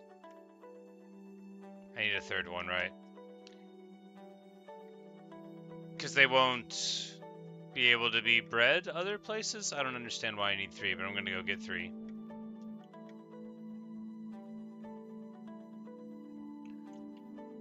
Because you need to put them all on leads, but I would need to grow them in different places. I thought I would just get 2 and then make more, but I guess... Yeah, I'll just get a third one, and then I won't have to think about it.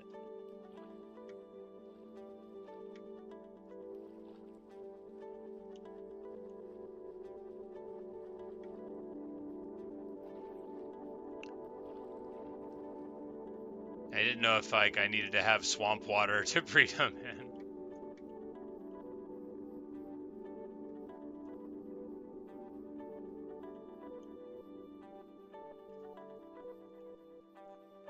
I'll get a third one anyway, because now that you said, did you get a third one, I feel like I should.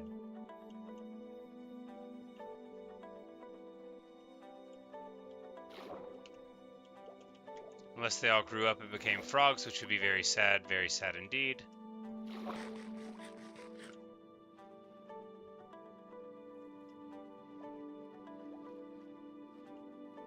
Oh wait, no. When you breed them, they go and they get laid as little frog-looking eggs in a water because they're frogs. And then this was where the previous one that didn't fail, I just thought it failed, ended up. Probably. Get in my bucket.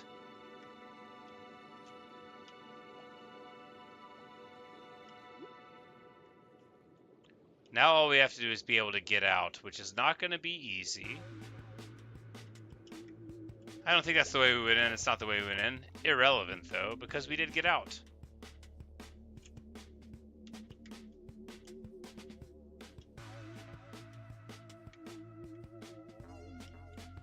Thought I was going straight to getting the 3 in the lead. No, Natasha, I'm flattered that you think I would be that focused. I thought...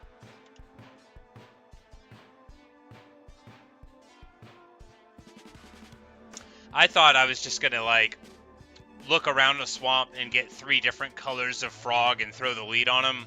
I didn't know it was like a big multi-step thing. It's good enough to me to have gotten them at all.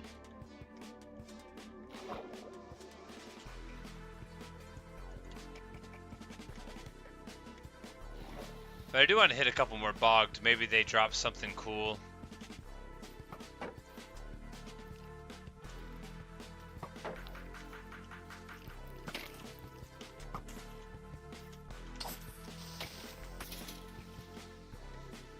Did you see me block that creeper explosion by accident? Is the LA okay?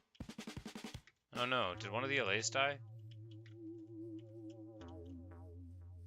Well, you know, he was very brave, and if he went out in a creeper explosion, fighting our enemies. Alright, so if you don't block it, you get poisoned, but the poisoned barely hurts at all.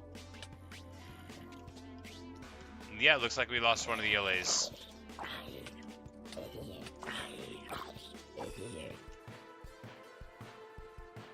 Very sad.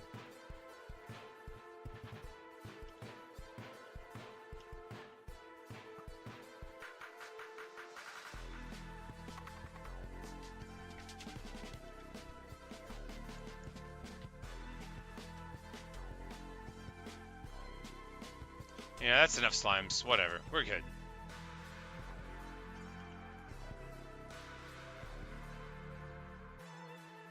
Never mind, it's not enough slimes. Look at the size of that slime. Obviously, this slime has got to go. This is like Slime King. I don't love the sound, but it doesn't like really bother me. It's just, you know, I don't consider it ideal.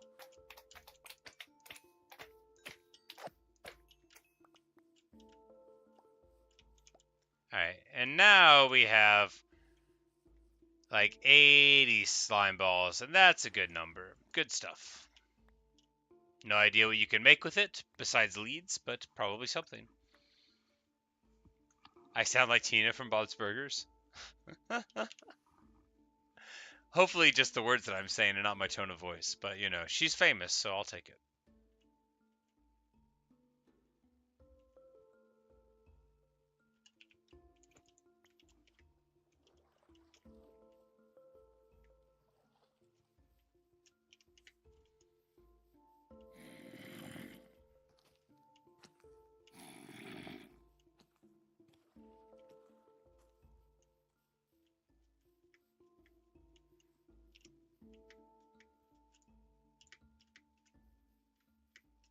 Parkour.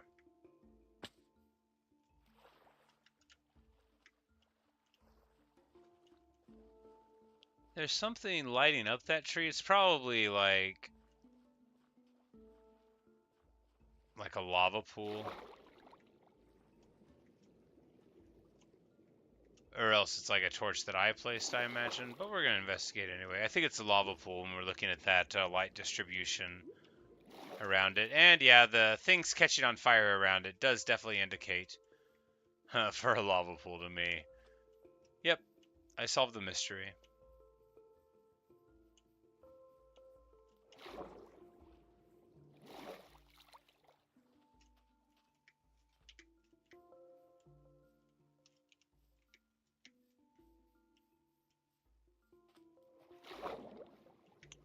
We're still going the wrong way. Alright, so. Just any kind of north, and then we'll do that for a while.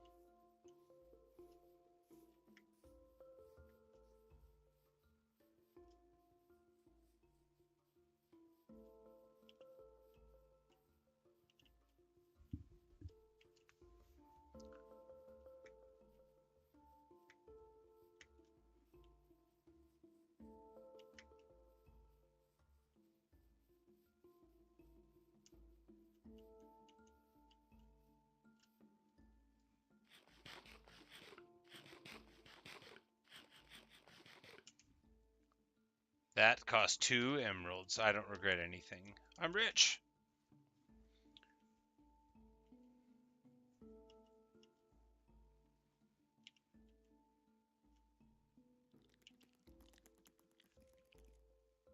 I was like, that is a lot of clattering footsteps. It was spider footsteps. 4 times as many footsteps as you might expect. Exactly as many as you'll get.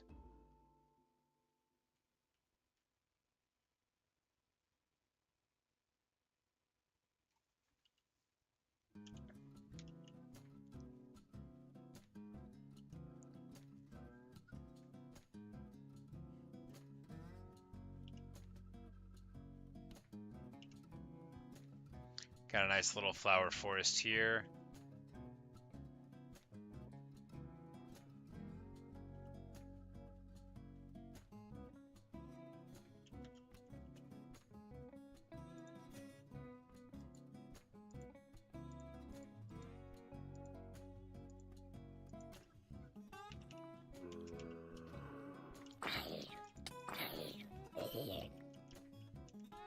Alright, so if you shear it without the silk touch, the bees come out angry and try to kill you. Got it.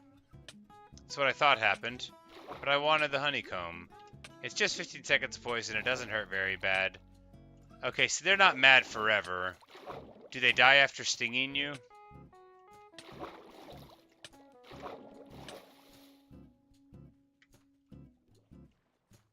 That would be annoying because that's not really how it goes.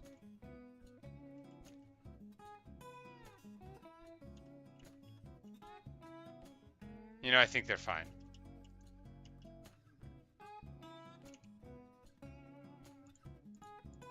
We've got a little bit of honeycomb, and it's time to go on.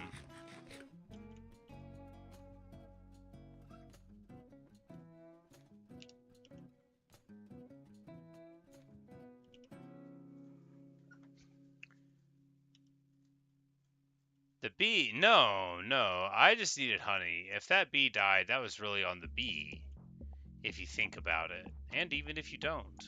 I mean, probably especially if you don't think about it, and maybe only moderately if you do. But if you think about it a small amount, then not guilty. Y'all got to feel me.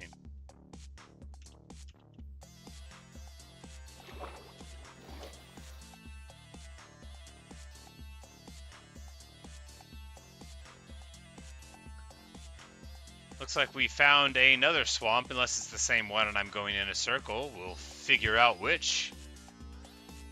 It might be the other side of that swamp. Could be me going in a circle. Probably me going in a circle.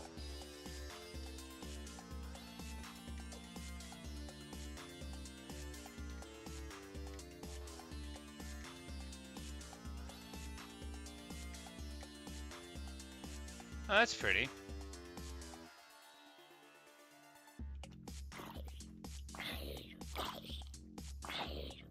Here, we see in their natural habitat a group of intelligent zombies. Yes, why don't you follow me outside?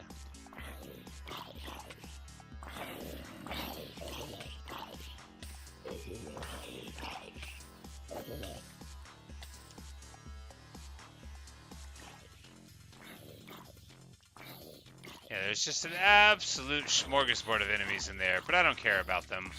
I'm not hungry.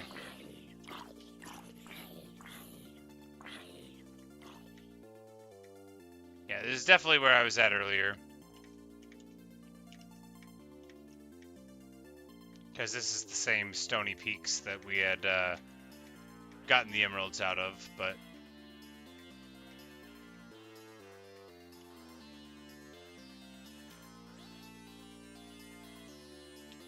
There's a llama over there. An independent llama? No trader? I only ever see them with traders, so that's pretty fun.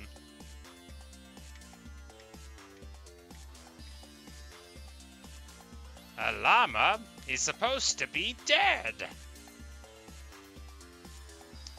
Yeah, you know, Luca... I don't think any of us expected Luca to...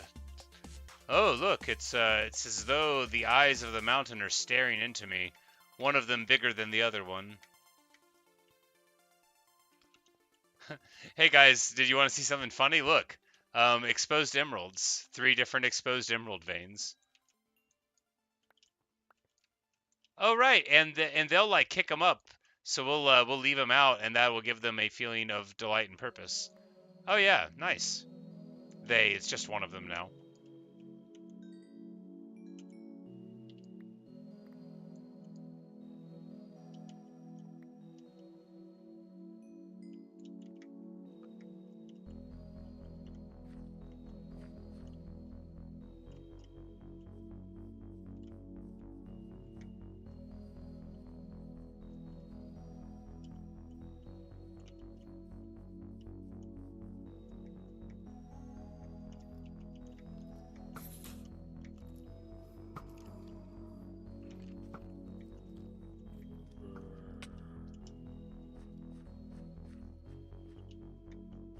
Pretty nice. Then you've got this little expanse here on the other side of it. I bet this would be just like chock full of resources, unless it isn't. It looks Oh, it's a windswept gravelly hills. I definitely have never been to one of these before. I wonder if the gravel will all fall in and kill me. Ha ha ha ha ha ha. Anyway, good stuff. We found another village here, unless it's the same village.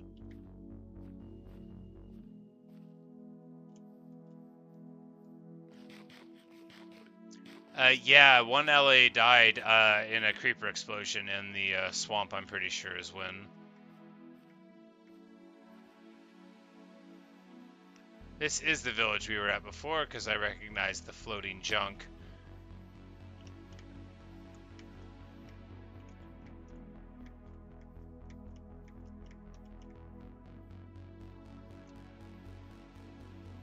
So to avoid retreading the ground we've already been on, we're going to go further in this direction away from home for a while. Still north, or south, yeah, still north back towards home, but in the opposite direction of the x-coordinate of home to give us a separation. And in fact, we'll go right through this dark forest, which promises to be beautiful. And ow, I've fallen down and I can't get up.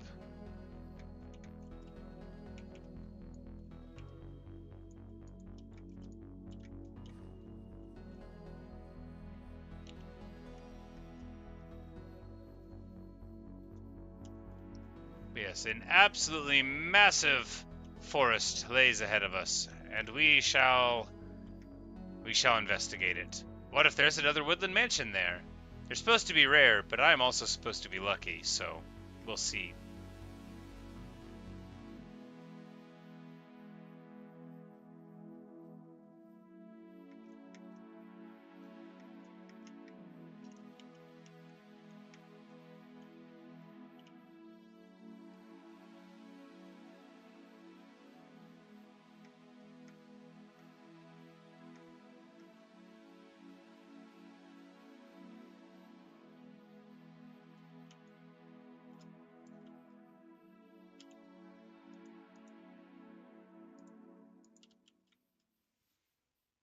I'm just going to run with the Totem of Undying in my offhand. It makes me feel secure.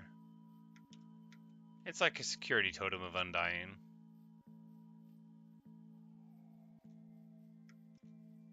This is an old growth birch forest, I think. Yeah, because they're all like moderately tall. And we've got a lake that goes down all the way into a dripstone cavern, maybe?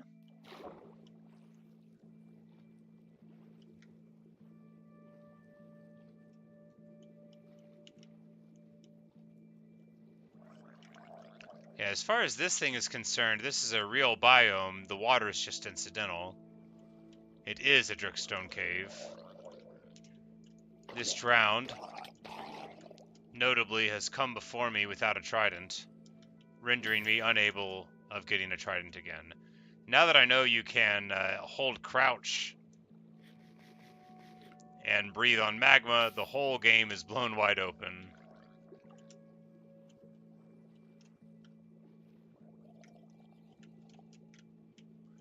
Doesn't look like you can hurt yourself on the spikes while underwater, so at least there's that.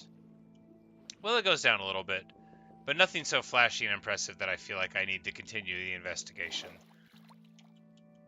So, back in the general vague-ish direction of home.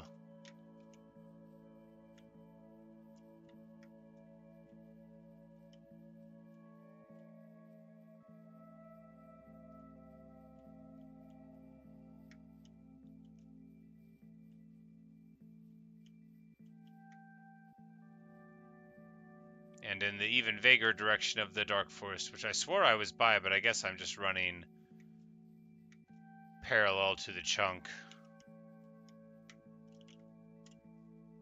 It is either crashing or recompiling. Might be crashing. Might be crashing. There we go.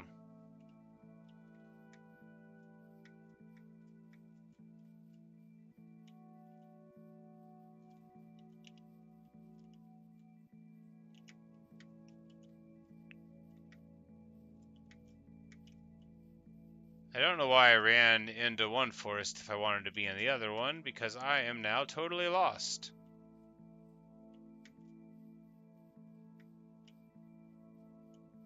I mean, not totally lost. I still have my, There we go. I turned the wrong way. I wanted to go the other way. No matter if it was in the direction of home.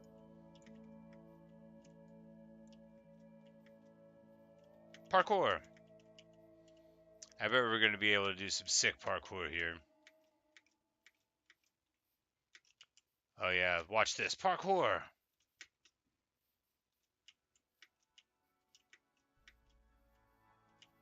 Parkour! Okay, so right above the dripstone cave, when I came out of looking at it, I just turned the wrong direction. Perfect. Sounds like a me move. They had the UI of respiration bubbles. I actually, yeah, and they gave a little subtitle for the breath going away, which I didn't notice in the past either.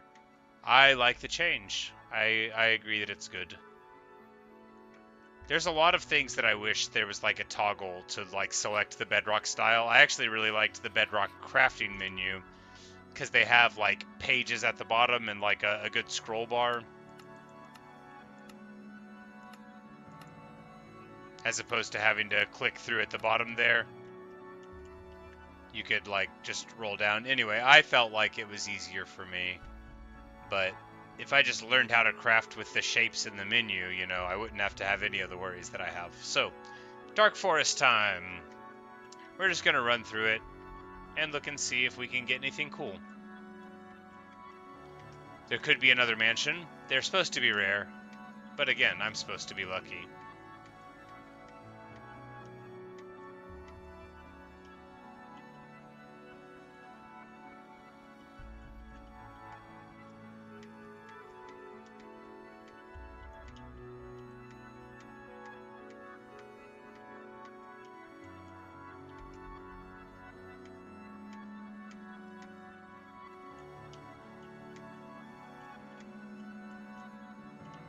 This is going to let us get quite a vantage.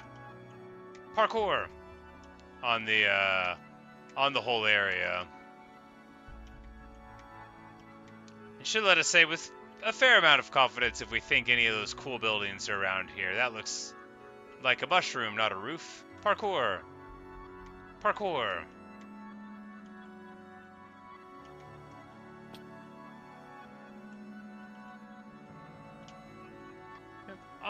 On you know, first and second scan, we're not seeing anything that jumps out as being a woodland mansion here. But of course, we're not really expecting to, right? We're just here, looking around at the beautiful dark forest. And, well, it will soon be time to leave it. But right now, I'm going to lay down on top of this tree and,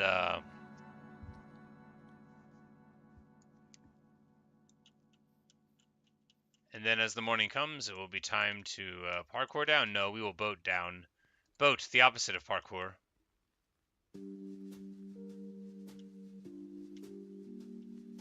We will furiously paddle until we reach the water. I'm sure this will be just as fast as getting out of the boat and running down. I'm willing to go all the way up there and get a stopwatch to figure out which way is better. But I think we'll just no! We'll just have to believe me that normally that wouldn't happen. Where is my boat?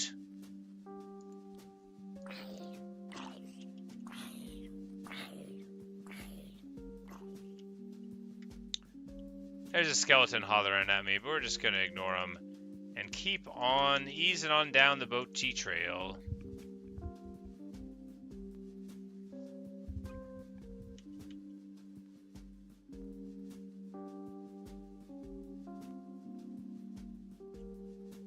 I love dark forests. They're so pretty. And the flash of color that you get from the red mushrooms just really pulls it all together. We have a beautifully square, lush tree here.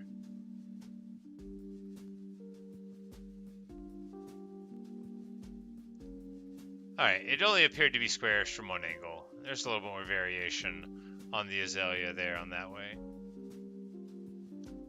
That is pretty, though. I say it is. Even without a woodland mansion. But we're just going to push through here and then make it to the old ocean. Which may well be the Great Ocean that'll connect with Everest. Because that is a big ocean. But we'll see. First of all, we're going to head to this boat. Because my inventory, while full, is not so full that I can't go and find more stuff to put into it. Shudder to think.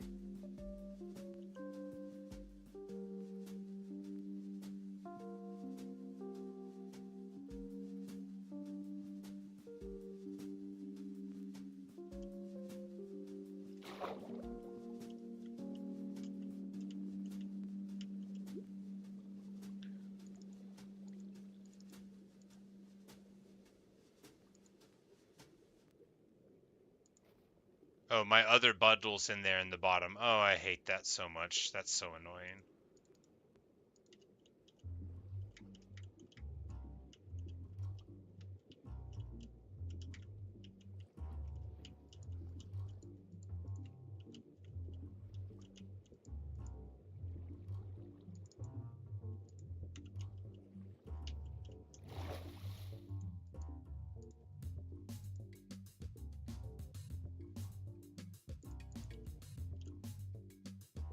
Alright, never mind. That's another bundle again. This is the third bundle, and it's okay.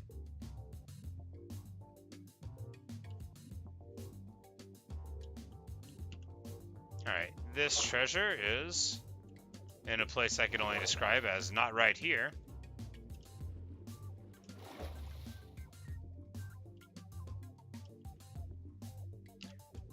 And if our journey takes us in the general direction of it, then we'll get it. And if it looks like after we drive here for a while, it's not going to take us there,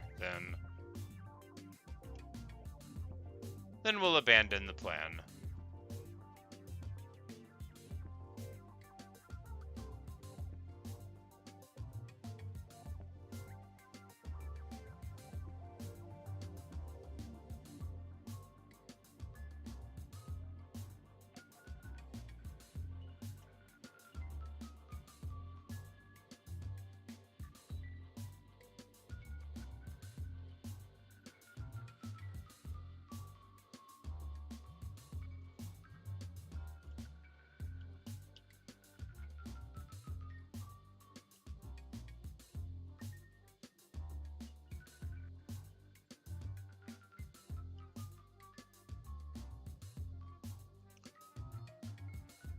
This ruined portal either looks like we've already been here and taken all the cool stuff from it, or like it's just super lame. You know, maybe we were here. Maybe we were. Sometimes they just have garbage in them, though.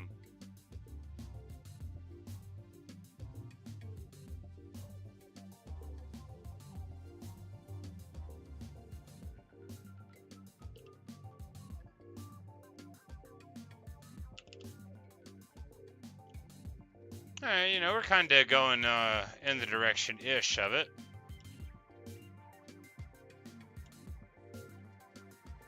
There we go. Now we're far enough on the X value out, and we'll travel on vaguely in the direction of home.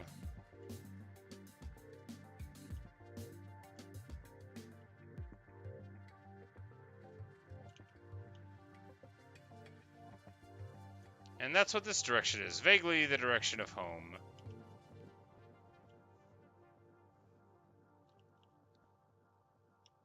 Not anymore, though. Now it's vaguely in the direction of home. Alright, so we're not going to find that treasure map. Time to toss it and just keep on going. Looks like there's a little village in here. We probably aren't even really going to visit it. Who has the time, right?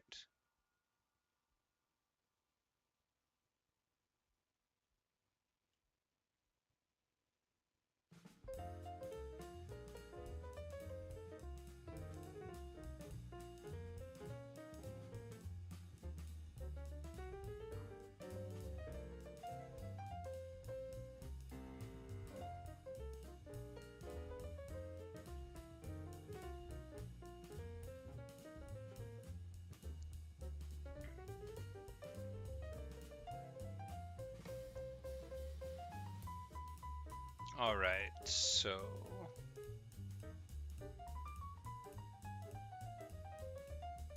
This is the one I saw earlier, maybe? You know, they all run together. We're just gonna leave it alone. You know, we're trying to get home. And they all run together. No, I don't think this was the one. I think this is pretty far out from where we were. This is a cool village. There's a lot of stuff. You can tell there's some specialty houses in there. But, and you know, beautifully by the water and all. But we just gotta stay laser focused on the return home. You know, we've got our various tadpole buckets. We've got a lot of wealth. You know, we came back with a ton of slime. We've got gunpowder all over the place. We've got a bunch of stuff. Nothing that we desperately needed, but there's nothing that we desperately need anymore, you know.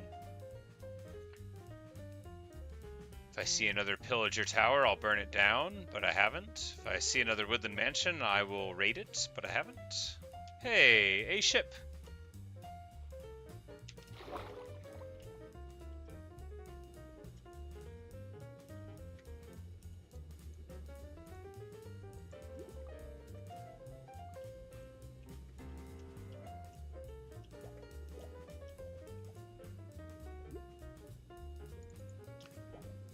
We get 3 TNTs, allowing us to get 6 TNTs. Very nice. And a whole bunch of wheat that normally I wouldn't grab, but I mean, here, seems okay.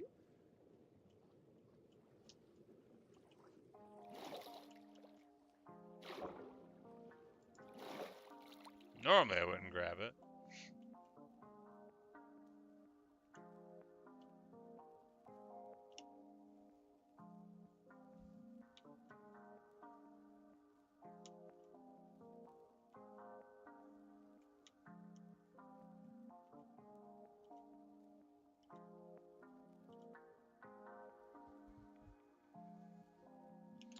And we'll just go across this way where we find another picturesque village, this one with the cleric tower.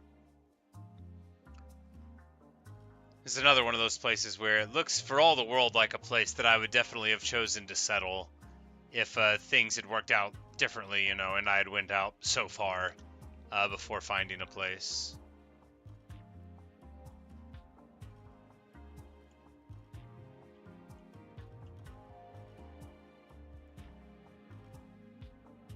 But it looks like we're going to be able to find this one pretty quick. It also looks like this is an underwater treasure. And what do we know about underwater treasures? They're always where you most medium suspect them to be. Also, that I don't have any doors.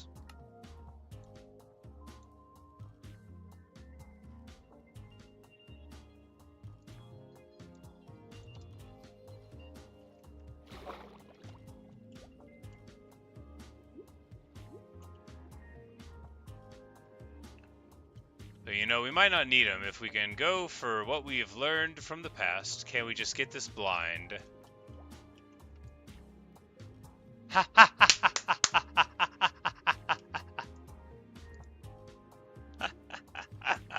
Alright, guys. Alright. I know you don't think I know how to play the game, and I'm not saying I do, but you can't deny that that was a good little pull. I mean, sure, X marks the spot and all I had to do was follow it, but it went a little bit smoother than it normally does right there. I feel good about that one. Line it up perfectly. I bet there's tons of people that can just do that every time, but, you know, I'm not one of them.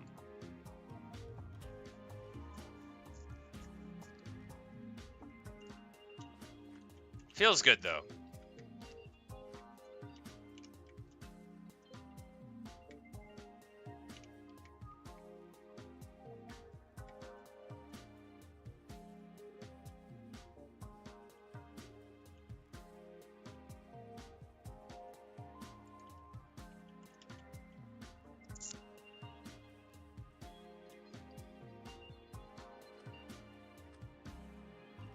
So what kind of house is this one? Because this is a specialty house. Ah, Mason.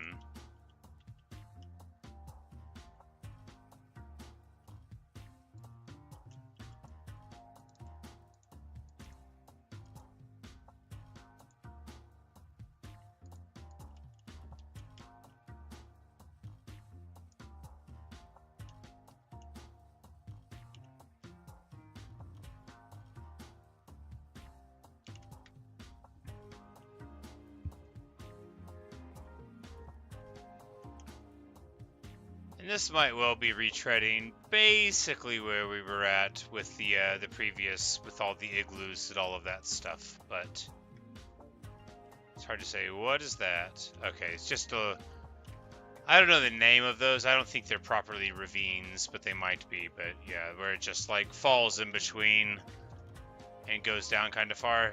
I guess, you know, maybe they aren't called ravines. I would think a bigger thing would get that name, but I guess a small narrow one would still be properly that. So we're going to hit the water and skirt around the outside here. I'll point at the air again, and that'll be helpful in case you weren't aware of where I meant. I need to quit eating the good food. Let's just put that in a bundle and eat some garbage bread. And then we'll take that out of the bundle. No, put it back. Take that out of the bundle and put it in the stack with the other golden carrots. Why did we even have them in 2 stacks? Literally, what is wrong with me?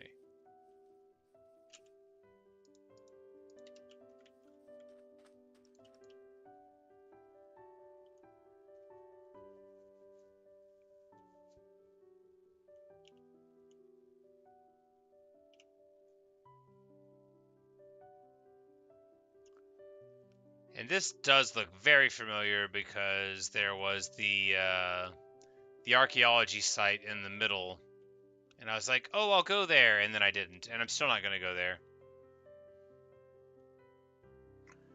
The problem is if they're retreading directly over it, then we're going to spend 2,500 blocks of travel going where we've been before. But I think actually we came over land that way and then went further in that direction. So we'll just cut this way, like 1,000 blocks or so, and then loop through the ocean, and that should get us, you know, something new.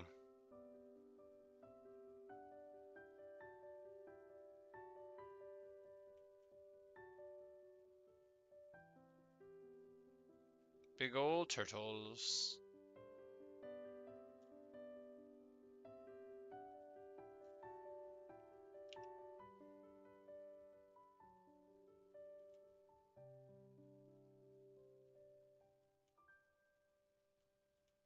A monument out there. We'll just make sure to be a little wary.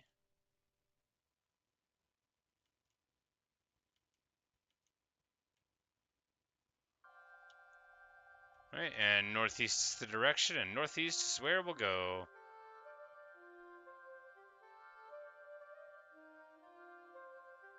Right to this boat, which will give us a buried treasure and get us off of our path. Why am I the way I am? Why, oh why, and why won't I ever try to change? I mean, I know the answer to that one. It won't work.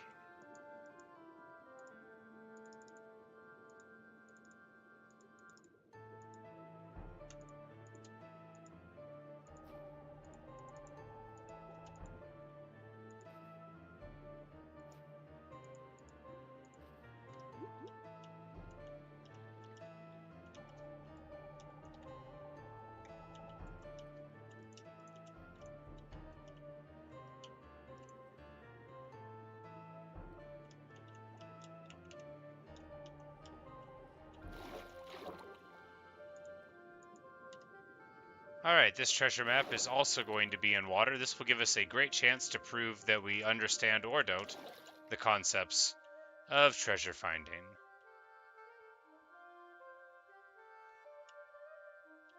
But yes, 2 trims. I found several earlier. I've got a bunch of trims in the chests at home. Looks like we've got an underground nether portal there, and then a monument there. We need to turn in this direction if we want to find any of the buried treasure here, so... Right? Yes. Alright, it won't be too far out.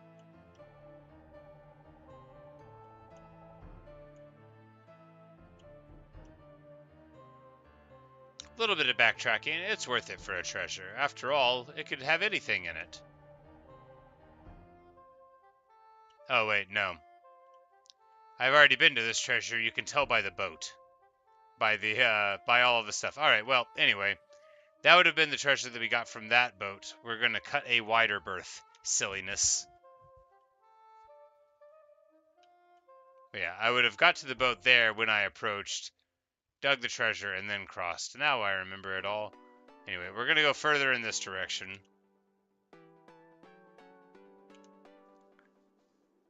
Just so we hopefully won't do that again. I know that I am headed directly for a monument. I'm not going to go there. I'm not going to go there. I'm going to turn before we get there. A beautiful flower forest on the side there.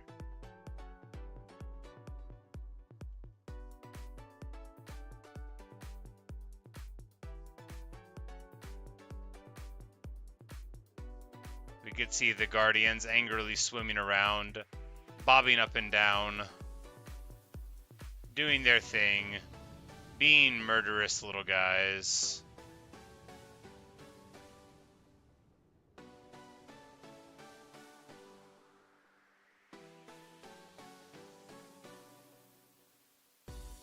I can use a bunch of materials in terms not only iron. You know, I've never done it. It makes sense.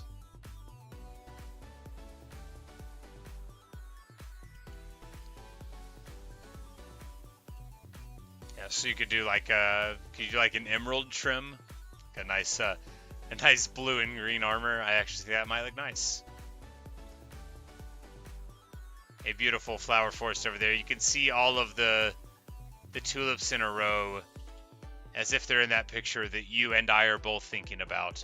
But we can see that picture in Minecraft by simply going in the direction of home, which is northeast-ish.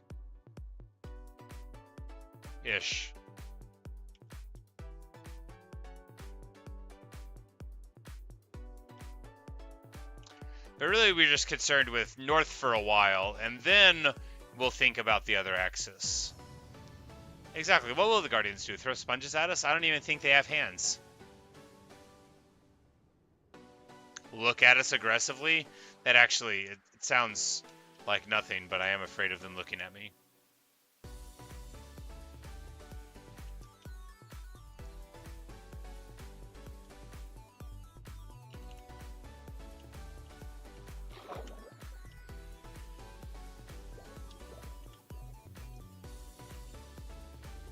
I hate that slab being there. It's so annoying. Alright, good news. We got a full stack of iron, and we didn't have to mine a single thing. I call this world of Findcraft.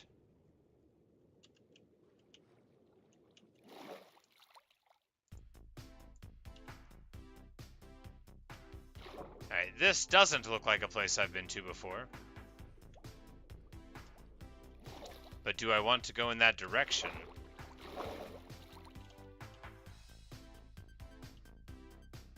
Probably not.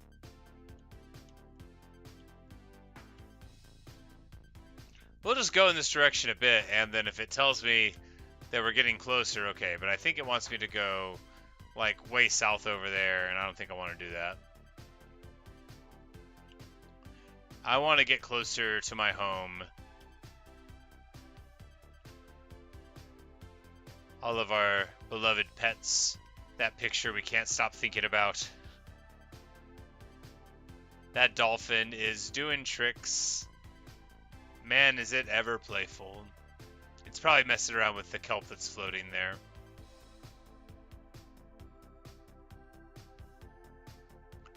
Dolphins are very troll. What's going on that cut all this kelp? Ah, drowned. Which of you has a trident?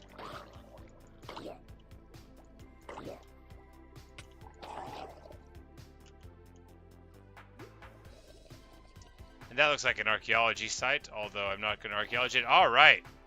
We found some drowned guys. And none of them have tridents? One has a nautilus shell, though.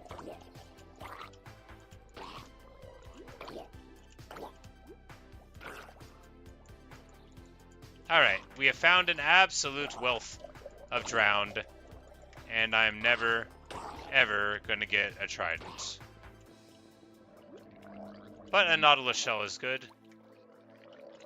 They are relatively rare. I will throw this map into the drink because I don't care.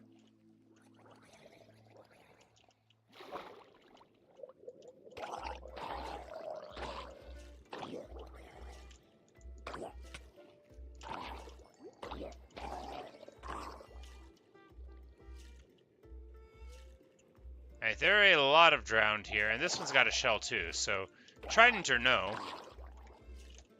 it's a good way to get a couple of Nautilus shells, which are yellow in rarity, which feels pretty nice. I know they don't drop absolutely all the time, so it's nice to get 2 of them back to back there.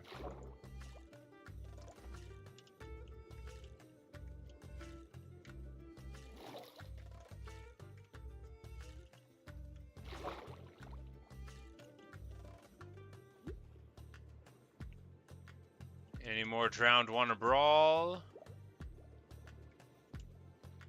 Nope, it looks like we have thinned them out, and they don't wanna have any more trouble.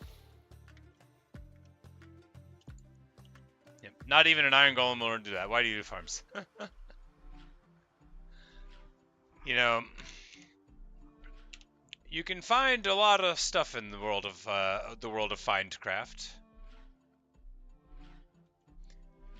But I know I've said this before, and like it's a very normal thing for people to feel about Minecraft, so it's a waste of time to say, but I'm gonna say it anyway. Like one of the great things in any sandbox game is how there's so many different ways to play it. I'm sure there are some people who look at my style and think, what's this guy even doing, you know? But it probably makes more sense when they know that I'm a much newer player than most players are. But, you know, because the game doesn't really keep... Were those 4 white horses?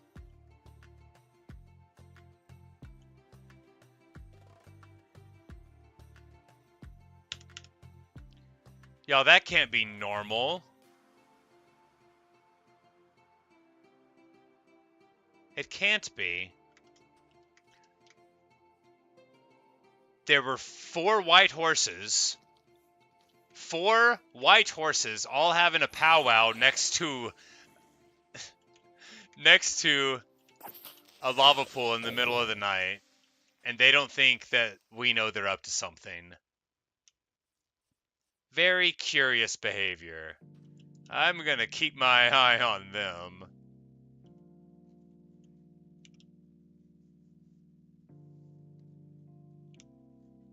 But as I was saying, you know, there's no wrong way to do it. Some people play on creative. I played on peaceful for ages, which I remember I would talk to people at work sometimes, and they would be like, I would say, "Oh, I'm draining an ocean monument." And they'd be like, "How are you doing with the Guardians?" And I'm like, "I don't even know what you're talking about, man." Like the bad guys, the bad guys, the enemies that you have to fight, the enemies. I'm like, no, I don't do that. And then just like a month after having that conversation with them, they're like, "So, you playing on easy yet?" I'm like, "Well, you know, I do hardcore, actually." But you know, I didn't start playing hardcore so that I would sound cooler to the people at work that I talk to about playing the game. But that is absolutely a tack-on effect, no doubt.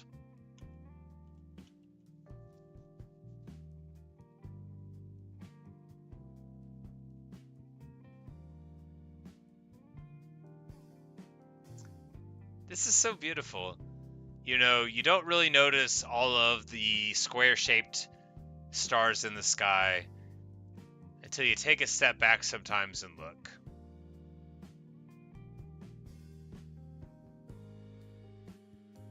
It's just a really beautiful place. And I am happy and honored to be sharing it with you all. This was such a long trip.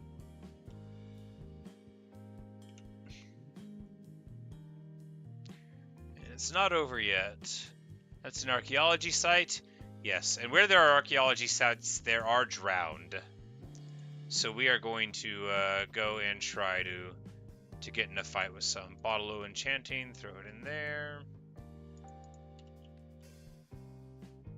Or rather, in my experience, they're often drowned where there are archaeology sites. So it's quite far from either of these monuments, and we're just going to swim over the top. Probably break the lantern before too long. The sea lantern there. But maybe not. Archaeology sites also have chests, but they are concealed. There you go.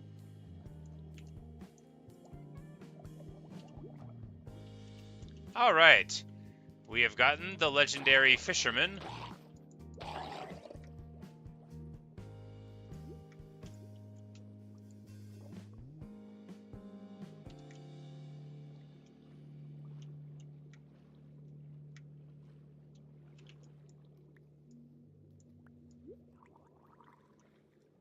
I thought there would be one there.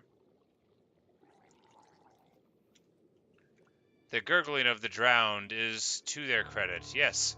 Come, small drowned zombie. Come and be slain.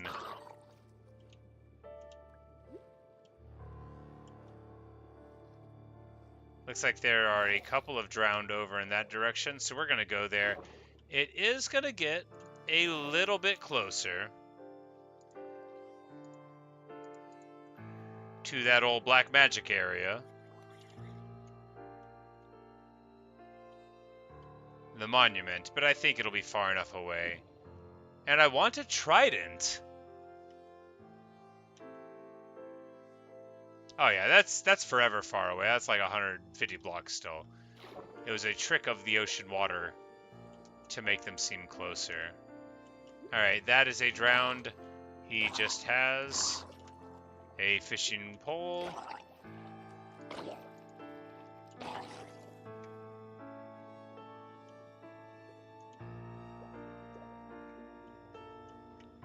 And that one's got nothing, so it's back to the boat. Almost kind of want to go down there. Why don't we? Just to see what we can see.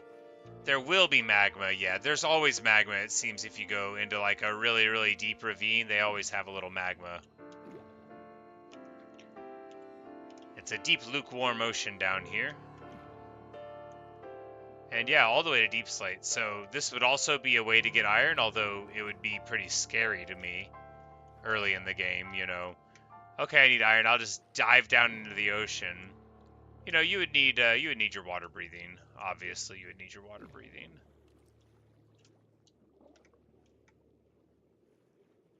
Then you could just, you know, peek around, get plenty of lapis, all sorts of stuff available, but bioluminescent squid all around, a beautiful little sinkhole, but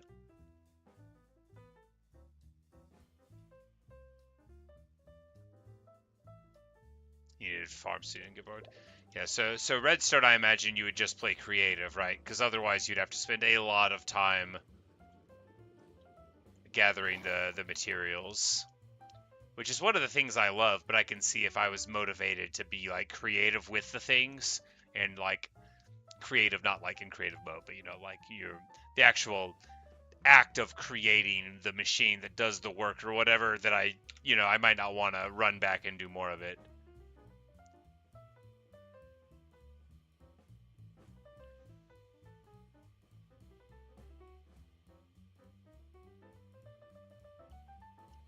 I would be surprised how speedrunners go down there sometimes. Well, you know, I don't know very much at all about it, but I know that those guys really know what's up. So I'm sure that if they made the choice to do it, they would make the calculated decision that either it would be fast, or that if it didn't work, they could just restart a world. Because I imagine that's a thing that they do a lot in Minecraft. I remember it from various investigations into cheaters, which is as I've said a few times before, that was like my first real exposure to Minecraft, was people investigating malfeasance in it. But speaking of bad behavior, not Minecraft bad behavior, but I did watch a documentary by a video by a guy named Herson about a Civilization 6 cheater at the top of the leaderboard, basically, and how they figured all that out. and I watched that earlier. It was amazing. Just a really, really interesting thing. I like stats and stuff anyway, so I like to see how people can use analysis to demonstrate bad behavior. Hey, a third Nautilus shell. Gimme, gimme, gimme.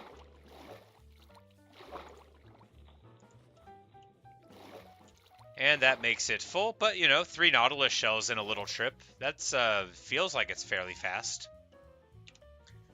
Because I mean, I do have the looting now, but I don't think they even drop unless they're in their hands. So, in their hands. I'll lift up my hand in the air, and that'll let you know what I mean by hands.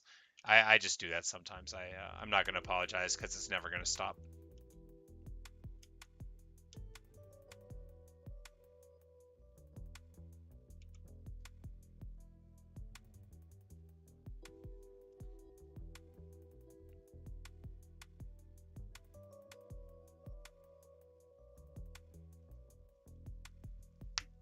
Yeah, and I can see too, like you say, the speedrunners going down there, because if you know it'll be a deep drop, then you can be pretty sure that you would find something like iron down there, right?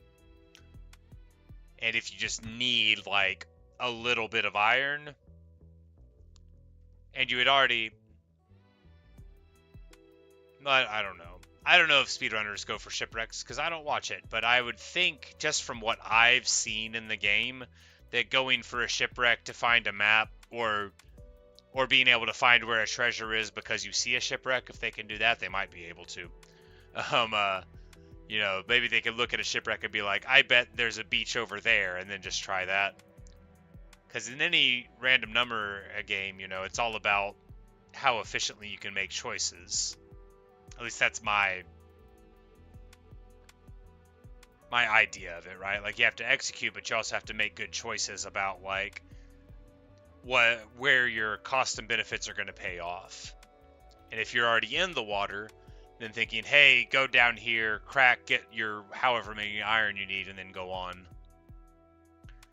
Because I know from watching videos, there was one in particular that stuck with me, that the guy like basically went into the nether with a bucket and nothing else, and he just like made a gold pickaxe while he was in there, like just totally winging it essentially. And anyway, and that one he dug in a suspicious direction and he made the tool too early, and that's one of the ways they found that his play pattern wasn't normal. And I love that kind of thing too, because if you were watching a guy like me do it, well, I don't know what I'm doing, but I definitely get the sense from watching all this stuff about Minecraft speedrunning that if you are a person like me, you could never execute enough to make making those weird bad decisions reasonable, is how it seems to me. But yeah, the bucket is enough, no spoilers. I think I figured out how the other day whenever I was trying. I just didn't know how to execute it, right? Because you have stone generator and cobblestone generator, which are lava and water source interactions. Then you have obsidian generator, which is water hitting a lava source. Running water hitting a lava source. And so I was thinking you would just like make an artificial nether portal, like one smaller, like make cobblestone around it, and then you could like put the lava sources on top of it, and then you would dunk water over it, and then that would draw the portal so you wouldn't have to have a diamond pickaxe in order to do it. That was my idea. I tried to do it a couple of times while I was playing, and man, it didn't work. So I just said, whatever, I'm going to give up on it. And then I went and tried to mine diamonds for the next hour.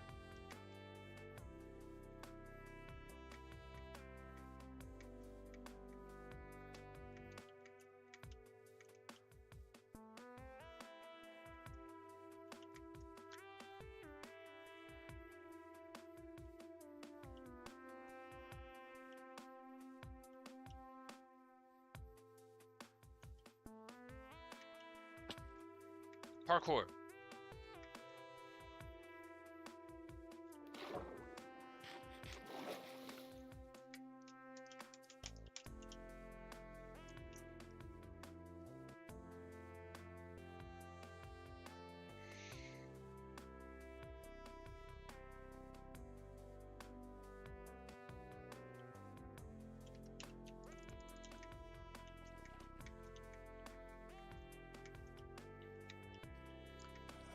You were saying something about the armor trims earlier, and that made me think, I bet some absolute insane person has collected all of them. Like, all the permutations. Because that's the thing about Minecraft, right, is it's so popular that I know any idea that I have that's not hyper-specific to how weird of a person I am can never be original, right? Not that it matters. The originality is all in, you know, what you do in the sandbox. It doesn't matter that you had to grab a shovel to do it. This looks like where I built the first house of dirt, if you guys remember that way back in the day. In hardcore episode 006. I didn't put a number on this one. I think for the streams, I'm not going to put a number for the episode and just like put the days on there, and then I'll number it like for archiving later. Because it occurs to me that a bunch of information before that's not like useful for identifying what the stream is going to be like is just numbers and gibberish.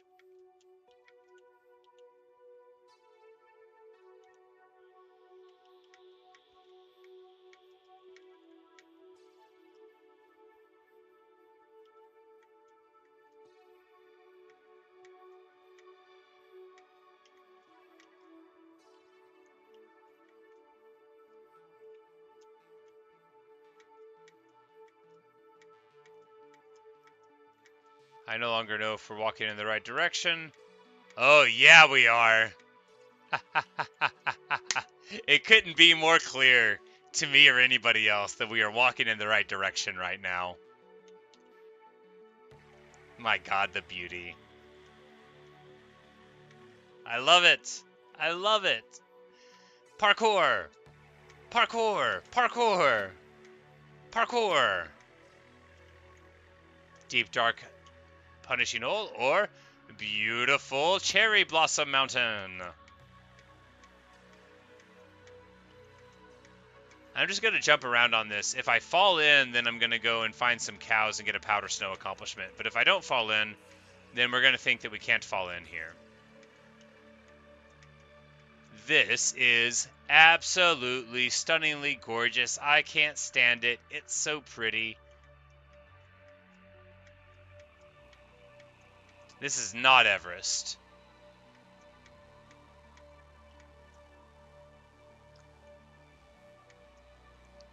It is 1,000,000% not Everest. It's just a very huge mountain elsewhere that has the cherry trees already. This is what I was trying to pretend to have it. There's a cat up here? Is there a village around? Like what is this little guy doing?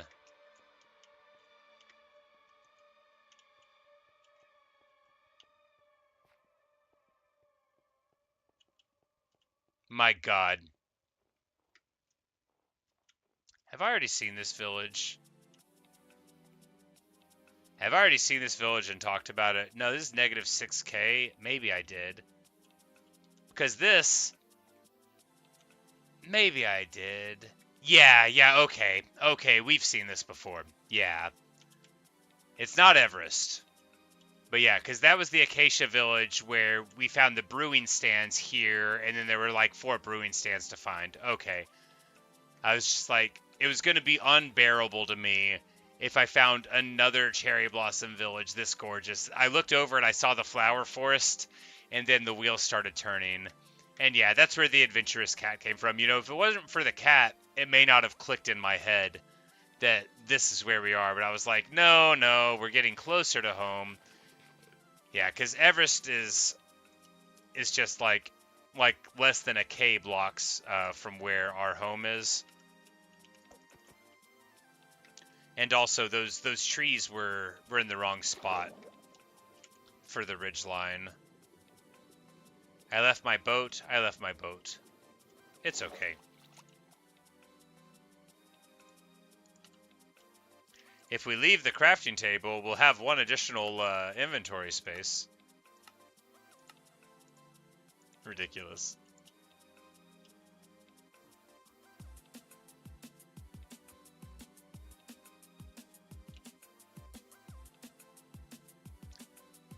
But very, very soon we'll be back at home.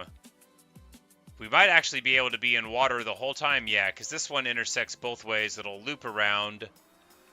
And the beautiful flower forest will get us jumped by a spider? No.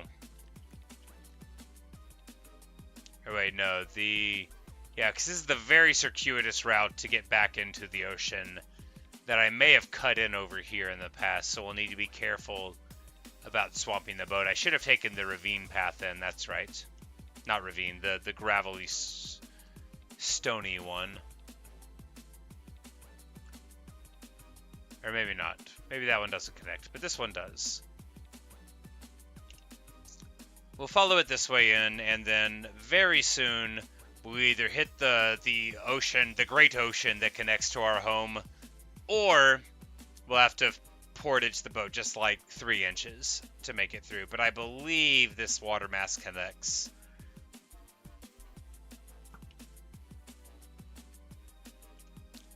He shot my boat. Not enough to really hurt it, but a little bit. I was going to say, oh no, the LA's gone, but he is still with us. We're going a little bit too fast this time.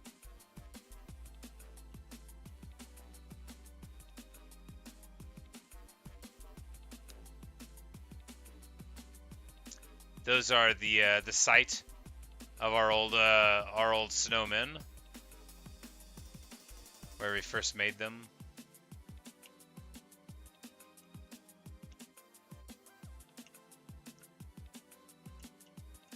No, we make water and then we turn.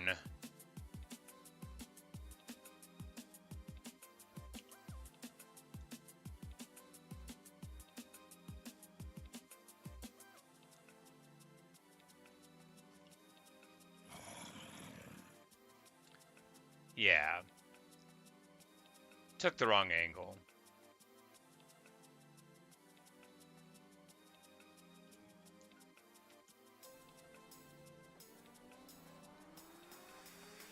And we've got archaeology sites, maybe a ruined nether portal, maybe both.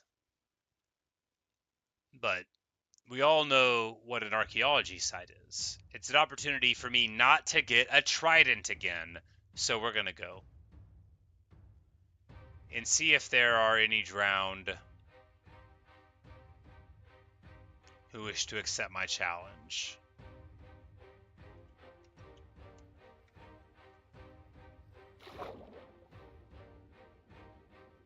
Found one. No trident.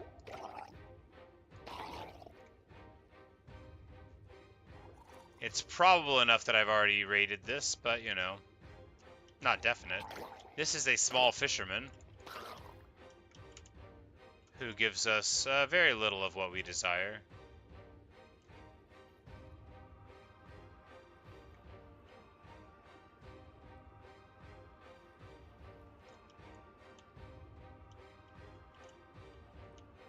No more drowned to speak of. Ah, one more drowned to speak of.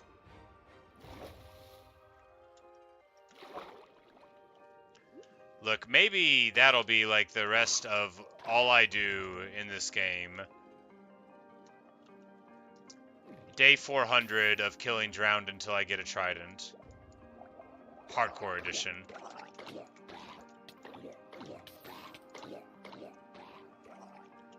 He is walking on coals to prove his bravery, and now he is being hit by a sword. Hey, there's one more over here.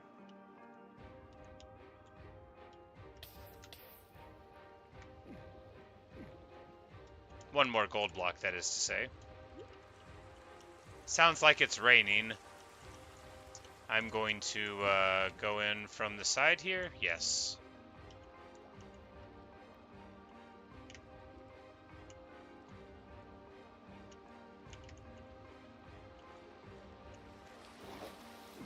Thunderstorm? Nah, just rain, I think.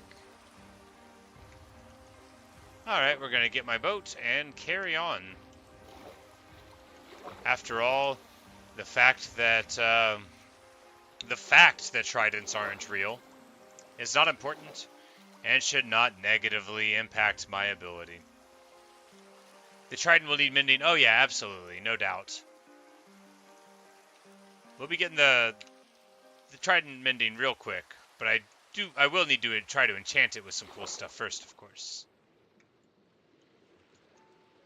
Very nice sort of frowny creeper faces on the sandstone.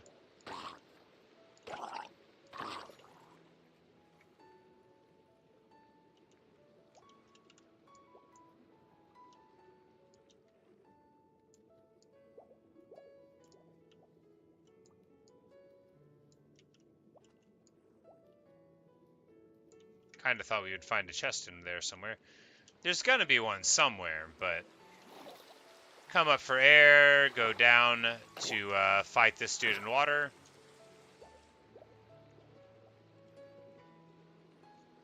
Alright, another Nautilus shell.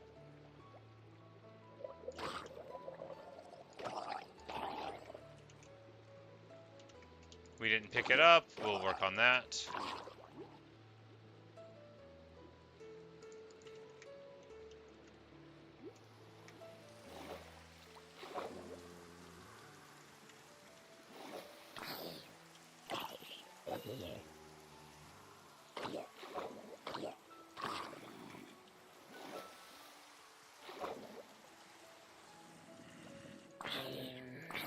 I should let them drown first, but they probably wouldn't even get a trident, so there's no point. These zombies are very smart, though. What? What? Okay. He was riding on a chicken. He had a helmet and everything. That's good. Safety first.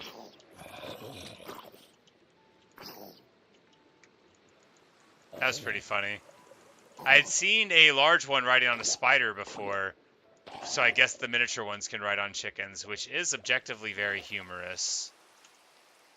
Just like, that's good stuff, no notes.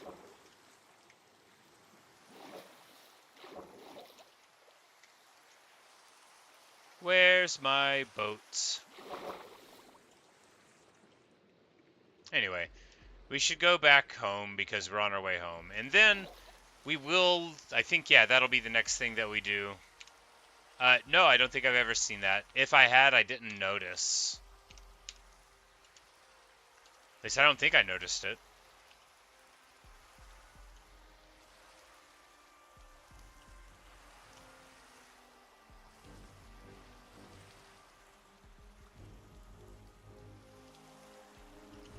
I think this is just like a little narrow isthmus and we're going to hit...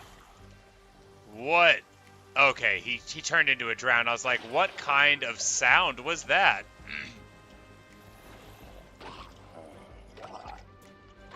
So this is a...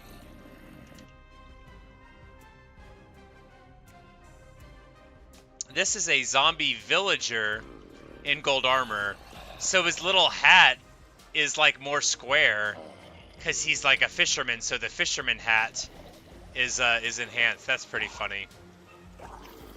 Because like the special gear, like his little leather pants stick out through the holes in the back of the gear, so you can still see it's him.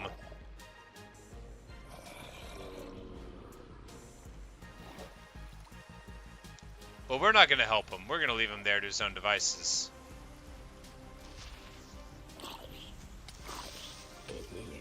And then we're going to let a creeper blow up in our face.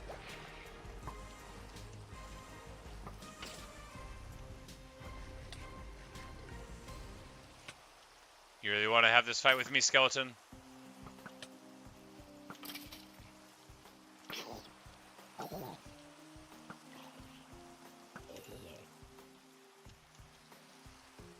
You can't catch him on fire in the rain. That totally makes sense, and I can't believe I observed that out loud.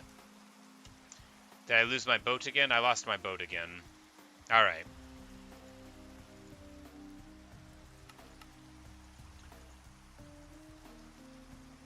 You know what that means. Oh, I got a copper thing. You know, you get a copper from the drowned, and then you could use that to make the brush. And while you're doing that, you could see that tridents don't exist.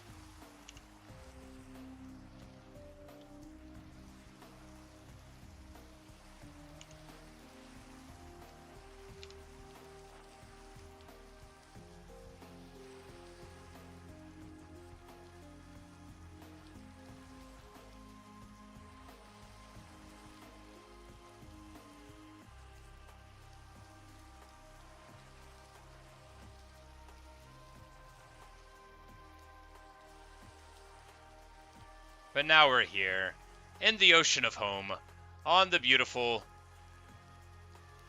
beautiful open water. And now that we're in this part of the ocean, I'm reasonably certain that there will be nothing but smooth seas and recognizable waters between us and home. So very excited about that.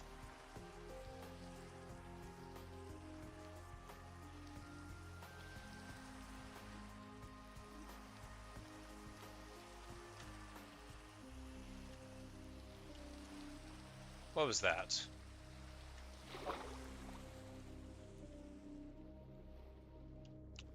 Okay, it was just the granite color that looked really weird with the light on it. Looked very striking, but it's just a random.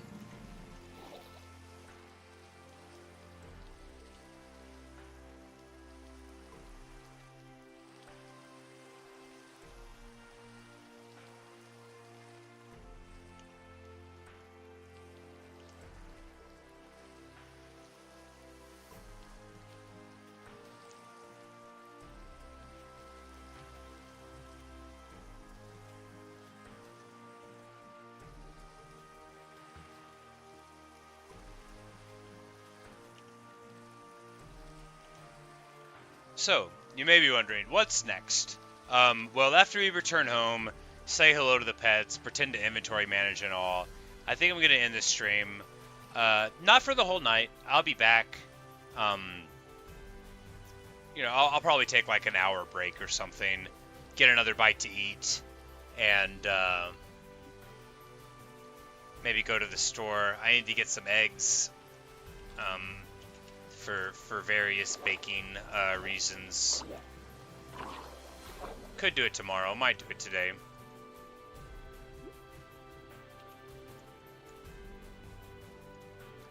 Hey, luck of the sea too on the fishing rod, you know, we should start fishing one of these days. Might be able to get something good from it.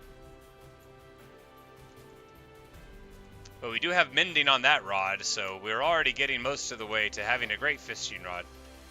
And a drowned zombie.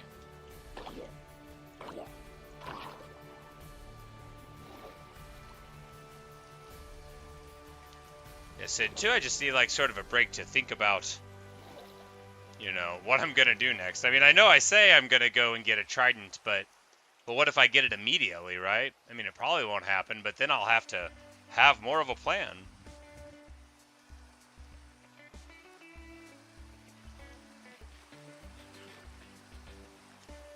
But I do remember now. That's right. I'm going to level up a cartographer. We'll try to get a trident for a bit in the next stream. But if it bothers me a lot, which it could, then we'll level up a cartographer and try to get a trial map and then try to go do that. And that'll be a bunch of new stuff to experience. Depending on how long I try to get the trident for.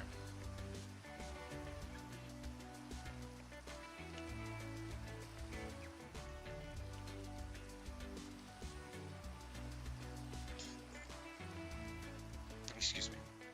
But give me time to get a little fresh.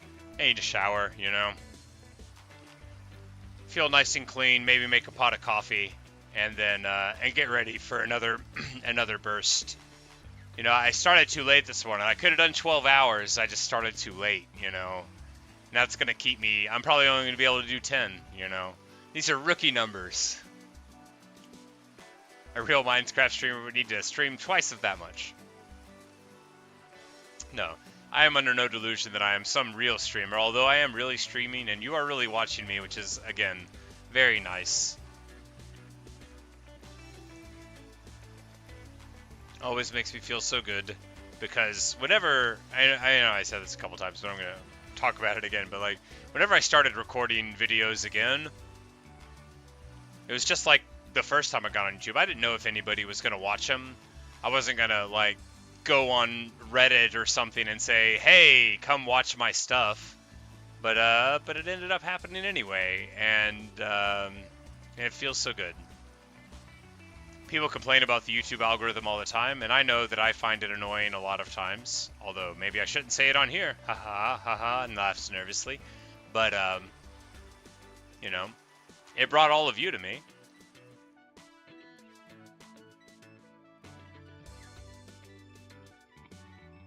Actually, maybe we're not going to cross to Everest on the way in here. Yeah, I think actually we skirted the other side of Everest, and we'll just come in, cut through the savannah and into the canal.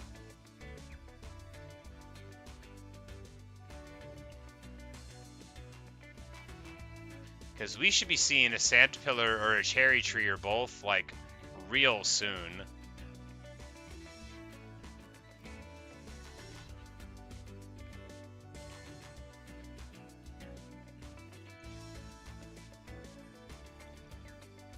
Because it's like, you know, I don't want to, it sounds like, this is what the internet is for, but like, it's great when the randomness of it and like the algorithmically generated direction that it pushes on you gives you something that you like. I'm just like so thrilled that y'all guys watch me, but like, just in general, it feels so good, I know, you know, because everybody likes the stuff they like, but it's so good to find something new also. And there we go. The cherry trees of Everest. So we are coming on Everest, but from the other direction. And that is Everest. I'd know it anywhere.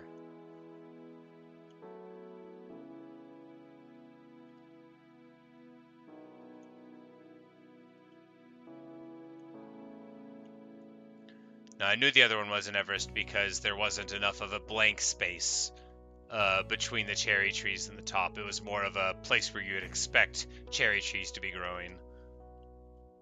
And there is too much snow. Not too much. There's a great amount of snow. I just knew that I hadn't put that much snow down.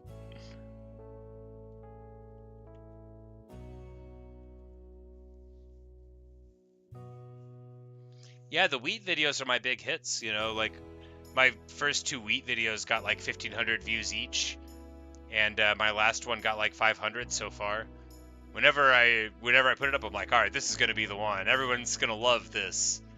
And then I put out, you know, House of Dirt, and it sent 300 people to it, and House of Dirt is actually, that's where we met Garuda, and like that's one of my most successful hardcore videos of all time, and it was just me loading into that dark forest on what I call the beautiful world, the Garuda Sanctuary world with all the cherry trees of the flower forest, you know the one, the beautiful world, and yeah. Good stuff. Actually lived through the first night.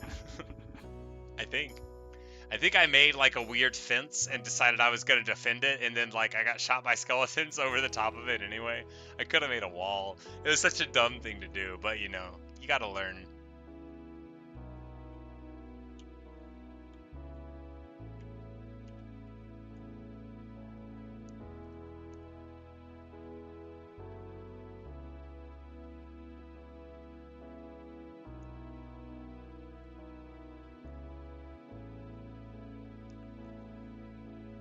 But a lot of why I started playing hardcore is also because I wanted to make more videos, and I didn't think that there was like a justification. Like whenever I turned mobs on survival and I would like explore somewhere new, I'd be like, all right, this is okay, but I felt like what do I, a second delay? This must be one from like hanging around inside here, but we'll see. But you know, it's like, what does this video even bring that I would feel like somebody might want to watch it? And with hardcore, I felt like if I could do that, it'll basically always be engaging. And I do think it is a bit of a hack in that regard, because I mean, if y'all remember the beautiful world, the Garuda Sanctuary, I died in broad daylight fighting an Enderman, and that makes it so that it's reasonable at least to.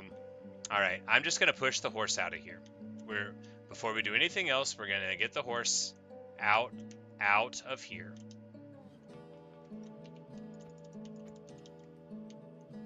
No. Yep, this way. All right, we're just gonna push him out of here. If he falls back in again, well, it's not gonna happen. Just get out. Just get out. Just get out. You can... No, no, no.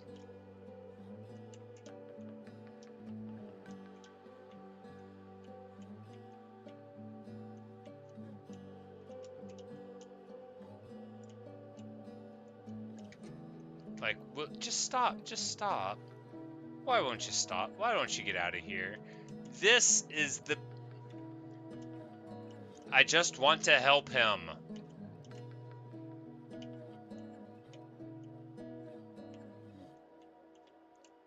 I swear on every holy thing, if I see you in this canal again...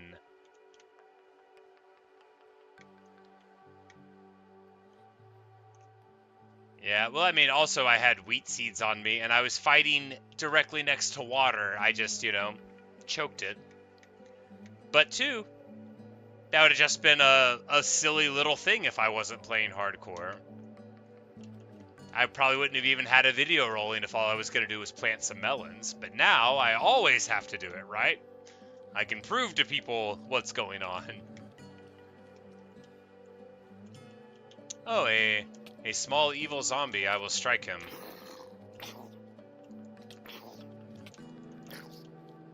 How many hit points does this dude have? There we go.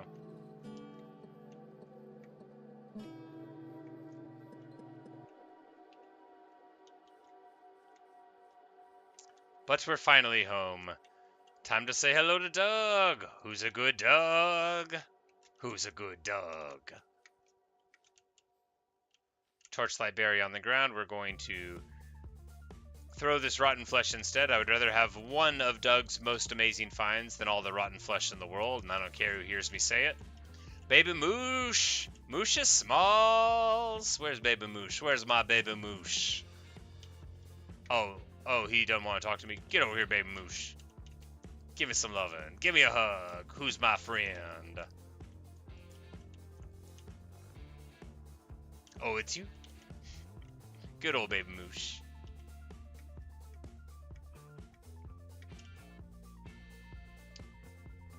And of course, as we return home,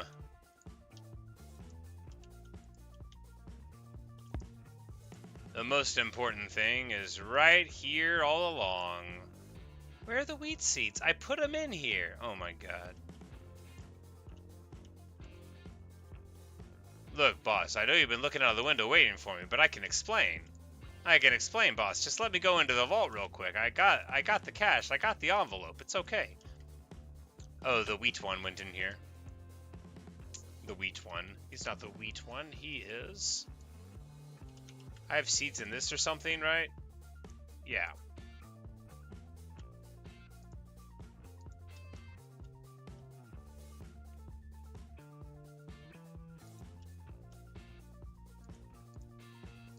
Alright, got our seeds. Back up to the boss. Sorry, boss. I got the envelope. The seeds are gonna taste sweet. Don't you worry, boss. Garuda! Garuda the brave. Garuda the good.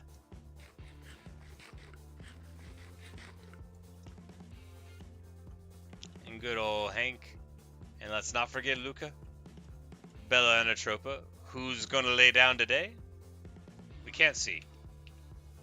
We literally can't tell. Alright. Looks like they were both hanging out. And if they drop Nautilus shells in the morning for you sometimes, it seems like it would always be worth it to get more. What's this? A slime block? Okay. And what do you make with them? Slime balls. Got it. So it's just a standard jam them all together type of thing. And yeah, so we'll just we'll make them all into blocks for storage.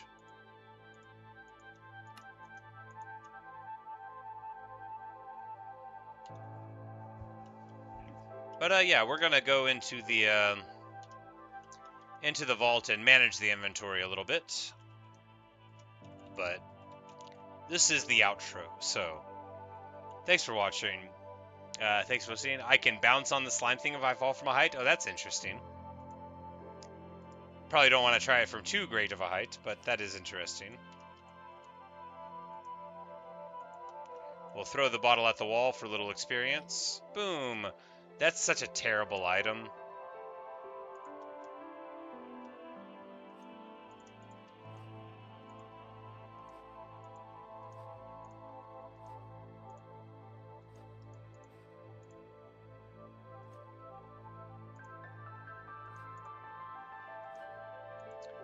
We did come out of that with a ton of TNT. We did go to 4 buried treasures, though. It's pretty funny.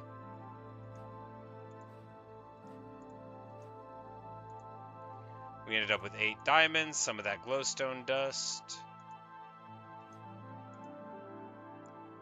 A huge amount of emeralds, and we got this sack inside of that sack, and now we put the torches in that sack. Alright, that's where those were.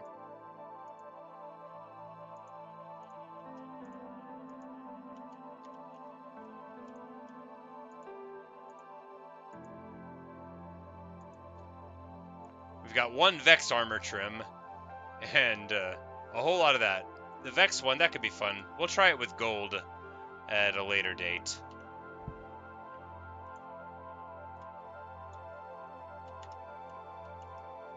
But here, so honeycombs, that could be like a wool products thing, because that's like a true animal products. More seeds, lily pads.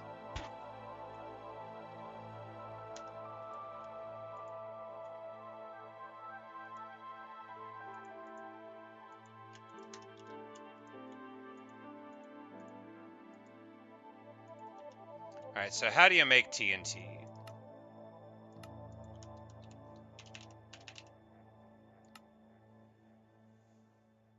Sand and gunpowder? I mean, no, but okay, I'll take it.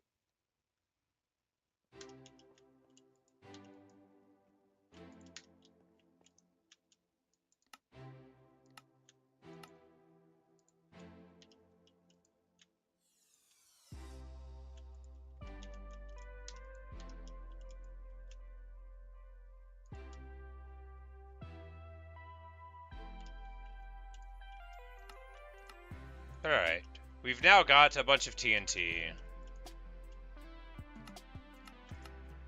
We've now got 24 blocks of redstone. We've got slightly more space and slightly more of our inventory things. We'll have a bunch of gold blocks for whatever I want to use them for, or whatever I don't.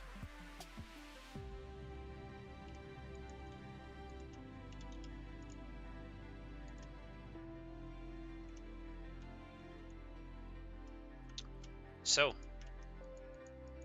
that's all I've got for you right now. When we return, we're going to have the brush in our inventory, because we're going to go and fight. We'll try to get looting 3, just for luck's sake. We're going to try to get a trident when we come back, which shouldn't be more than an hour from now, but don't let me lie to you. By the time 10 o'clock rolls around, though, I should definitely be live again. And I know I've thanked you, but I'll do it again. Thank you guys so much.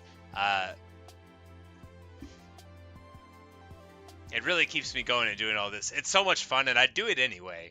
But y'all being here really keeps the dream alive, you know. I probably wouldn't stream for 5.5 hours if nobody was talking back to me. So thank you for making my day so much more enjoyable. And I hope I'll see you in a little bit in the next stream. That's all. Thanks for watching.